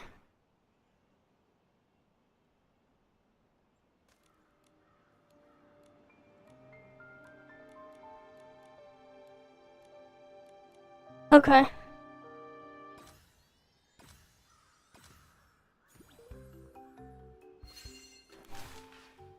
Oh, this is what they meant.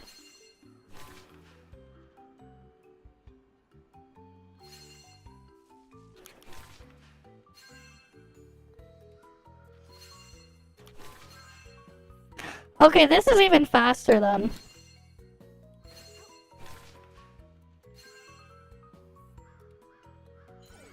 The fuck?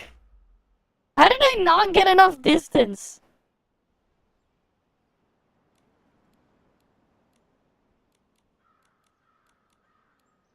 How did I not get enough distance with that? What the fuck?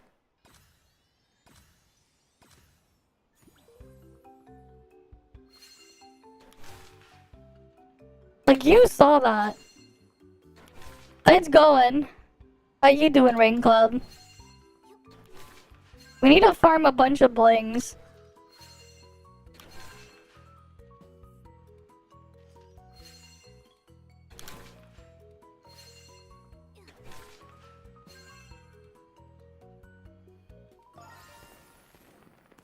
Alright, that's technically shorter, but like, in terms of time, but like,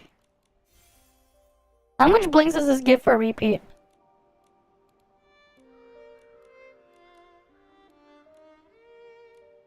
But yeah, we have, I did get access to the Endfield beta for next week. So we're gonna be playing that next week.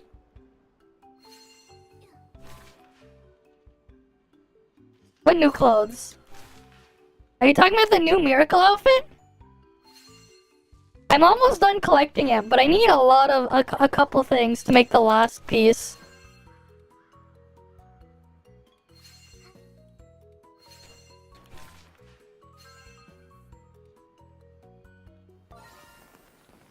Alright. How much do I get? Yeah, okay, this is not worth it. No. The bike one is easier and I get more. That only gives me 1,100. That takes more work and more text to advance. So that whimsical race I was talking about? That seems to be the best bet.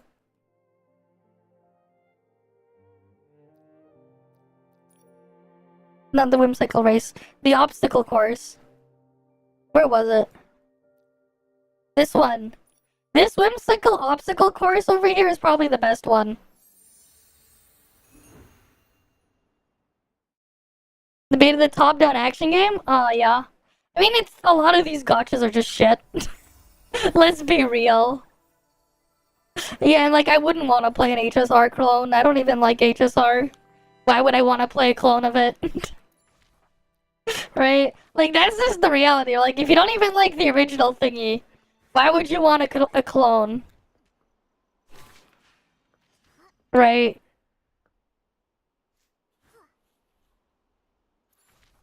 But yeah, the whimsical race over here is probably not whimsical race, the obstacle course.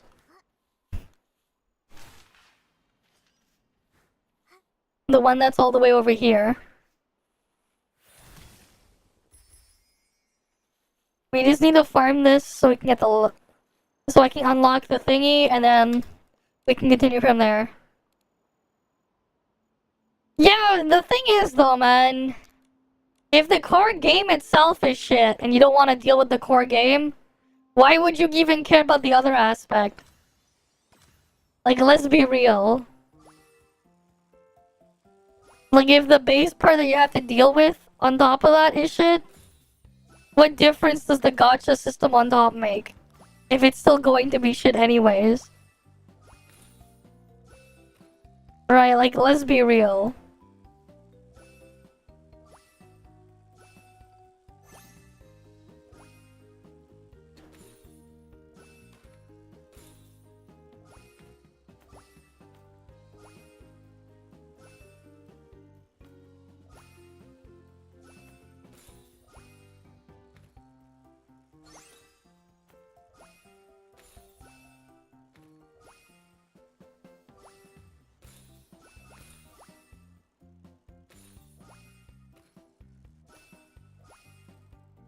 I mean, then just play something else, or don't play anything.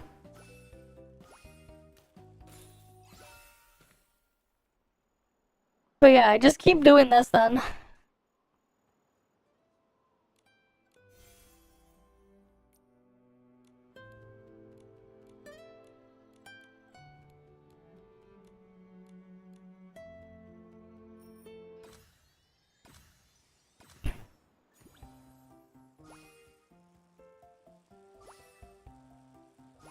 I guess. If you like trying them, then sure. Well, we're gonna be trying Endfield anyways next week. So we'll see what happens. I think Void Piercer test is on Tuesday. But then Endfield is like at the end of the week. Next week. So we'll get to see what the stuff there is about.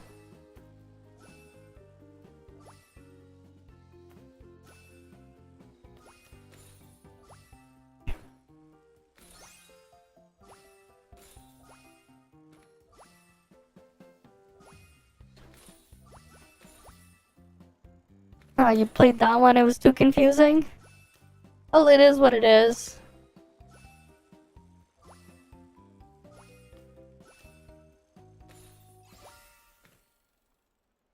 Right.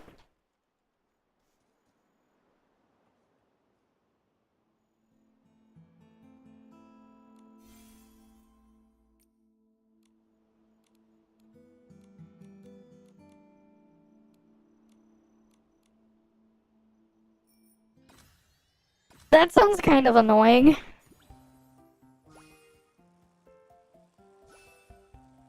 Okay, that sounds even more annoying because you probably have to deal with like multiple characters and everything for each single one. That sounds really annoying.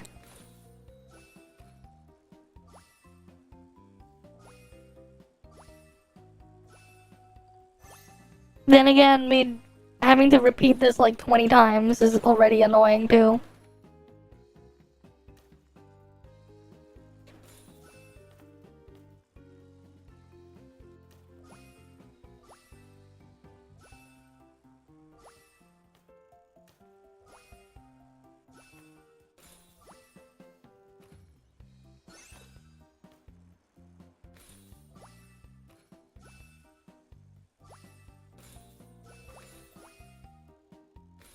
Why doesn't it just like load all the things?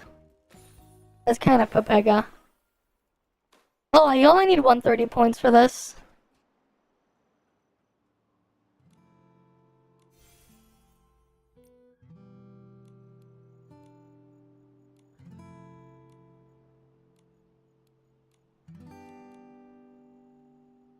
I gotta do this 15 more times now.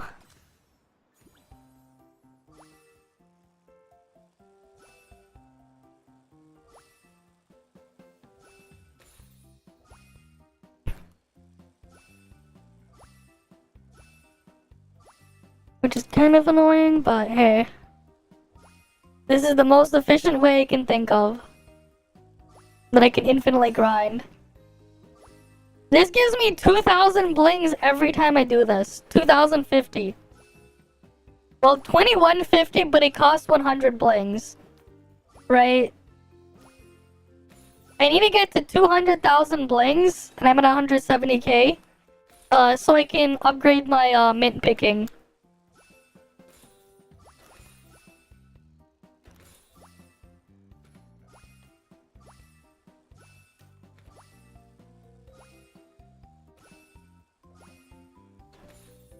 This seems to be like the most efficient way of doing the thing. Just constantly farming this one. Because you can do it infinitely for blings. You can just infinitely farm blings because why not? I'll probably need to do it a bit extra than that. Probably like another 10 on top of that just so I have enough to actually craft the piece. Because like yeah, I just do not have enough blings. But yeah, this exists to get blings. You can get infinite blings this way. It's kind of annoying, but this doesn't cost any stamina or materials.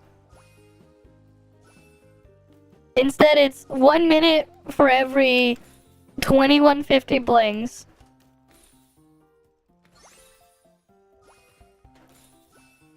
This seemed to be like the most efficient way to do it.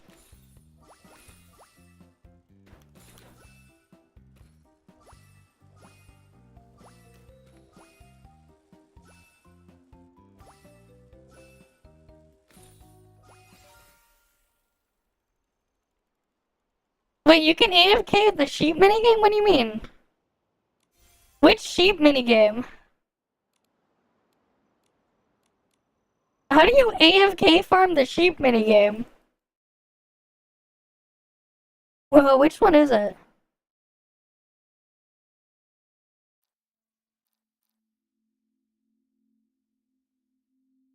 The sheep just runs on its own? Is it enough though?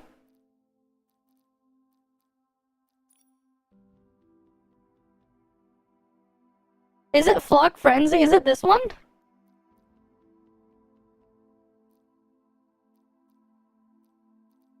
Is it the Flock Frenzy one?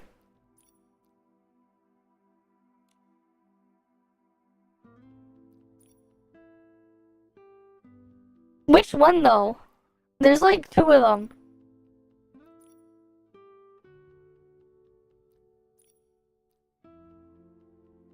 Is it this one here? Or is it this one over here?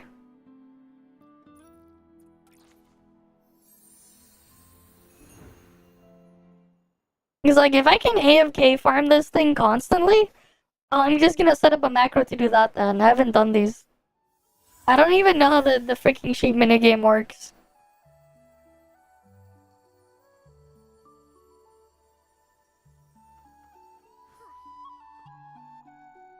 Is it this one?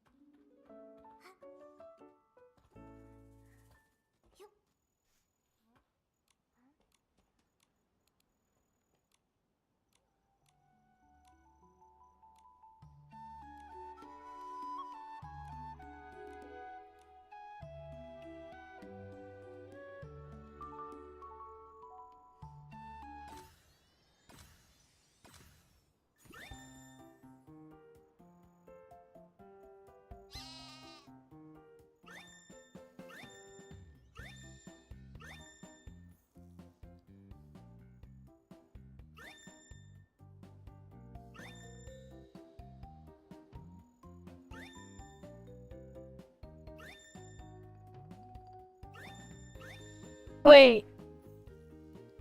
It seems to be doing something.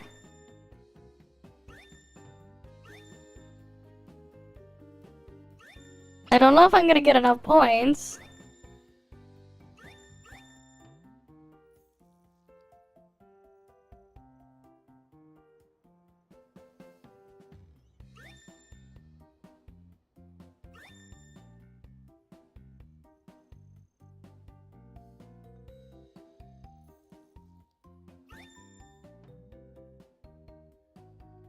Now it's not walking to anything. Oh wait.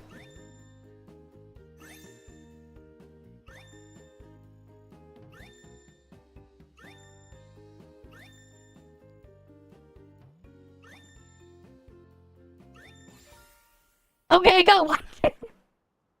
It depends on how much grass it eats.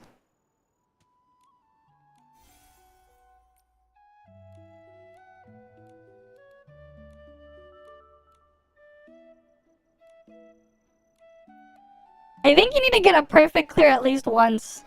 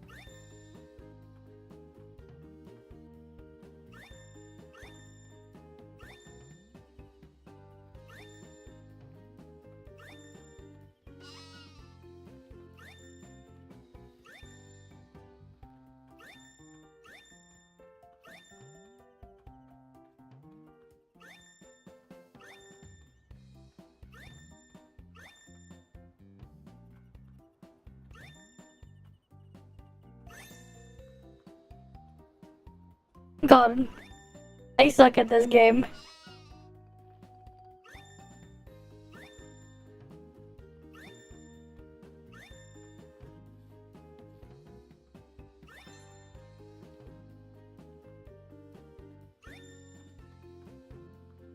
Fuck, I got stuck!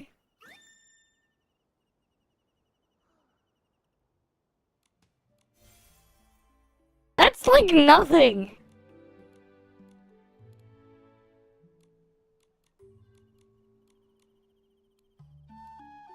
Yeah, no, that's not very efficient. I guess I can try the other one.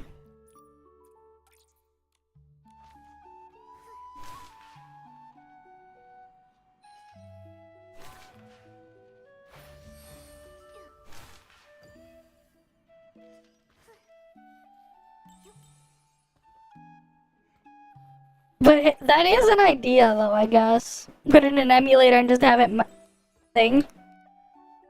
I guess that one you could just repeat constantly in an emulator for AFK resources.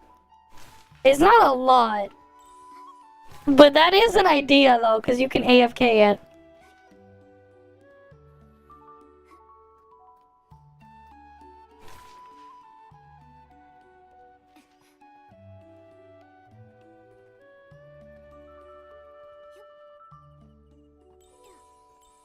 The setting sun looks like a helping of delicious, savory barbecue.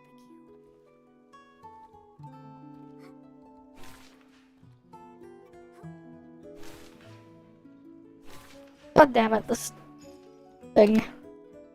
Maybe I should stop using the crane thing. Because it is a bit awkward.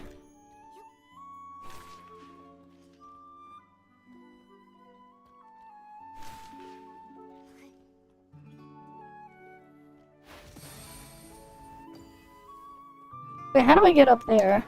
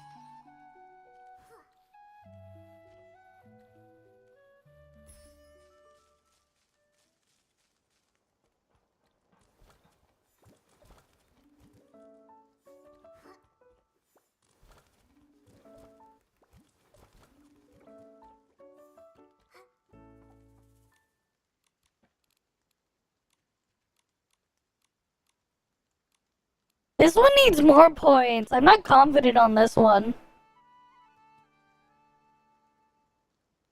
Oh, but you have 2 sheep.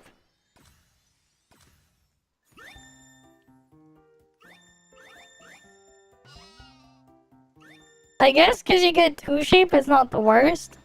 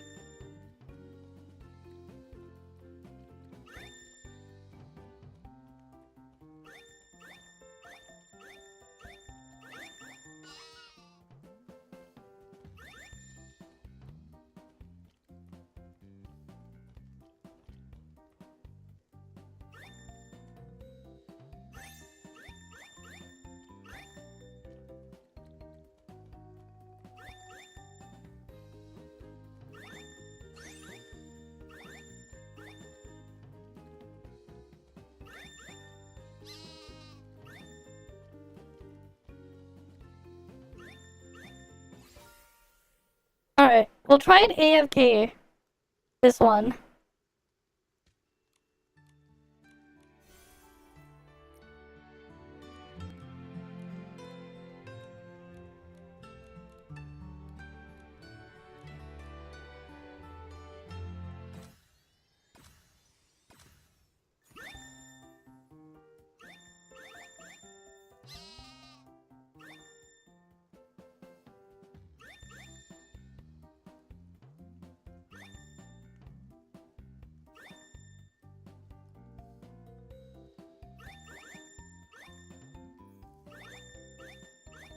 This is technically supposed to be harder, so they should technically give more, right? Oh fuck, they can get stuck on each other.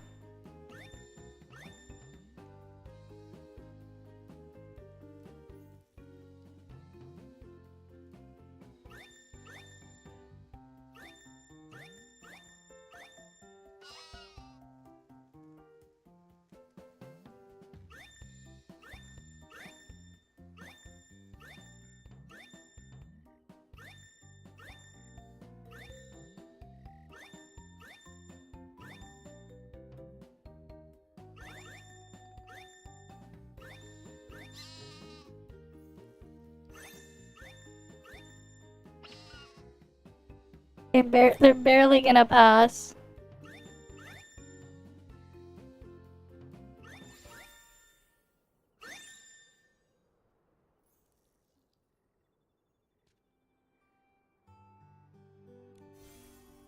That's 400. Okay, this one's worse. It's harder to get to and it's worse.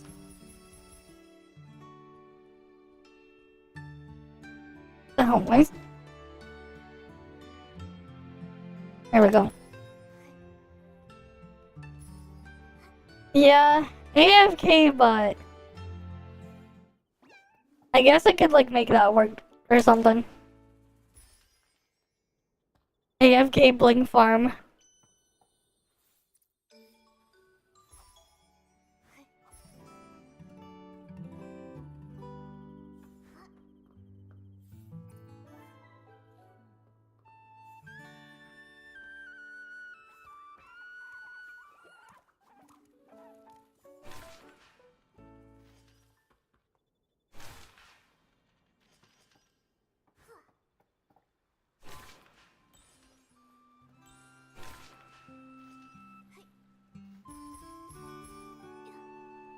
Well, we're not doing the thing AFK anyways. We gotta do it. We're doing it actively.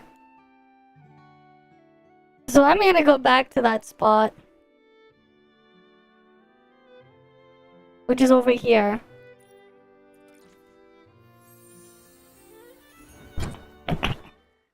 Yeah, they should make us. They should make a bicycle outfit though for Nikki to just summon the bike. That'd be really nice. Make a biker outfit or something for her.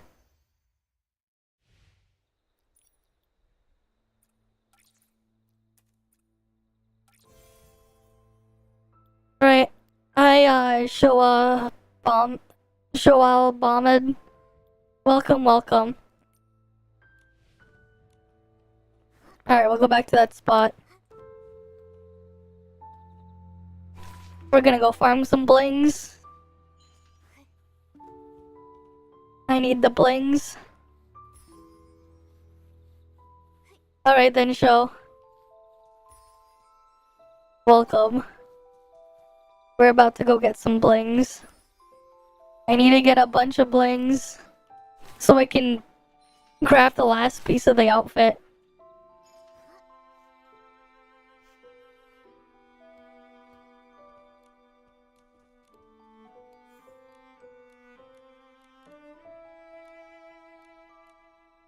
Alright, let's go get the blings. This'll just be how I farm blings for now. But the AFK sheep thing is good. Oh, I screwed that up. It's annoying how like you miss the thing, you actually have to go back and grab it. Otherwise it won't load the next set.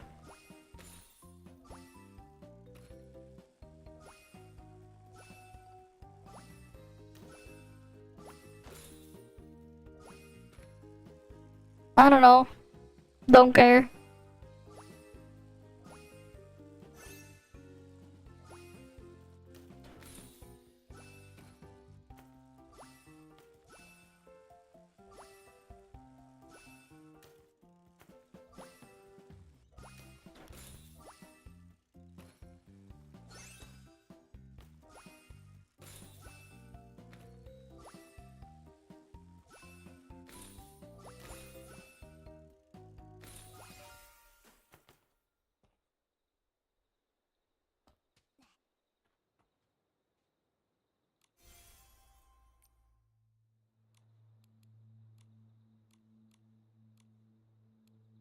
Just because he has a red shirt and overalls?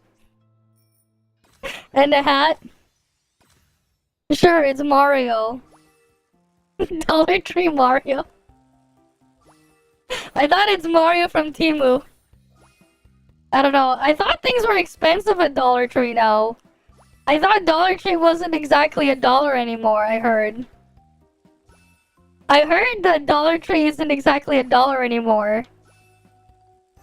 Temu Mario's funnier. Okay. There we go. Yeah, it's sad. Well, I never been to a Dollar Tree. We have Dollarama here.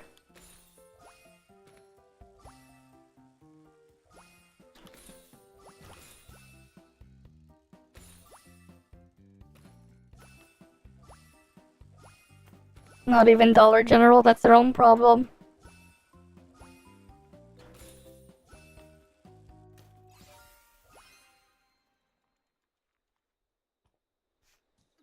Small candy bars, $2.50, damn. Meanwhile, I go to my local Dollarama, I can buy, like... Depends on the candy, you can get stuff for about $1 still there. You can get, like a 1-liter bottle of Pepsi for $1. And stuff. That might, like, at the dollar store here. They have, like, their Pepega instant ramen for, like, 3 for $1. At one point, I remember when it was, like, 5 for $1.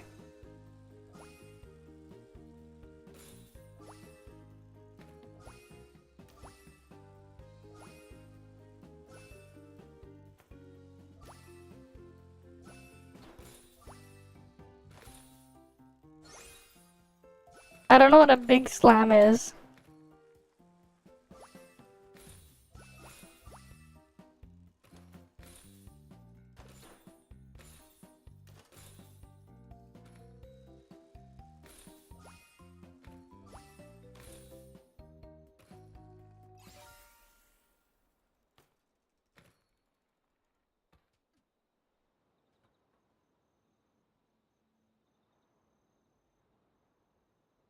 Okay.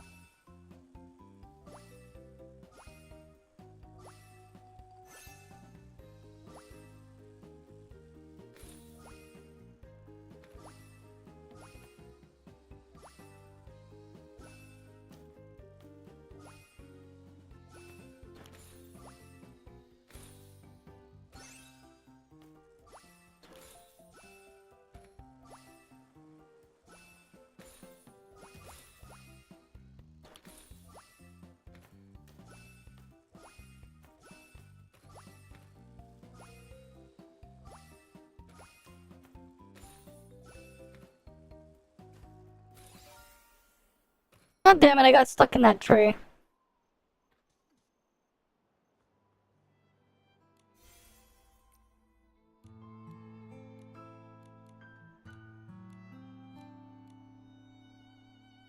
But yeah, this is just the most efficient way. Just doing this if we're doing it actively. The AFK method though, that the sheep, not the worst idea.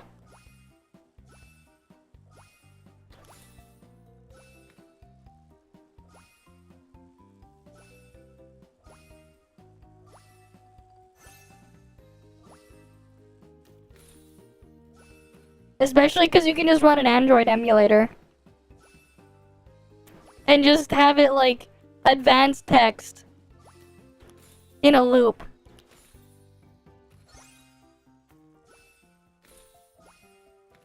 Oh, that's more expensive. Like, how big is that soda though? How much soda is that? How much?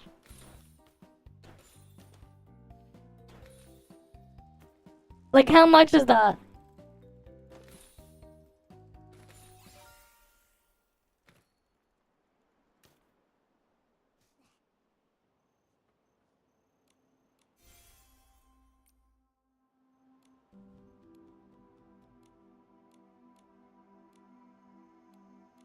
Yeah, there's no point in getting a fucking frozen pizza. They're shit. Frozen pizzas taste like shit compared to just getting a real fresh pizza. And like, it often costs the same or it's more expensive these days. It's the same thing here, right? Like, I could just order a pizza from a local pizza. And get better, fresh, hot pizza. For less than buying a frozen pizza. So, like, it just doesn't make any sense.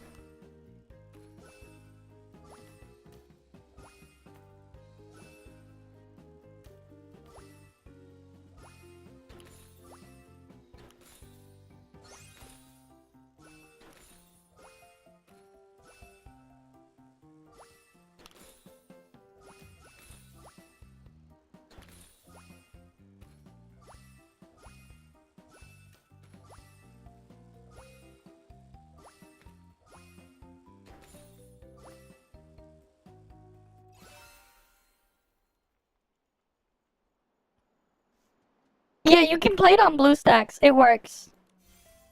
It works on BlueStacks, so like... The sheep minigame, I guess you just AFK farm that with BlueStacks for blings. And just have it, like, just have the macro just, like, load it up, it AFKs it, and then it advances the thing, and then you do it again. Just make sure you get a perfect clear first, so, like, you don't accidentally get, another thing to pop up.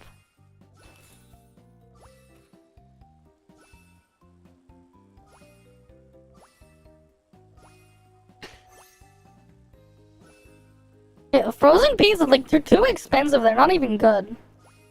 So it's, like, all just a waste. No point. There is a PC client. I'm playing it on the PC client. This is the PC client here. But, like, you can play it on you can use an emulator for macros, I guess. Right? Emulator has built-in macro feature.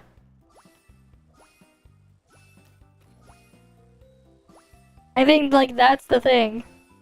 Like, big brain, macro, AFK farm blings. No, that's a bike. That's not a motorcycle. That's a bike. That's just a regular bicycle.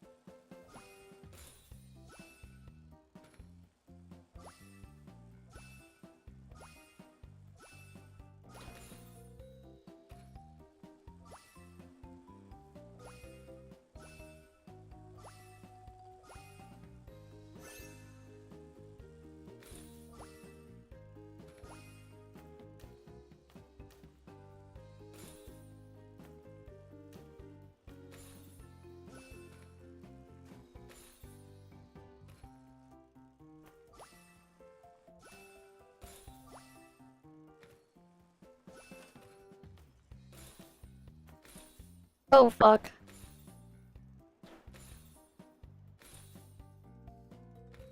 This shit's annoying because it doesn't load all the other things. Well, that's fine.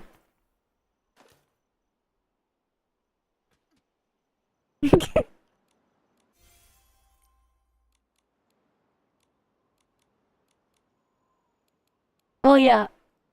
They're not exactly great for off-road.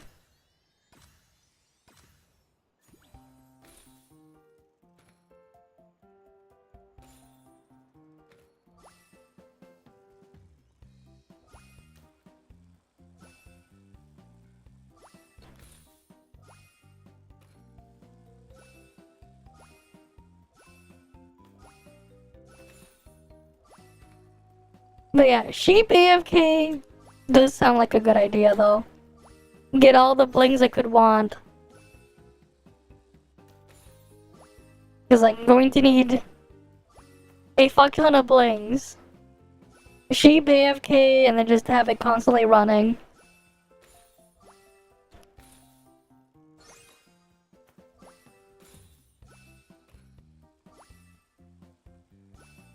But when I'm actively online, I mean, I'm gonna just do this actively to get blings.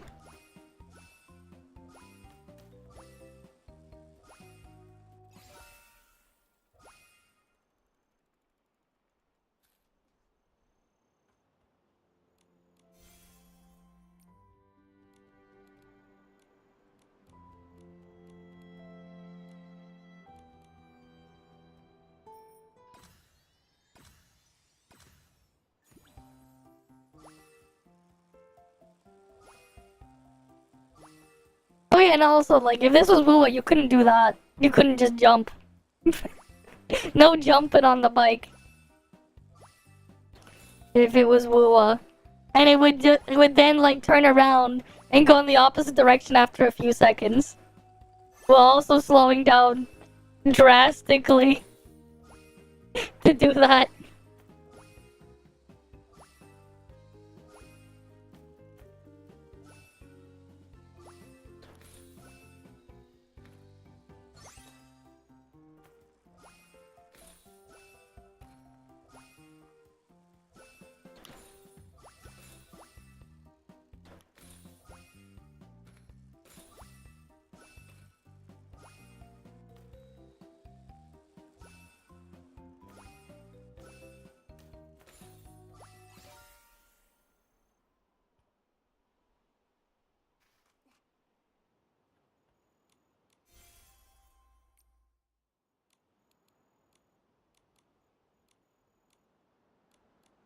Alright, I gotta do it 2 more times.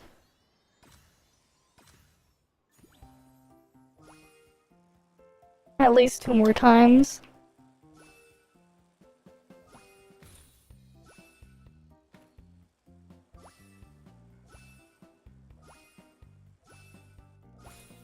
Yeah, I mean, I obviously can't do this either. Somehow Nikki is a pro BMX biker.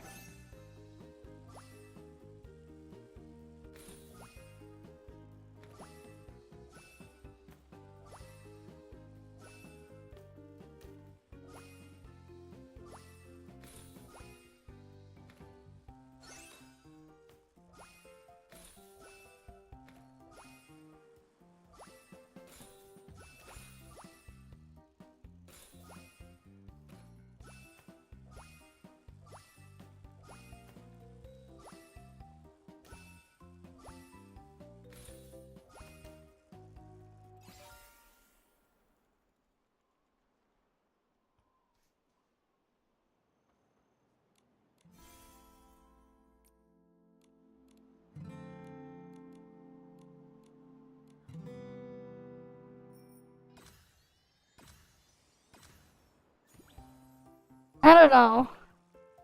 I mean, I guess it's not that big of a jump. Sure, I'd survive, but... Yeah, broken bones and stuff. No thanks.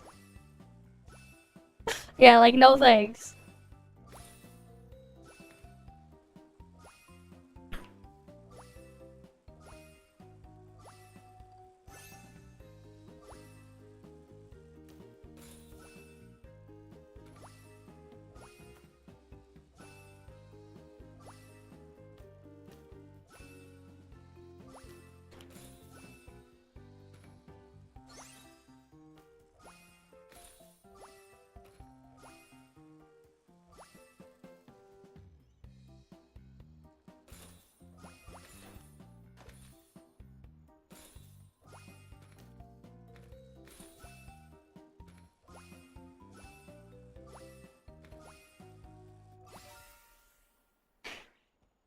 Yep.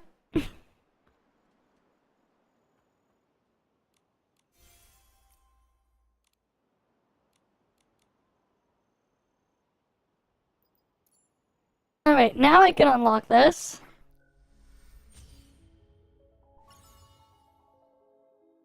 Now I can go collect those materials. Right, because that's where my thing is at.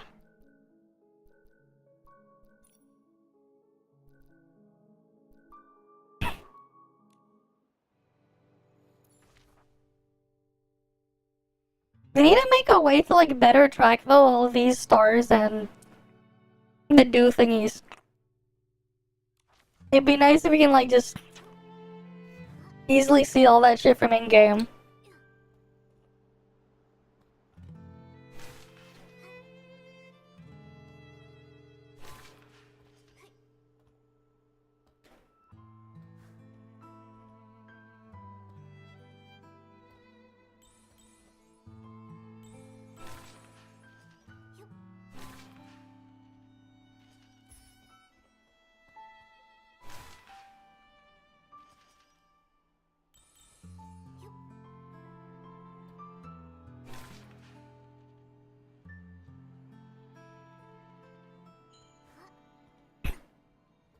Yeah, I don't know.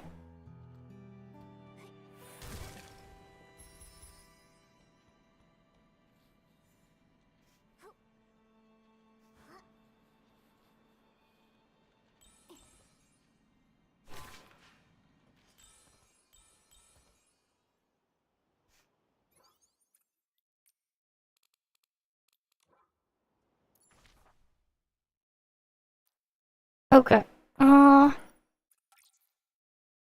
Let's go get those materials we need.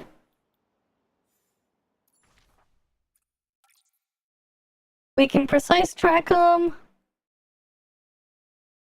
Alright, there's a bunch in various different places. No. I don't feel any breathing issues.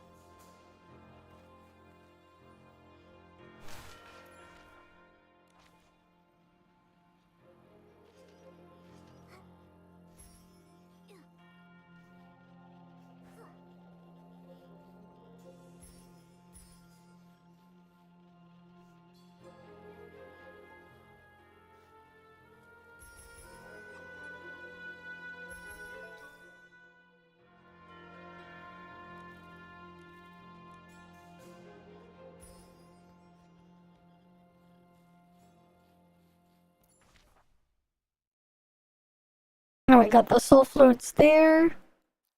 Next one we'll go after is over here. There's something over there too.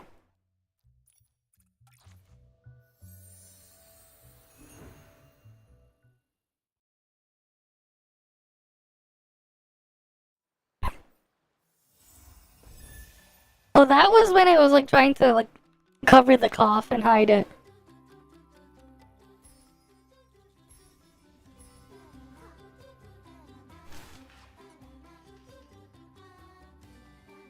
Alright, here.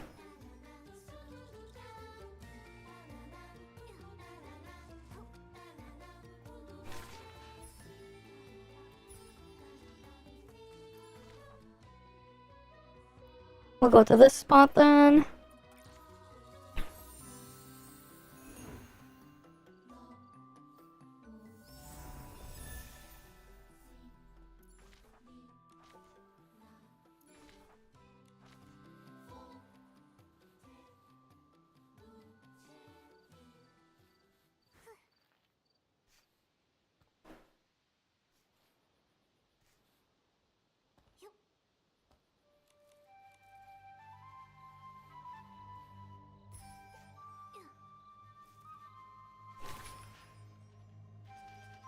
Wait, where's the other fruit?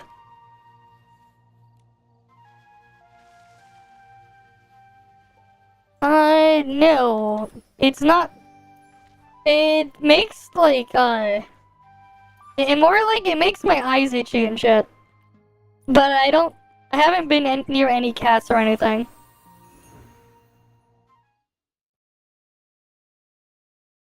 But no, it instead affects my eyes.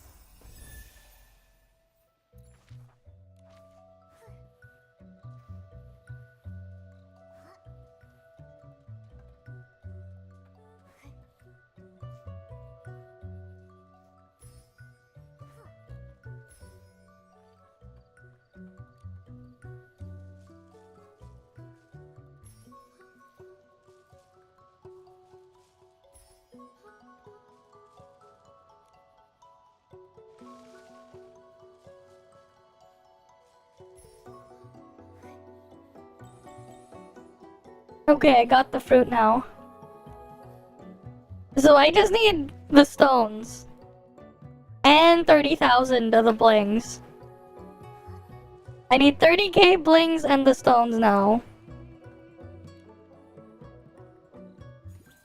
Well, yeah, I don't go near any cats anyways. Why would I?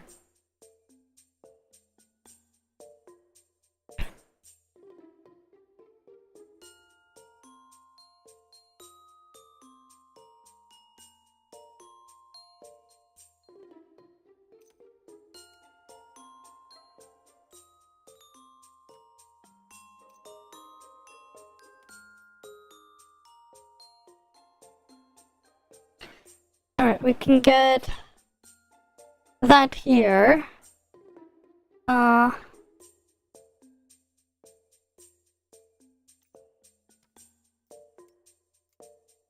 one can go there. And then there. Easy.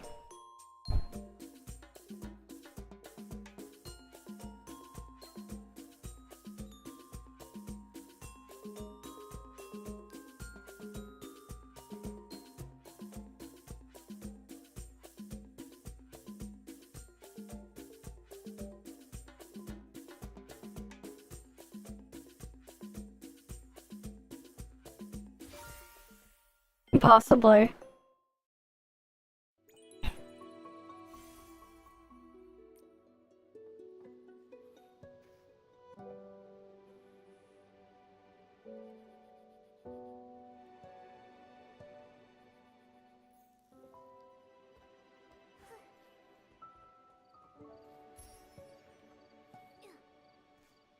Oh, there's a chest here.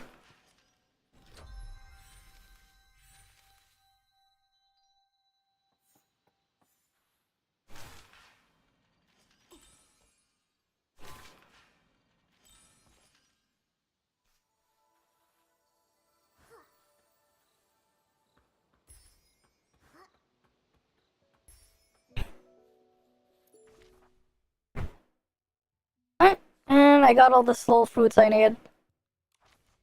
So pretty much all that is left is to get these. That's pretty much all I need to do now. Because I can just make a macro script, I guess. To go farm the thingy over here. To farm the sheep game. Flock Frenzy. Is that one I can just infinitely AFK farm sheep, the Flock Frenzy?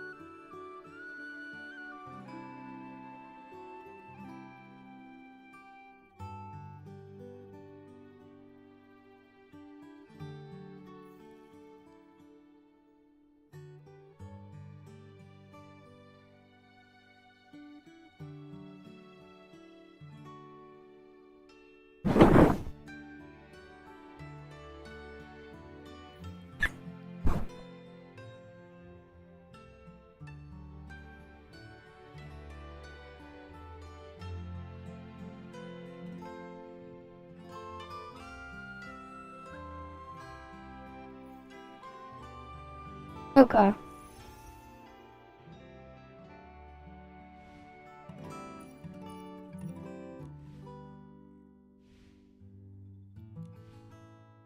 Alright, we just wait. How long do we have to wait now? I have to do it 6 times, right? 6 times 5 minutes times 40. Divide that by 60. That's 20 hours.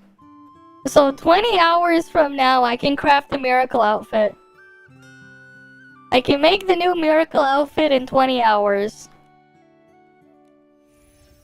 Isn't that right? Great. I can go make it in like 20 hours. It's just the last piece I need. I just need one more piece and then I'm done. You have to farm bedrock, the bedrock crystal hurl. You need to farm this one.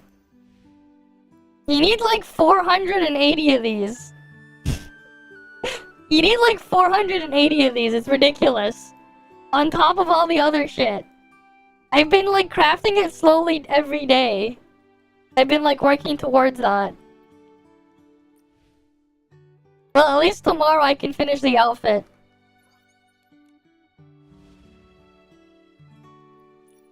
I can finish the outfit before Mirror Crown ends. Just barely. Just barely before Mirror Crown ends.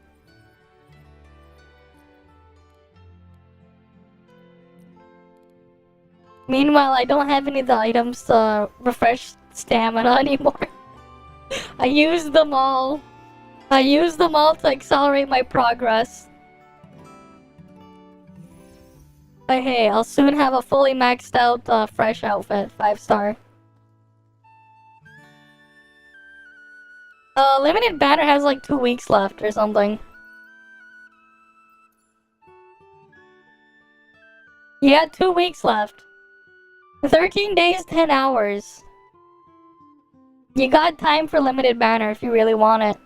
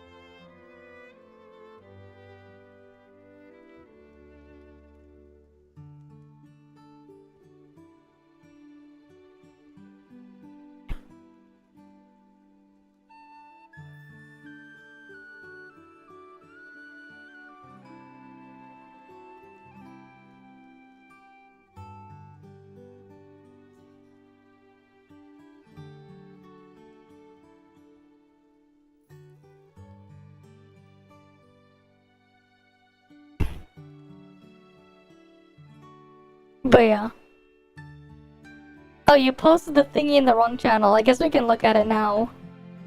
Let's go see if I can set up the macro, though. Here, let me try it. Let me open up BlueStacks.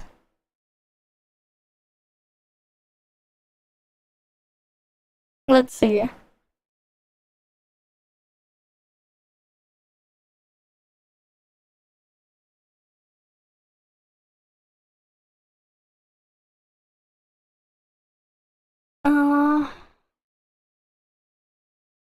Let's see if I can... Wait, do I still have the source in here or not?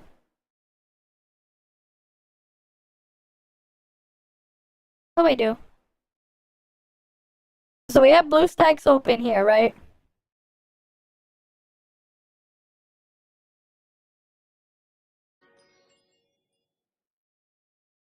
Here's how it's gonna work. Alright. Hopefully it won't crash. I don't know why it crashed this time. Does it need a soft... Does it need an update or something?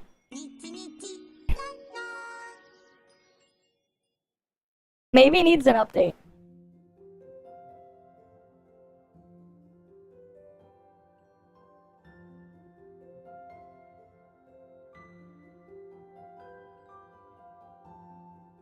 Probably.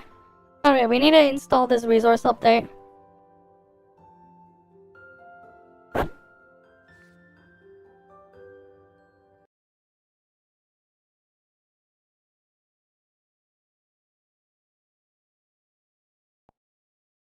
Alright, now we open it again.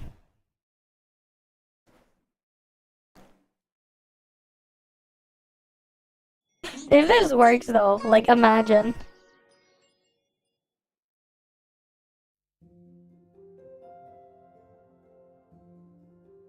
Just imagine how much I could be making.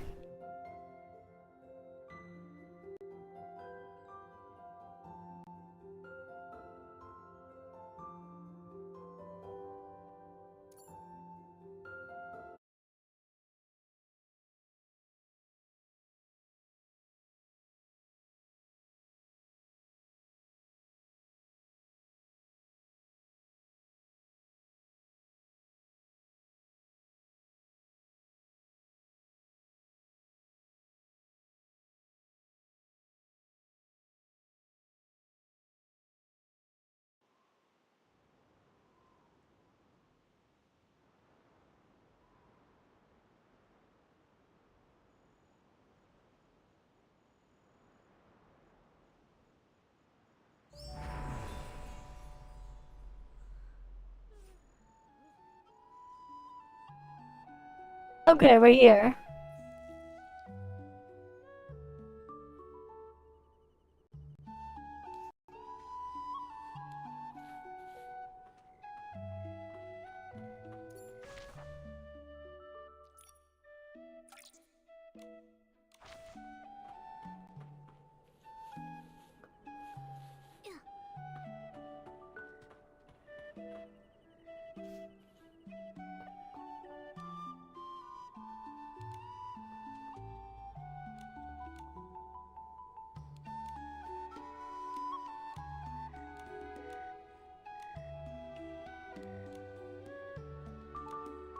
Alright, now we just need to AFK it.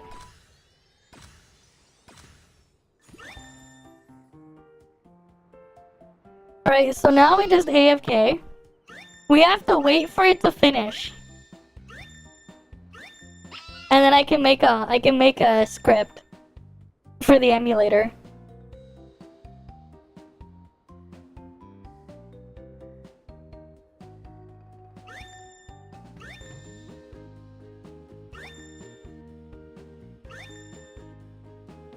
Alright, how many points did this thing need? Hopefully this works. The 2-shape one is less money. This one gives 450. That one only gives 400, so this is better. This one gives 450 instead of 400.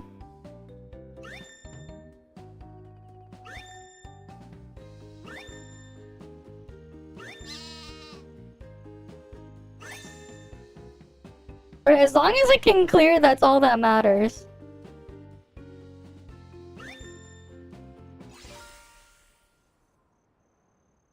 So that's a barely clear. It might be because of lower frame rate, it does affect the game.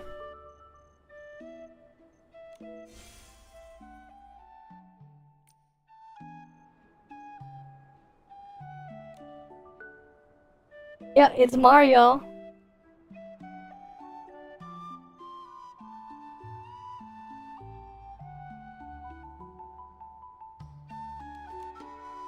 That's why he's an NPC.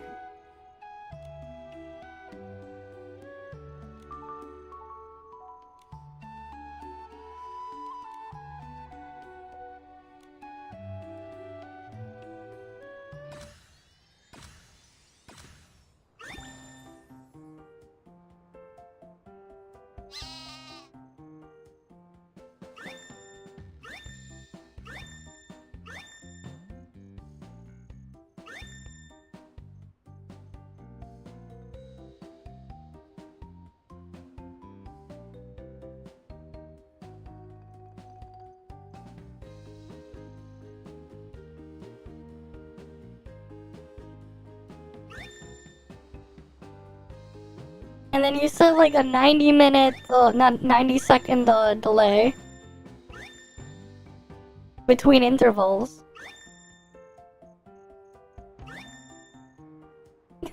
In the Mario movie outfit, yeah.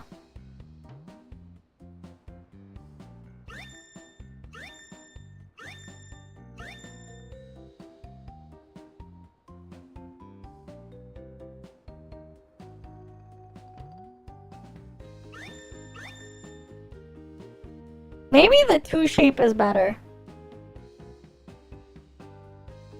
Less money, but safer, because 2 shape.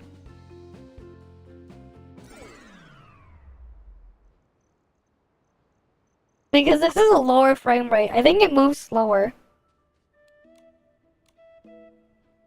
Alright, we'll try the 2 shape then. God, that's gonna be really annoying to get up there.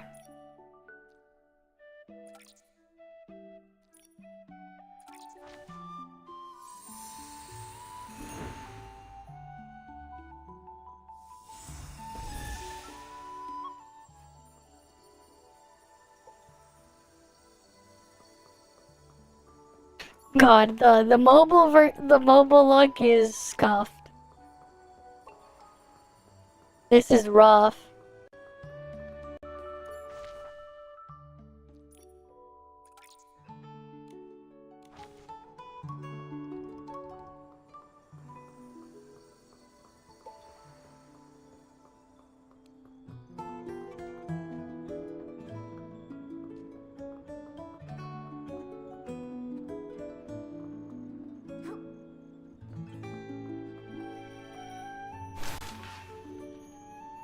This is also at like 30 FPS. I can really feel it. It's painful.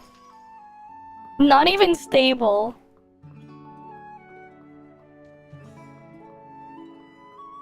And your tablet's probably a lower end tablet than your phone.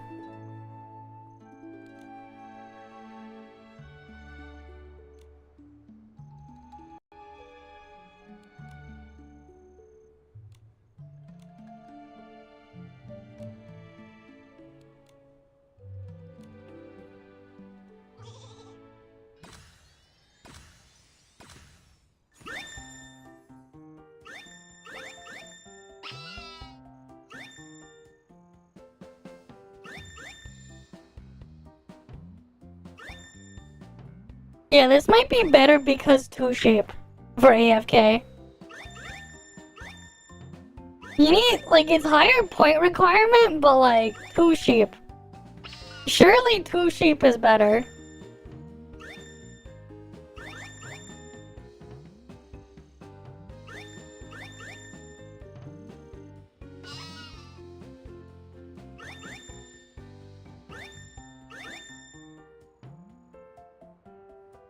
You need to get 230 points though. Surely this is more consistent though. Though I have my doubts.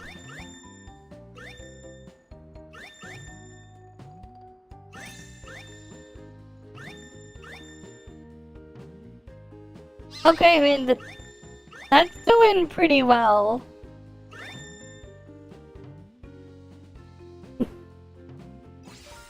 They got 295.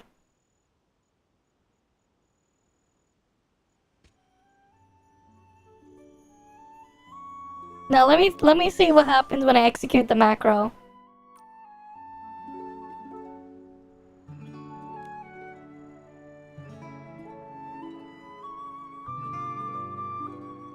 It's gonna be slow, but yeah. They kinda just keep moving in a straight line randomly until they hit something.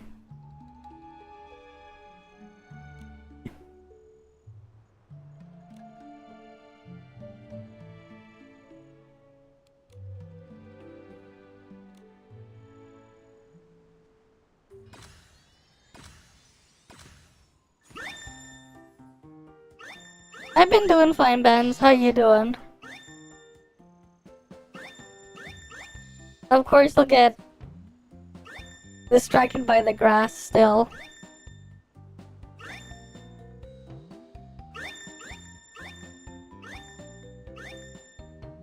But hey, at least this seems to be working, I guess.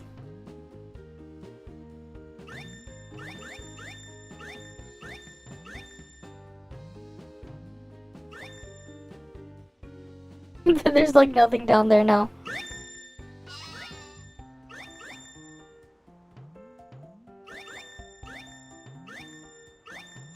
Yeah, okay, this seems safe then. Because they hit the... they're almost at the requirement. Right? Yeah, and they still have time to spare.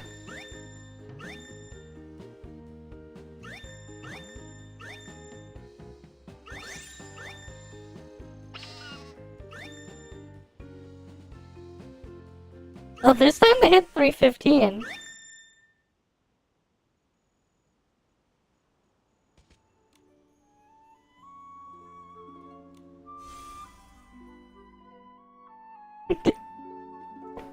This is AFK sheep herding strats, yeah.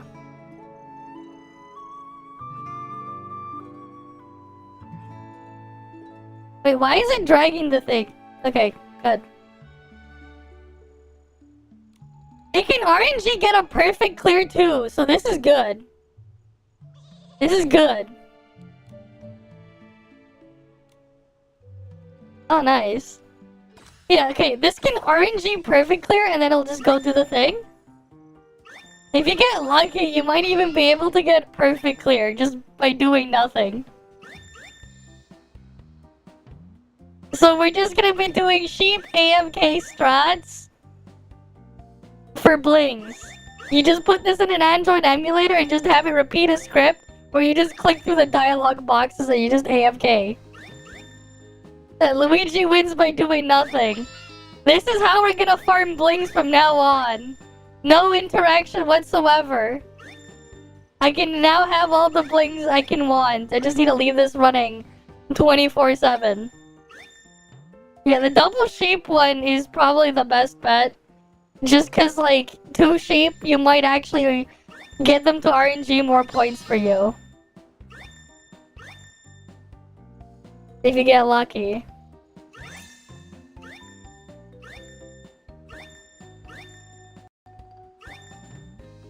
Like, ideally, you want RNG of 300. But, like, 250 is still good. If you RNG 300 or more, you're gonna get the better reward. This is the double... I don't even do anything, it's working. Oh, that gives 1350. Not bad for roughly, like, 2 minutes.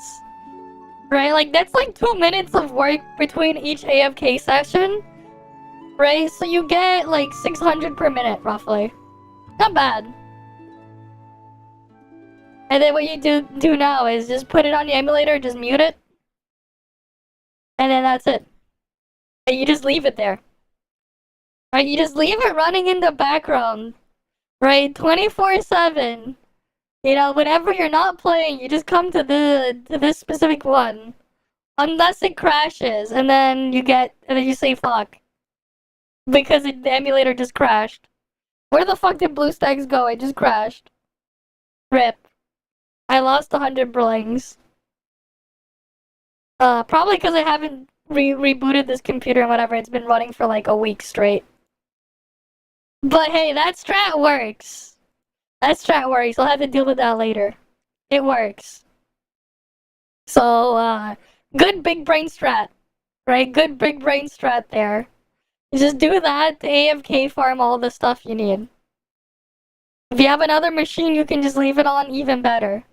Because then you don't have to run it on your main machine and you can do whatever. All the blings you can ever want, guys.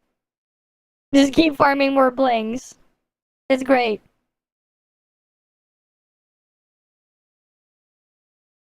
Yeah, I probably should, but then as soon as I reboot, Windows is gonna annoy the fuck out of me out of the stupid thing to, like, sync an account or something. To, like, add a Microsoft account, which I do not want to do.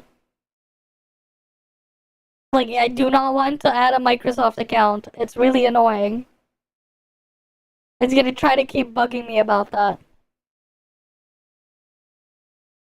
Let's go switch category again. We can do whatever.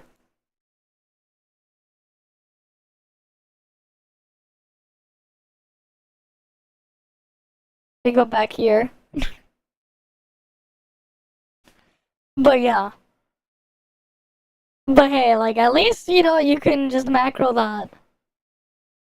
Or at least we can macro that. When Assassin's Creed Shadows is apparently delayed again. Damn. I thought it was already delayed and then it got delayed again. That's crazy. It got delayed again. It was already delayed, but then it got delayed again. Yeah, I don't do that. It's useless. Because I keep my important stuff on a different machine anyways. So it's completely useless. Like, I just run my own server stuff for, like, storing my files. That's not gonna help me. It is not going to help me. It's not going to help me at all. Like, it just does not matter. I do not value that. And I don't want to have a Microsoft account there. I just don't want to have a Microsoft account. I already had to go through hoops to install Windows 11 without having to use a Microsoft account. And like force the thing. Now it just like, it'll pop up again every time I reboot. To like, say no.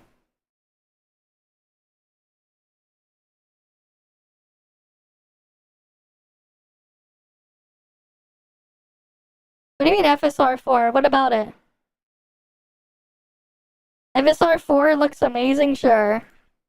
I don't understand what AMD is doing at CES, because it seems like on the show floor, there's some indications that they might have some really exciting stuff happening, and yet they're not seeming to want to talk about it. It's so Yeah, they're bizarre. not giving it to them. On the show floor, there's an AMD graphics research AI based upscaling, which they're not calling FSR4, but seems to be FSR4. That looks amazing. Hardware Unboxed just put out a video this morning, and then a little bit later in the day, we got a video from Digital Foundry, and it looks massively better than FSR 3.1. But again, this is an AMD research project. They are not calling this FSR 4, except that they did officially announce FSR 4, at least sort of. They gave this to media in their pre-briefing, including me, and then didn't do it in their big keynote announcement. They didn't even talk about it. They didn't even mention RDNA 4 in their big keynote announcement. And but these slides are officially available, and media like myself was able to present the information. So again, it seems strange because FSR 4 looks great if it looks anything like this, but they've literally like got this, apparently, when you listen, it's really interesting when you listen to the Digital Foundry video on this. By the way, all my sources will be in the video description. This is just like two PCs just sitting there in the middle of a much larger AMD presentation that you just like wander up to, and like maybe somebody's there to tell you about it, maybe not, and it's not called FSR 4, but you can literally play these side by side, and it seems to be FSR 3.1 versus FSR 4, and you can film the screen and all that and get a lot of information about it. And it looks, again, it looks awesome in both the Hardware Unboxed and the Digital Foundry video. Really, watch them in the video description. There's a bunch of side-by-sides like this that seem to indicate that all of the major issues with FSR 3.1 are solved if this research project is FSR 4. Of course, why wouldn't it be? But they're not calling it that. What the heck, AMD? It's so strange. Probably because they don't want to announce it yet. Patterns are solved. I'm not going to go ahead and steal all their content here, but go through all the side-by-sides seem to show that the fizzling in motion seems to be solved. A lot of the lack of temporal stability seems to be solved. Particle effects and transparencies looking all fuzzed and blurred, not well upscaled, seems to be solved. So this looks amazing. If this is FSR 4, FSR 4 looks great, but for some reason they cut it out of their keynote presentation. I don't understand. Okay. But maybe that isn't FSR 4. But what would it be if it isn't? maybe there's just still too much in development on FSR4, so this is too unfinalized for them to want to call it that. I was trying to rack my brain for why would this maybe not be ready to show and call FSR4 yet. One thing I'm thinking of is there are no frame rate counters running here. So I am curious whether, upscalers, like one thing a lot of people don't really think about is the fact that upscalers have a performance cost. You're essentially like, these are at 4K output resolution, but rendering in performance mode, which is 1080p internal rendering resolution. But the upscale to go from that 1080p to that 4K output takes performance. It takes calculations. It has a certain number of milliseconds of performance cost, and the longer it takes to do that calculation. Well, yeah, because green screens is a lot of work to deal with too. Still. And so I'm wondring if maybe because you have to like chroma key everything out. You have to do other shit. Isn't where they want it to be yet. So maybe the old FSR gave you a larger performance boost and this doesn't. I'm totally speculating. I'm just like wondering why would they not want to call it done yet or something like that. But the image quality certainly seems to be there. So if this is performant, that looks awesome. Another thing that AMD seemed to be kind of cagey about is, will FSR4 run on older graphics cards? There's a footnote in this slide that makes it sound like it won't. First of all, I mean, it says developed for RDNA 4. And then there's this footnote, but this footnote is worded very strange. And this might also explain another thing that this actually could be, if it's not straight up FSR4. So let's read this footnote again. It says AMD FSR4 upgrade feature only available on AMD Radeon RX 9070 series graphics cards, graphics for supported games with AMD FSR 3.1 already integrated. Now that says upgrade feature. So when I first saw this, I just assumed they were saying like the upgrade to FSR4 is only supported on the 9070 series. And it seemed to just be like, this is only supported on the 9070 series. However, it says upgrade feature. And then it talks about in FSR 3.1 games. So it's possible that what that actually means is if you take a game running FSR 3.1, like this one, well, that's feeding certain inputs into the FSR algorithm. Is it possible that in the 9070 series, it maybe as a driver toggle, like AMD has a bunch of driver features. Well, because like the lighting, right? Radeon boost, all of those things. If it's not the exact thing you're keying out, you're gonna get that effect. Green screens are a lot of work to deal with. FSR4 model to give you a better upscaling, and maybe that's what we're seeing here. You need like stuff to be very light controlled. I don't know.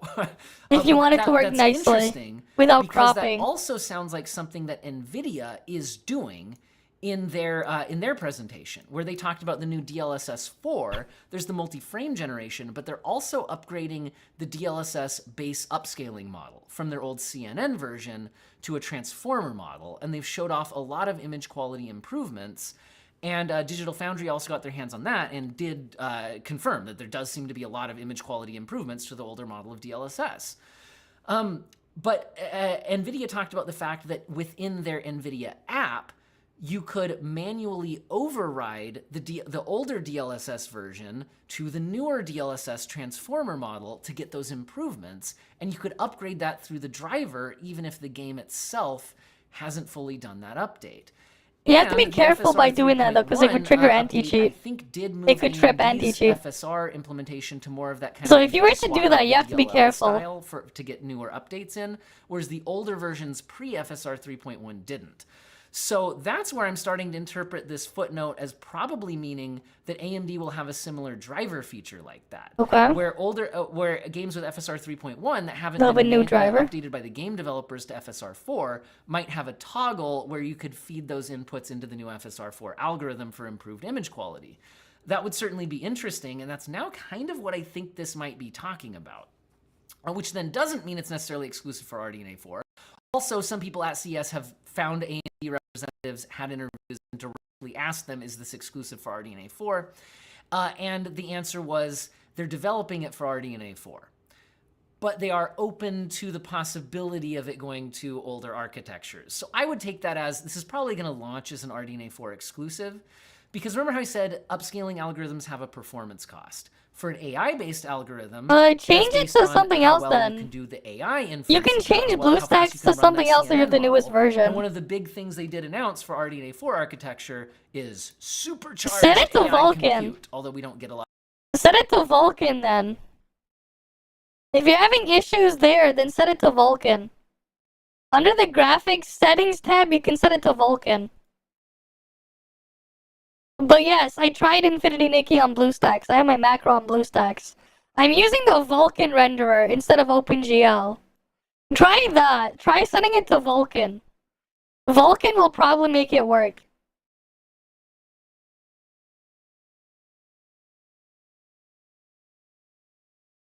A lot of specifics on that. So it's possible that the older cards would run the algorithm too slowly to get much of a performance boost. So I'm curious if that's what's going on there. So maybe they're designing this around the amount of machine learning acceleration available in RDNA 4. I don't know if Phoenix OS, I haven't touched then that. they'll go back and see what happens with the older ones, but that's You not can play the game under Linux though. Infinity Nikki does work on Linux, the PC client, but it's gonna you're gonna have to like use like Heroic Games Launcher and shit. their target. It 'Cause I also think they it does really work. need the image quality to though. work, and if they need a certain level of machine learning performance to make that happen, the older cards might just not have it. So now, could they run a lightweight model or something like that? Maybe, or maybe they'll just say the older versions of FSR are for the older generations, the newer ones, you get RDNA 4 on the new ones. Anyway, but this looks great, so why isn't AMD talking about it? It's just strange. The other thing that's strange is, again, that they are really just silent about RDNA 4 at all, other than this this press deck we got. We get a vague release date of Q1 2025. So are we getting any additional information about the release date of RDNA 4 now that a little more time has passed here? Well, yes, there's two main leaks on this that do seem to corroborate each other, but that still doesn't mean they're correct. There's a bit of a light colored background on this one, so heads up on that. This is a screenshot from B&H Photo. B&H Photo sells graphics cards. They listed the 9070 and the 9070 XT. There's no pricing or anything like that. But it does say pre-orders start on January 23rd for both models. Now, that could absolutely just be a placeholder, so by itself, I wouldn't read into that at all. Yeah, it could be a placeholder. I found at videocards.com, and by the way, again, all my sources will be linked in the video description if you want to take a closer look, a headline that says, Radeon RX 9700 XT announcement expected on January 22nd, review samples shipping already. I can tell you right now, nobody's shipped me a review sample. I'm not under any NDA yet. I don't actually already know this stuff, and I'm just pretending I don't. Like, I don't have one. Nobody's shipped me one yet. But honestly, AMD's been late getting me review samples before, so maybe other reviewers are getting them. One day I think I got my 7600 the day the reviews were supposed to go live, and that's when I got my review sample. I'm like, well, that's rip. Imagine having So anyway, that's how it is sometimes.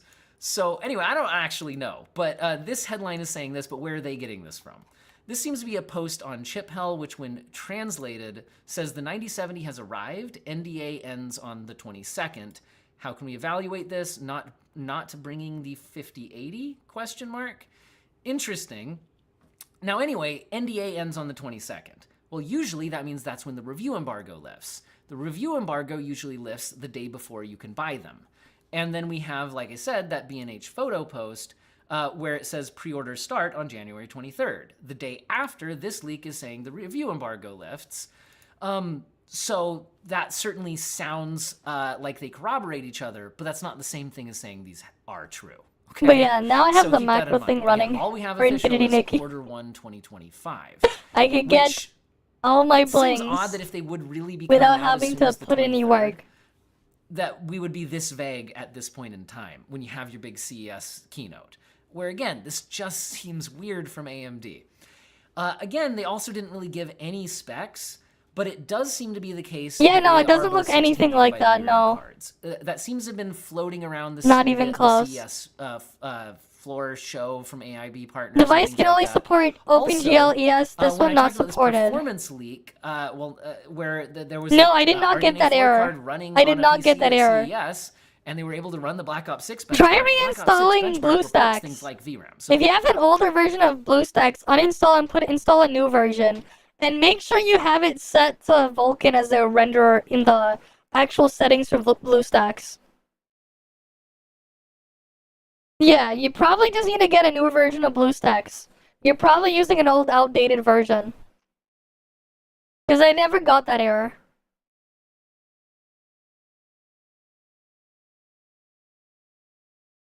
So that does confirm 16 gigabytes of VRAM for whichever card this was.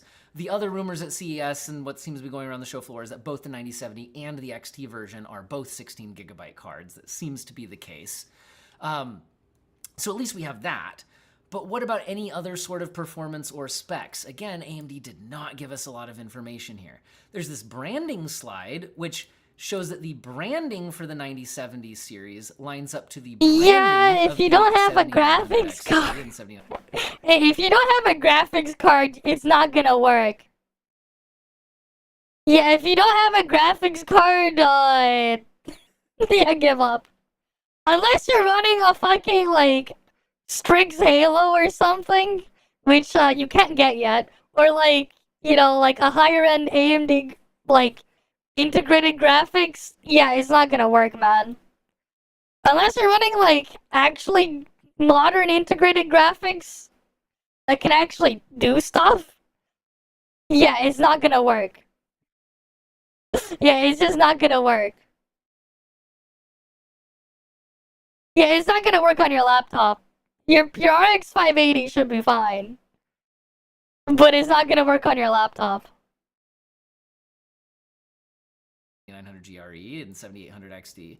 But saying the branding lines up isn't the same thing as saying the performance lines up. It might just mean that what they used to call the 900 and 800 XT series, like that part of the range, so like high end but not the absolute extreme tier, is what they're now branding as 9070 series. So again, this doesn't necessarily indicate performance. In the leak like this, performance seemed great. It was running up there faster than my 7900 XTX. When I tried to do side-by-sides on that, which made me think that that doesn't seem quite right, but maybe it is. Maybe it's amazing. Who knows, right? So there's that. Are there any other performance leaks? By the way, in this video, I had said that I had a theory that maybe the graphic settings weren't what the person thought when they ran this.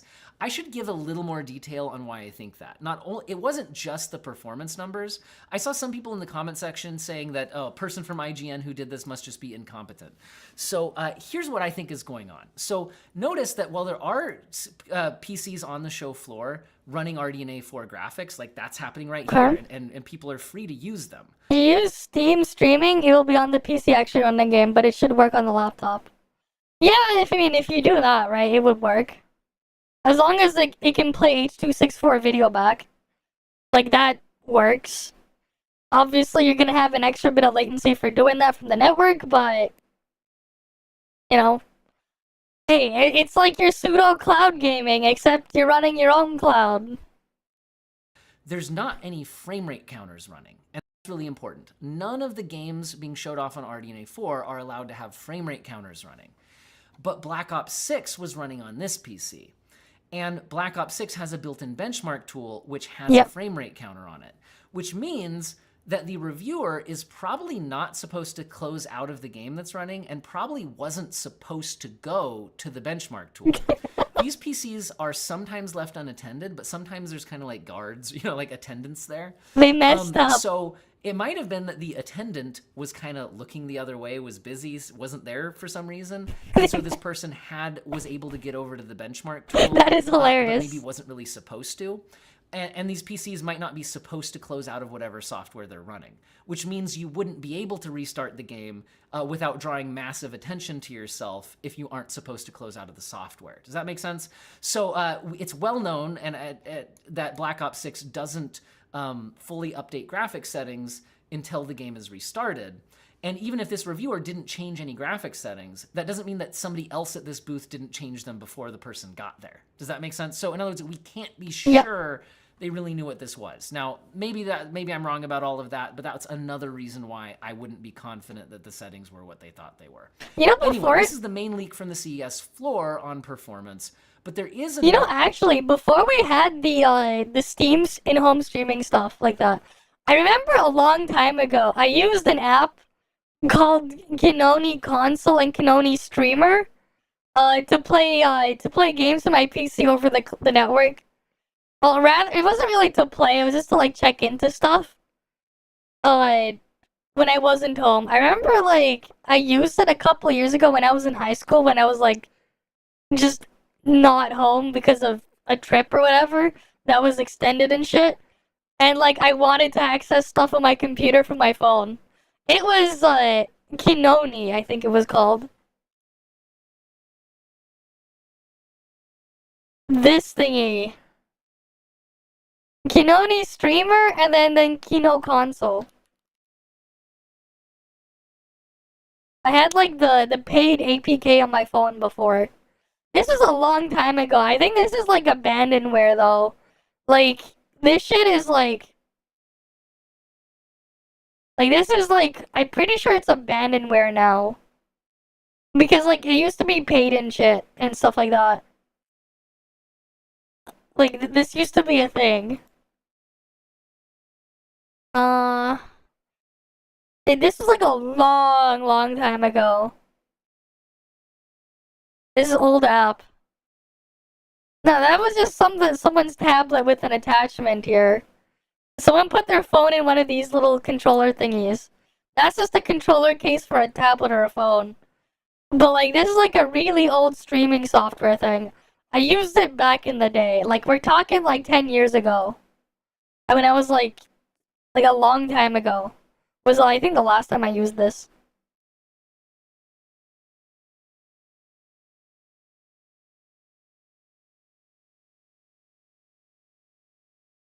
Does it still have a page on Google Play?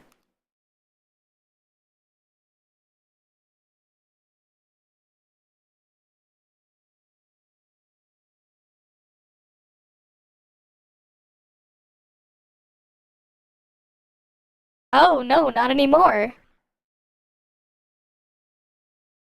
This guy's app stuff is gone. Don't exist anymore. They got bought by Elgato at some point, then Elgato got bought out by Corsair or something. So like, yeah, I called it abandonware because that's what it is. No, this is before Parsec. Like, this is before the time of like using Parsec and stuff. Really? I guess like it went on GitHub and stuff, but like before it was thing.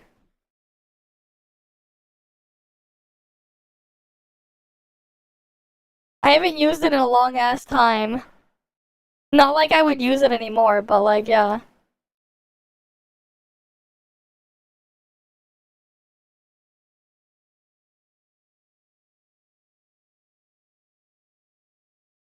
Yeah, video screen streaming service, yep.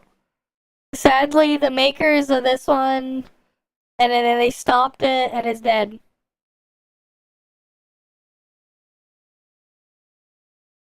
No support, just whatever, and yeah. It doesn't matter. You wouldn't use it anyways. Another big rumor circulating right here. Now, I don't know what to make of this one. I'm gonna put this on your grains of salt scale. I would say like you're taking like a big doses of salt, like you're just shaking the whole thing here, because this just seems there's a few things about this that seem a bit weird. But anyway, let's go ahead and talk about it, because this would be another indication that maybe AMD has some monster performance on their hands. Which, if that's true, why aren't you talking about it? Okay. The Game Gear 6 I do have some thoughts yep. on why they may not be talking about it, but more on that in a minute. So, anyway, what is this performance leak? So we've got the 9070 XT 3D Mark scores leak out. These might be total BS. Yep. But if they're true, we're seeing it clocking over 3 gigahertz, drawing over 330 watts TBP, which seems high.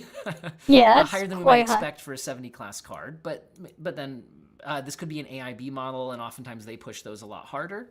But the time spy result is faster than a 4080 Super and just a little bit below a 7900 XTX.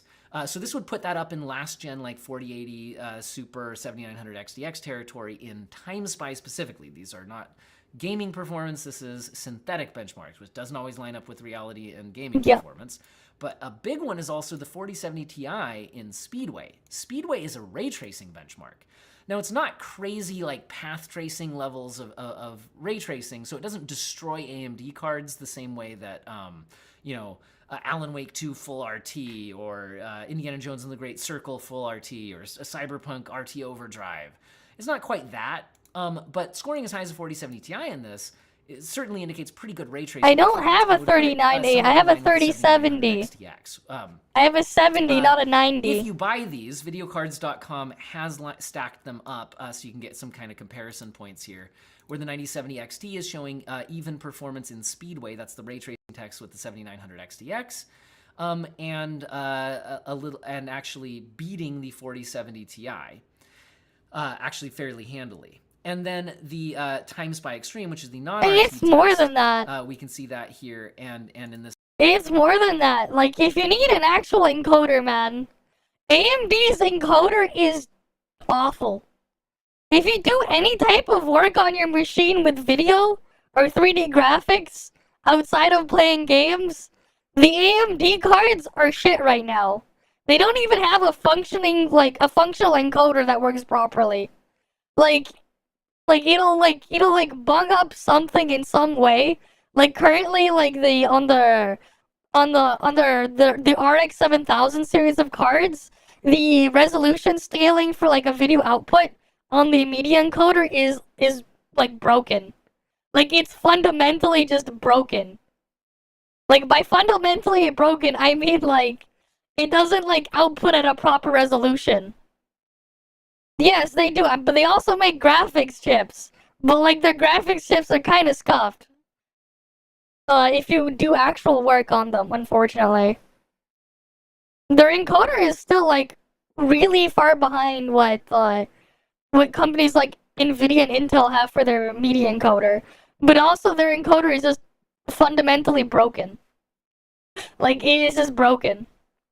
This one, it again, between the 4080 Super and the 7900. So, like, anyone who wants to do video work, like, so that's the AMD cards to know. If these ended up being true. But if you look at this, it's coming from the Chip Hell Forum post. Chip Hell Forum, sometimes they do have legit. I haven't tried it in gaming, but Intel's encoders have actually been really good. Like, if I'm not talking about gaming, but like if you're talking about like encoding like media-wise, keep in mind, before Apple was doing M-series stuff, they had to do all their encoding on their MacBooks and on their iMacs. On Intel graphics was where the QuickSync would run on. QuickSync runs on the Intel graphics. Even though they had before the MacBooks that would have an AMD graphics chip, it would do all the encoding work on the Intel integrated graphics. Which, those Intel CPUs were the same things you would buy in, like, a different laptop or desktop. Like, they're the exact same chip with the exact same integrated graphics. In terms of a media encoder, theirs is actually pretty decent. If you wanted a low-power media encoder to do, to output what's called an AV1 encoding, you can get like the low-end ARC, was it like the A320 graphics card? It draws like 20 watts or something. You can slap that into like a render box if you just wanted to transcode video to AV1. And it's like a really, really good like low-power one there. Basically, like, it's a special chip inside the graphics chip that handles video only video. You have it do encoding and decoding. So to play back video, you're decoding the data. To write it though, you're encoding it, right? And that's the thing that's important there. If you're gonna be outputting video and stuff like that, like if you're doing screen recording or like just actual just making an actual video with video editing software and stuff like that, that's what's really important. And the thing is fundamentally broken on the newer AMD cards, but also the quality of it. So like what would happen is you would need to have your video at a higher bitrate on an AMD encoder to get closer to Intel and Nvidia's encoder quality. And the problem is higher bitrate means you need to have the data in a, like, you're just gonna need to have a larger file size for the data. Right? So you're going to need to have a higher bit rate to get a similar output to something else that can run at a lower bit rate. And higher bit rate means you're going to need a larger file size. It also means that it's going to take even more work to decode the video because the data that you're looking at is bigger. And at the same time as well, for streaming and stuff like that, it's going to take a lot more bandwidth. So, like, the AMD cards are are not great if you're going to be doing that type of work. They're still, like, very far behind. Right? Like, if you actually, like, want to do that type of stuff, you're better off, like, running, running everything on the CPU. Which is a lot more intensive. It's, like, okay, but for the price, it's not worth it still. At least where I live, the AMD cards are priced similar to the Nvidia cards for similar performance. So it doesn't make any sense. Like, I guess it depends. Legitimate leaks ahead of time. One thing that's weird about this, though, is AMD, again, in the interviews that people are getting with AMD representatives, is specifically saying that AIB partners do not have review drivers for this. Okay. Which means you couldn't get the actual gaming performance. So, I mean, it's not really. Even their budget cards are too expensive for what they are. Their budget cards are, like, kind of shit. Like, their lowest end card is, like, actual e-waste. Like, it's actually just bad. Like, it's not worth grabbing either. At the same time, it might be worth considering just looking at the used market and buying a higher tier previous gen card instead, because then you can get something way better for less. Like, they're just not worth grabbing. I mean, like, it's an 8-year-old graphics chip, man. That thing is, like, 8 years old. Right? The RX 580 is just an RX 480. Yeah, and I used the GTX 1080 for 8 years, and then I had to move on. The GTX 1080 still works, but for some of the stuff I do, it's, like, not enough anymore.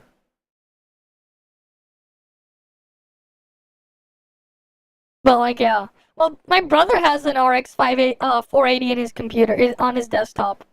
But, like, he only plays Minecraft on it. But then he has a laptop with a 3070 in it. It's not just that. Like, if you're doing anything else, like, you're just better off getting the Nvidia card, unfortunately. AMD hasn't been competitive for the past 10 years. The last time AMD legitimately had a worthwhile card that, like, you would go out of your way to go buy it and, like, actually use it was, like, 10 years ago. The R9 290 and the 290X. Those ones actually were hella worth it. Like, that was the last time AMD actually had something that could actually compete and even beat Nvidia. The R9 290. That's not even 13. That's like 14 years old now. Is it like 14 years old or something? Like, that's 2013. No, that's like 12 years old. My bad. That's a 2013 card, I think. Was it?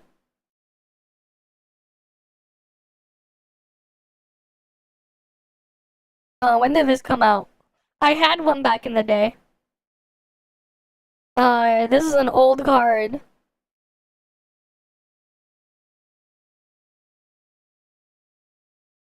This is 2013. Never mind. 12 years ago, yeah.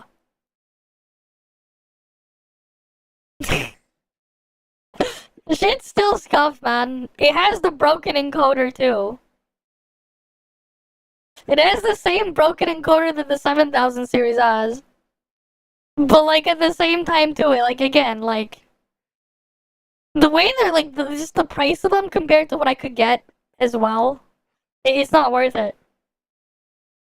That's what's weird about this, is based on what AMD Hey, has that said, if you can get a good price on the used market, that's a different story. It's just that buying it new, even when it was new here, it was just it cost as much as the similar performing Nvidia card, and like all it could do was play games. But the Nvidia card could do the same thing, but more. So it's like, why would you buy the AMD card when it's priced too high? Like, the reality is the AMD cards are priced too high for what they are. They're priced way too high for what they are. Said the drivers shouldn't be out to be able to get these results. And chip health forums, when they do get accurate leaks ahead of time, are usually even for machine learning. Yeah, Nvidia's is better. Kind of it's like for literally anything else on top of just gaming. If you have to do literally anything, you're better off just buying the Nvidia card. And on the lower end, you buy the Intel card now. Like, it's basically like now on the lower end, you buy the Intel card, otherwise you buy the Nvidia card. The AMD card is just in a no man's land. And like the same time, if you're willing to go deal with the used market, you just buy a used previous gen Nvidia card. Because it's going to be better than buying the brand new card anyways, even from AMD. Like the thing is, right? You can buy, like, on the used market for around 200, 250 if you're willing to dig around. You can get a 3070 for that price. And the value of those things are going to go down even further once the 50 series are out. A 3070, right? And, like, you're going to basically get performance there that's, like, you know, it's only a little bit... It's still going to be better than a 4060 Ti. It's only going to be a bit worse than a 4070, right, for an example. But, like, the 4070 is, like, double, triple the price. The equivalent AMD card, double, triple the price. Right, and that's what you can do, like, right now, if you're comparing the used market to brand new. So it's like, right? Like, if you're going to be spending that much, you're better off just getting something else.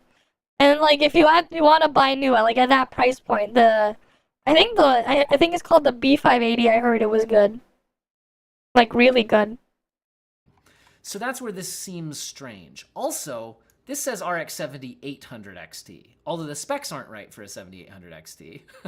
So is that just that the GPU-Z isn't reading it correctly, or are they somehow using a driver for a different card and getting it to work? Like, again, it seems strange. But if you do buy this, that's where you see the boost clocks over 3 gigahertz and the base clocks at about 2500. That's interesting.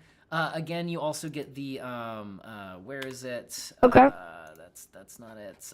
We get this where we're seeing the power board power going at 320. I mean, these links don't matter if like the freaking thing is not gonna identify properly. Oh yeah, no, their CPUs are good. Their CPUs are better than what Intel has. It's just their graphics chips are kind of scuffed. They have a lot of catching up to do. They have a lot of catching up to do. Like, that's basically what's going on there. Right, like, the GPUs, it's like, yeah... But the CPU, like, yeah, you get the AMD CPU. You pretty much just get the AMD CPU if you're, like, looking into that stuff. It is, like, the best thing you could grab. But, yeah. Let's see this. I'm kind of curious. What's this meme? Now artificial intelligence is revolutionizing GeForce. Everyone, today we're announcing our next generation, the RTX Blackwell family. Let's take a look. RTX Blackwell. Let's see.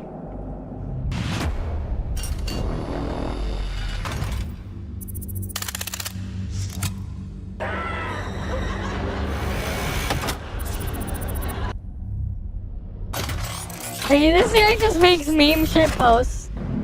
The more you buy, the shinier Jensen's jackets get, yes.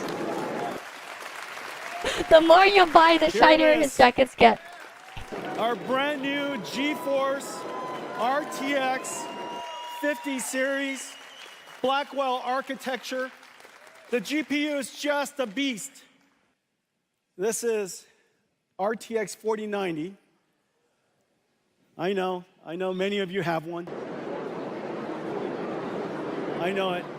Look, it's $1,599, and now for $1,500 and $1,599, you get to upgrade that and turbocharge the living daylights out of it. Well, now with the Blackwell family, RTX 5070, 4090 performance at $549. But that's with AI.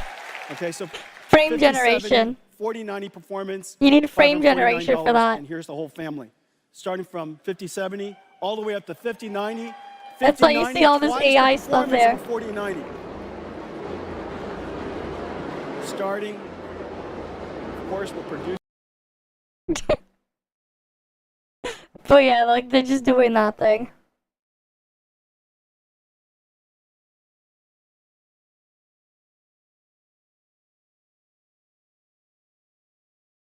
Is it like anything else? Oh, I think you put the video before in the wrong channel here. Alright, here we go. Elon Musk trying to pilot his PoE account. Okay, let's react to Quinn reacting to Elon playing his totally self-made character. Okay. Let's watch this. Oh, dude, 20 minutes, Jesus. Elon!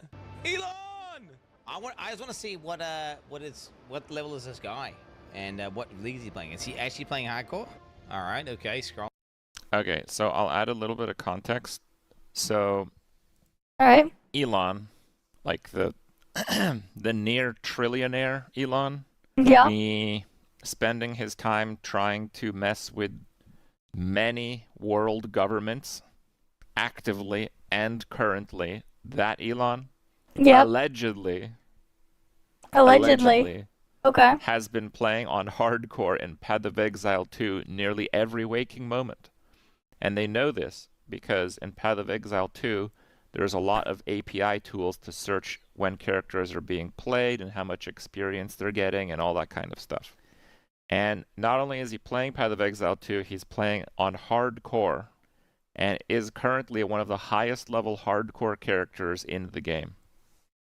Totally his own character. Absolutely. What's that?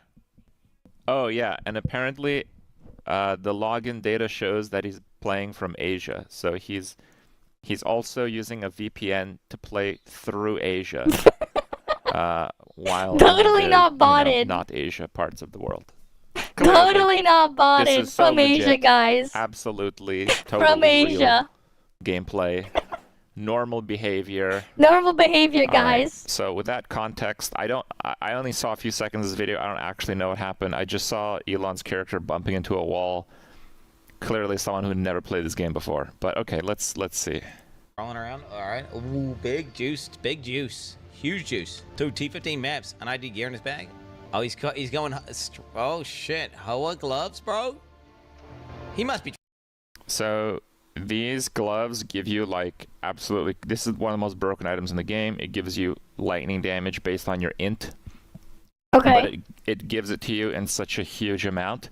You literally can just punch your way and one-shot the hardest bosses in the game. So and he's got 3 charms, which is also pretty crazy. I don't know if this is SSF though. I don't. Is it SSF? Trade League, right? Elon's maps. Elon's map. All right. Sure, Elon.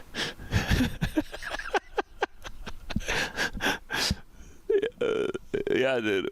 I totally normal behavior. Yeah. Name my own tabs with Crip. It's not the currency tab. It's Crip's currency. Crip's maps. Totally normal behavior here, guys. Yep, totally normal. Absolutely nothing to see out of the ordinary whatsoever. Totally nothing out of the ordinary. What maps in the inventory, bro? Wait, what? He's got a bunch of T16 maps. It's pretty crazy. What about the maps in his inventory? He's trying to click. Let's grayed out. Oh, he's trying to do the map that's not in the chain. So if you're not familiar, you have to chain your maps. The ones that are green are completed. The ones that have a bright glow are the ones that you have to click on to do, which are connected to the green ones. So he apparently clicked on this a few times. He's not played this before, has he? I don't think he has Bro, played he's this. not played this game before, has he? He's 100% getting piloted. He isn't. What? He's got the maps in his inventory. He went out and grabbed a map. Someone at level 96 has died at position 20 on the ladder, so it's really tough. That would have taken a long time to get to level 96, and that player would have been very good. And someone, like the game, like actually mentions, like when people die on the hardcore ladder. Sure. That's or Sure. Totally not piloted account. Wait, there's no. He was just clicking a map repeatedly trying to access it, and it was clearly not. Like, he was not eligible to enter that map. Let me see his character. I can't find like a public profile of the character. Damn. Wait, what? And he's going into the map with a full inventory right now. Nah, dude, that was giga sus. And he's got this map tab called Elon's Maps. Who refers to their maps in third person? Elon does apparently. Twins maps. Why would it be Elon's Maps? That's right. Third person, guys. Why would they be Elon's? Who has a map tab called like your own name's maps? Oh my god, dude. Dude, some people are just better. Okay. They have to remind themselves. They gotta remind themselves, he yeah. sits there FK with loads of background noise, talks about AI, and then Dogecoin, and then he logs out. Make sure I'm paying attention here. Hard level. He's got another level. He's calling it a level. You just click the map device again. Is he trying to go to Fortress again? You've already opened it, bro. Dude. He doesn't know how to click on the portal. There's no way you get into in-game like this with this character, and you're just doing this. Just click the portal, I'm bro. sorry, there's literally no way. Okay, I mean, unless he's stoned as fuck second right attempt, he clicked Okay. the portal. So what I've been doing here is just boosting my shield before battle. His shield. By meditation. So a little meditation before battle is always good. Okay. Boosting my shield before battle. It's energy shield, you know, or nitpicking maybe. Okay. That sounds like, how to play the character. Step 1, use meditate to boost your energy shield. Okay. What's step 2?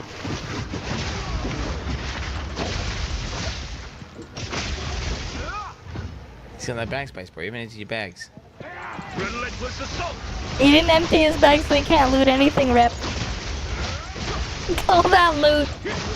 All that His loot. default class now. All that loot he can't pick I up. don't believe his default character. I think he's got his default completely piloted, bro. I think the same thing with the PoE. I think what happens is you get someone to pilot the account fully. I mean, character-wise, that's obviously it's one of the highest level characters in the game right now, and a lot of Giga Brain people with too much time on their hands play PoE. So obviously, it has to be a sick character to be near the top of the ladder on hardcore. The character's very strong. Dropping the bell. That's a nice sound. That's a nice ring to it. He likes the ring to the bell. Same. Chaos Orb, no loot filter. Is like he's just running past Chaos Orbs. He just ran past the Chaos Orb, dude. Chaos Orbs are one of the most important currencies, and they're also really rare. Like currently, I also play solo self-found.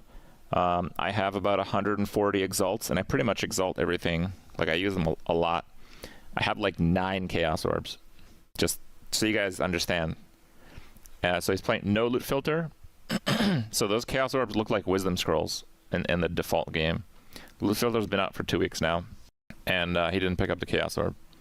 Again, if he was playing on this character from the ground up by himself, let's give him the benefit of the doubt. We haven't seen the rest of the video, right? Benefit of the doubt.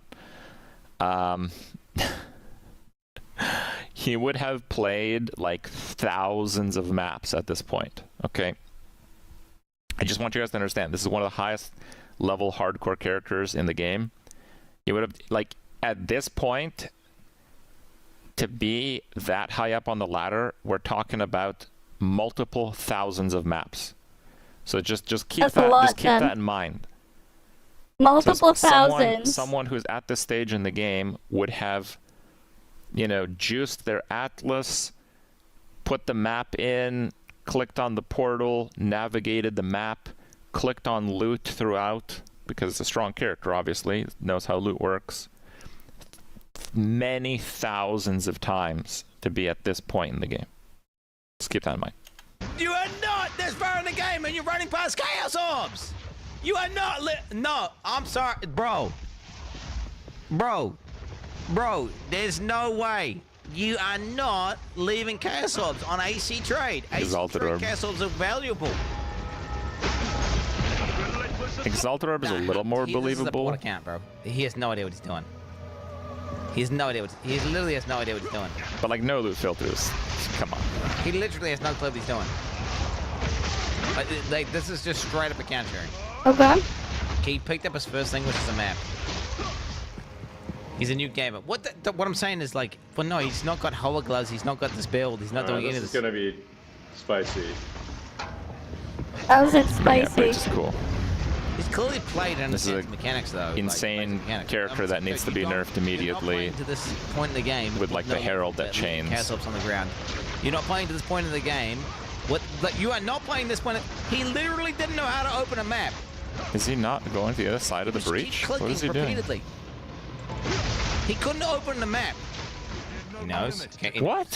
He knows about the bosses. He knows about the breach. So like the breach, it expands outward. If you can clear one area, you're supposed to like go to the other areas, so you can just, because the monsters kind of build up, and the more monsters you kill, the longer it keeps going. So like you really need to go to the other parts to kill the monsters if you're completely clear on the side of it that you're. Ends. Okay, boss fight. Here we go. You gonna put down the bell? He does drop the bell. He is. Yeah, he's clearly played the character, so there's clearly got hours on. He has hours of playtime. Does He's he not though? pressing his mana flask though. He's not pressing his mana Does he flask. though? He's not pressing his mana flask. He's not pressing his mana flask. He's not. Now he pressed.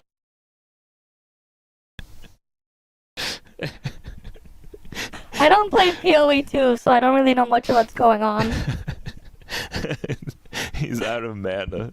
He's auto-attacking. That's why the boss isn't dying. Okay. Oh, I see it now. Here, the thing is empty. He's not pressing his The thing mana here is flask. Yes. empty. Again, guys. I see it. Thousands of maps to get this character to this stage on hardcore. Said he pressed his mana flask. There, mana flask, easy. He does. That's the one thing he picks up his maps. Or he tries to. What's he gonna do? Oh, he's still clicking. Inventory full, right? Oh my god, that's not how you loot. Did he just drop his weapon? What is he doing with the map again? Did he just like drop his weapon so he can do that? Quinn's losing it. Bro, is Joe Biden playing? What the fuck? I think he dropped his loot and then he picked up. Nah, bro. You don't need to have someone part your account. It would be so much cooler if he was just like in campaign, just kind of letting the game. Thing is, what pisses me off is. Look, I totally So agree basically, with he that. doesn't know how to play. Okay. Like,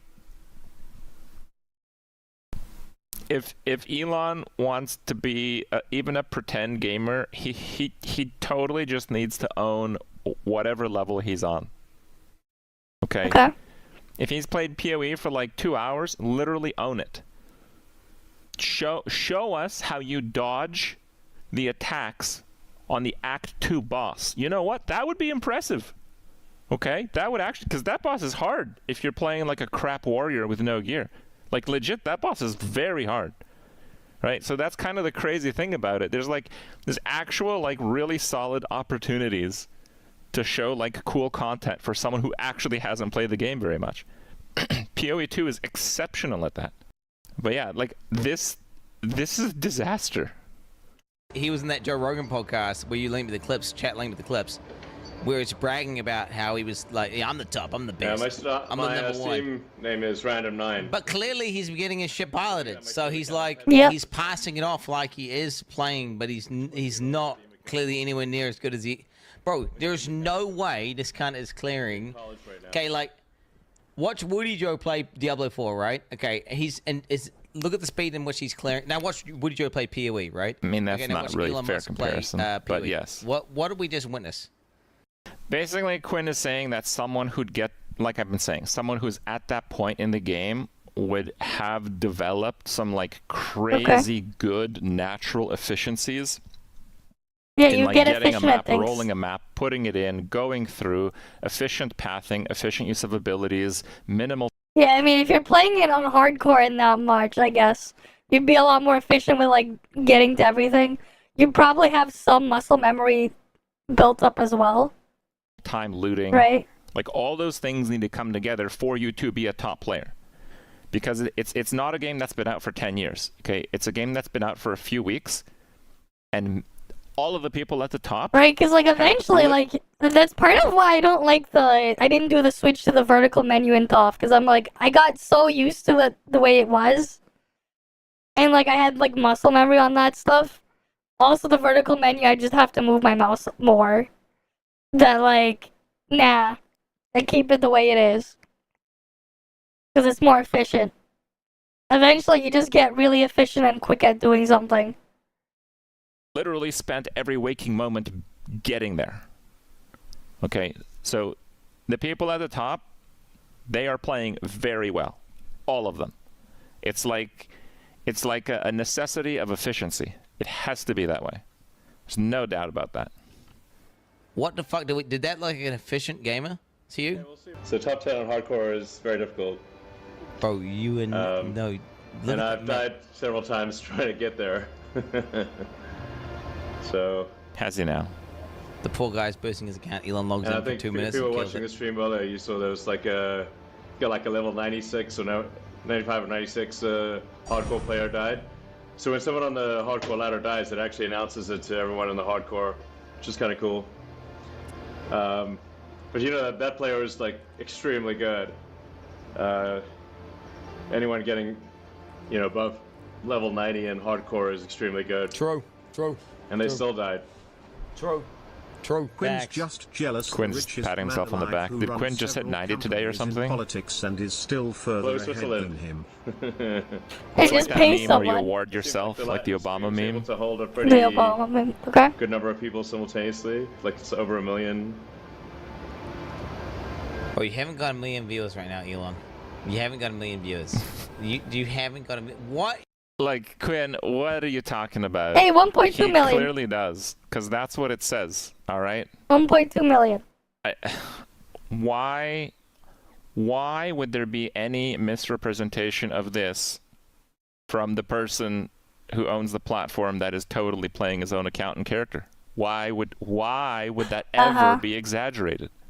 That just wouldn't happen. Surely Dude, not Quinn's off base exaggerated. here. He's totally off base. He's lying about being top ranked. He's lying about his account, and now he's lying about how many people are watching his stream. Yeah, we need to. We're still working on improving things for. Oh my god, bro. Game streamers. No, that's not. That's the amount of total people have viewed the stream. That's not how many people are currently watching it. It's just not. It's just not. It's not. It's literally not.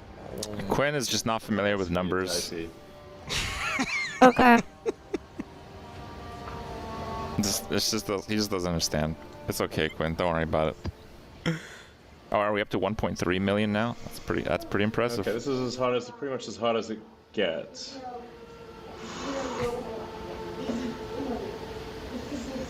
So level 16, Waystone. There are 4 things there. 4 things. Okay, so we know that absolutely clueless trying to pilot his thing. And this is another one. His boosted PoE account. that is something. Oh, that's like the only other part of it there. That is something. He just gets his thing boosted.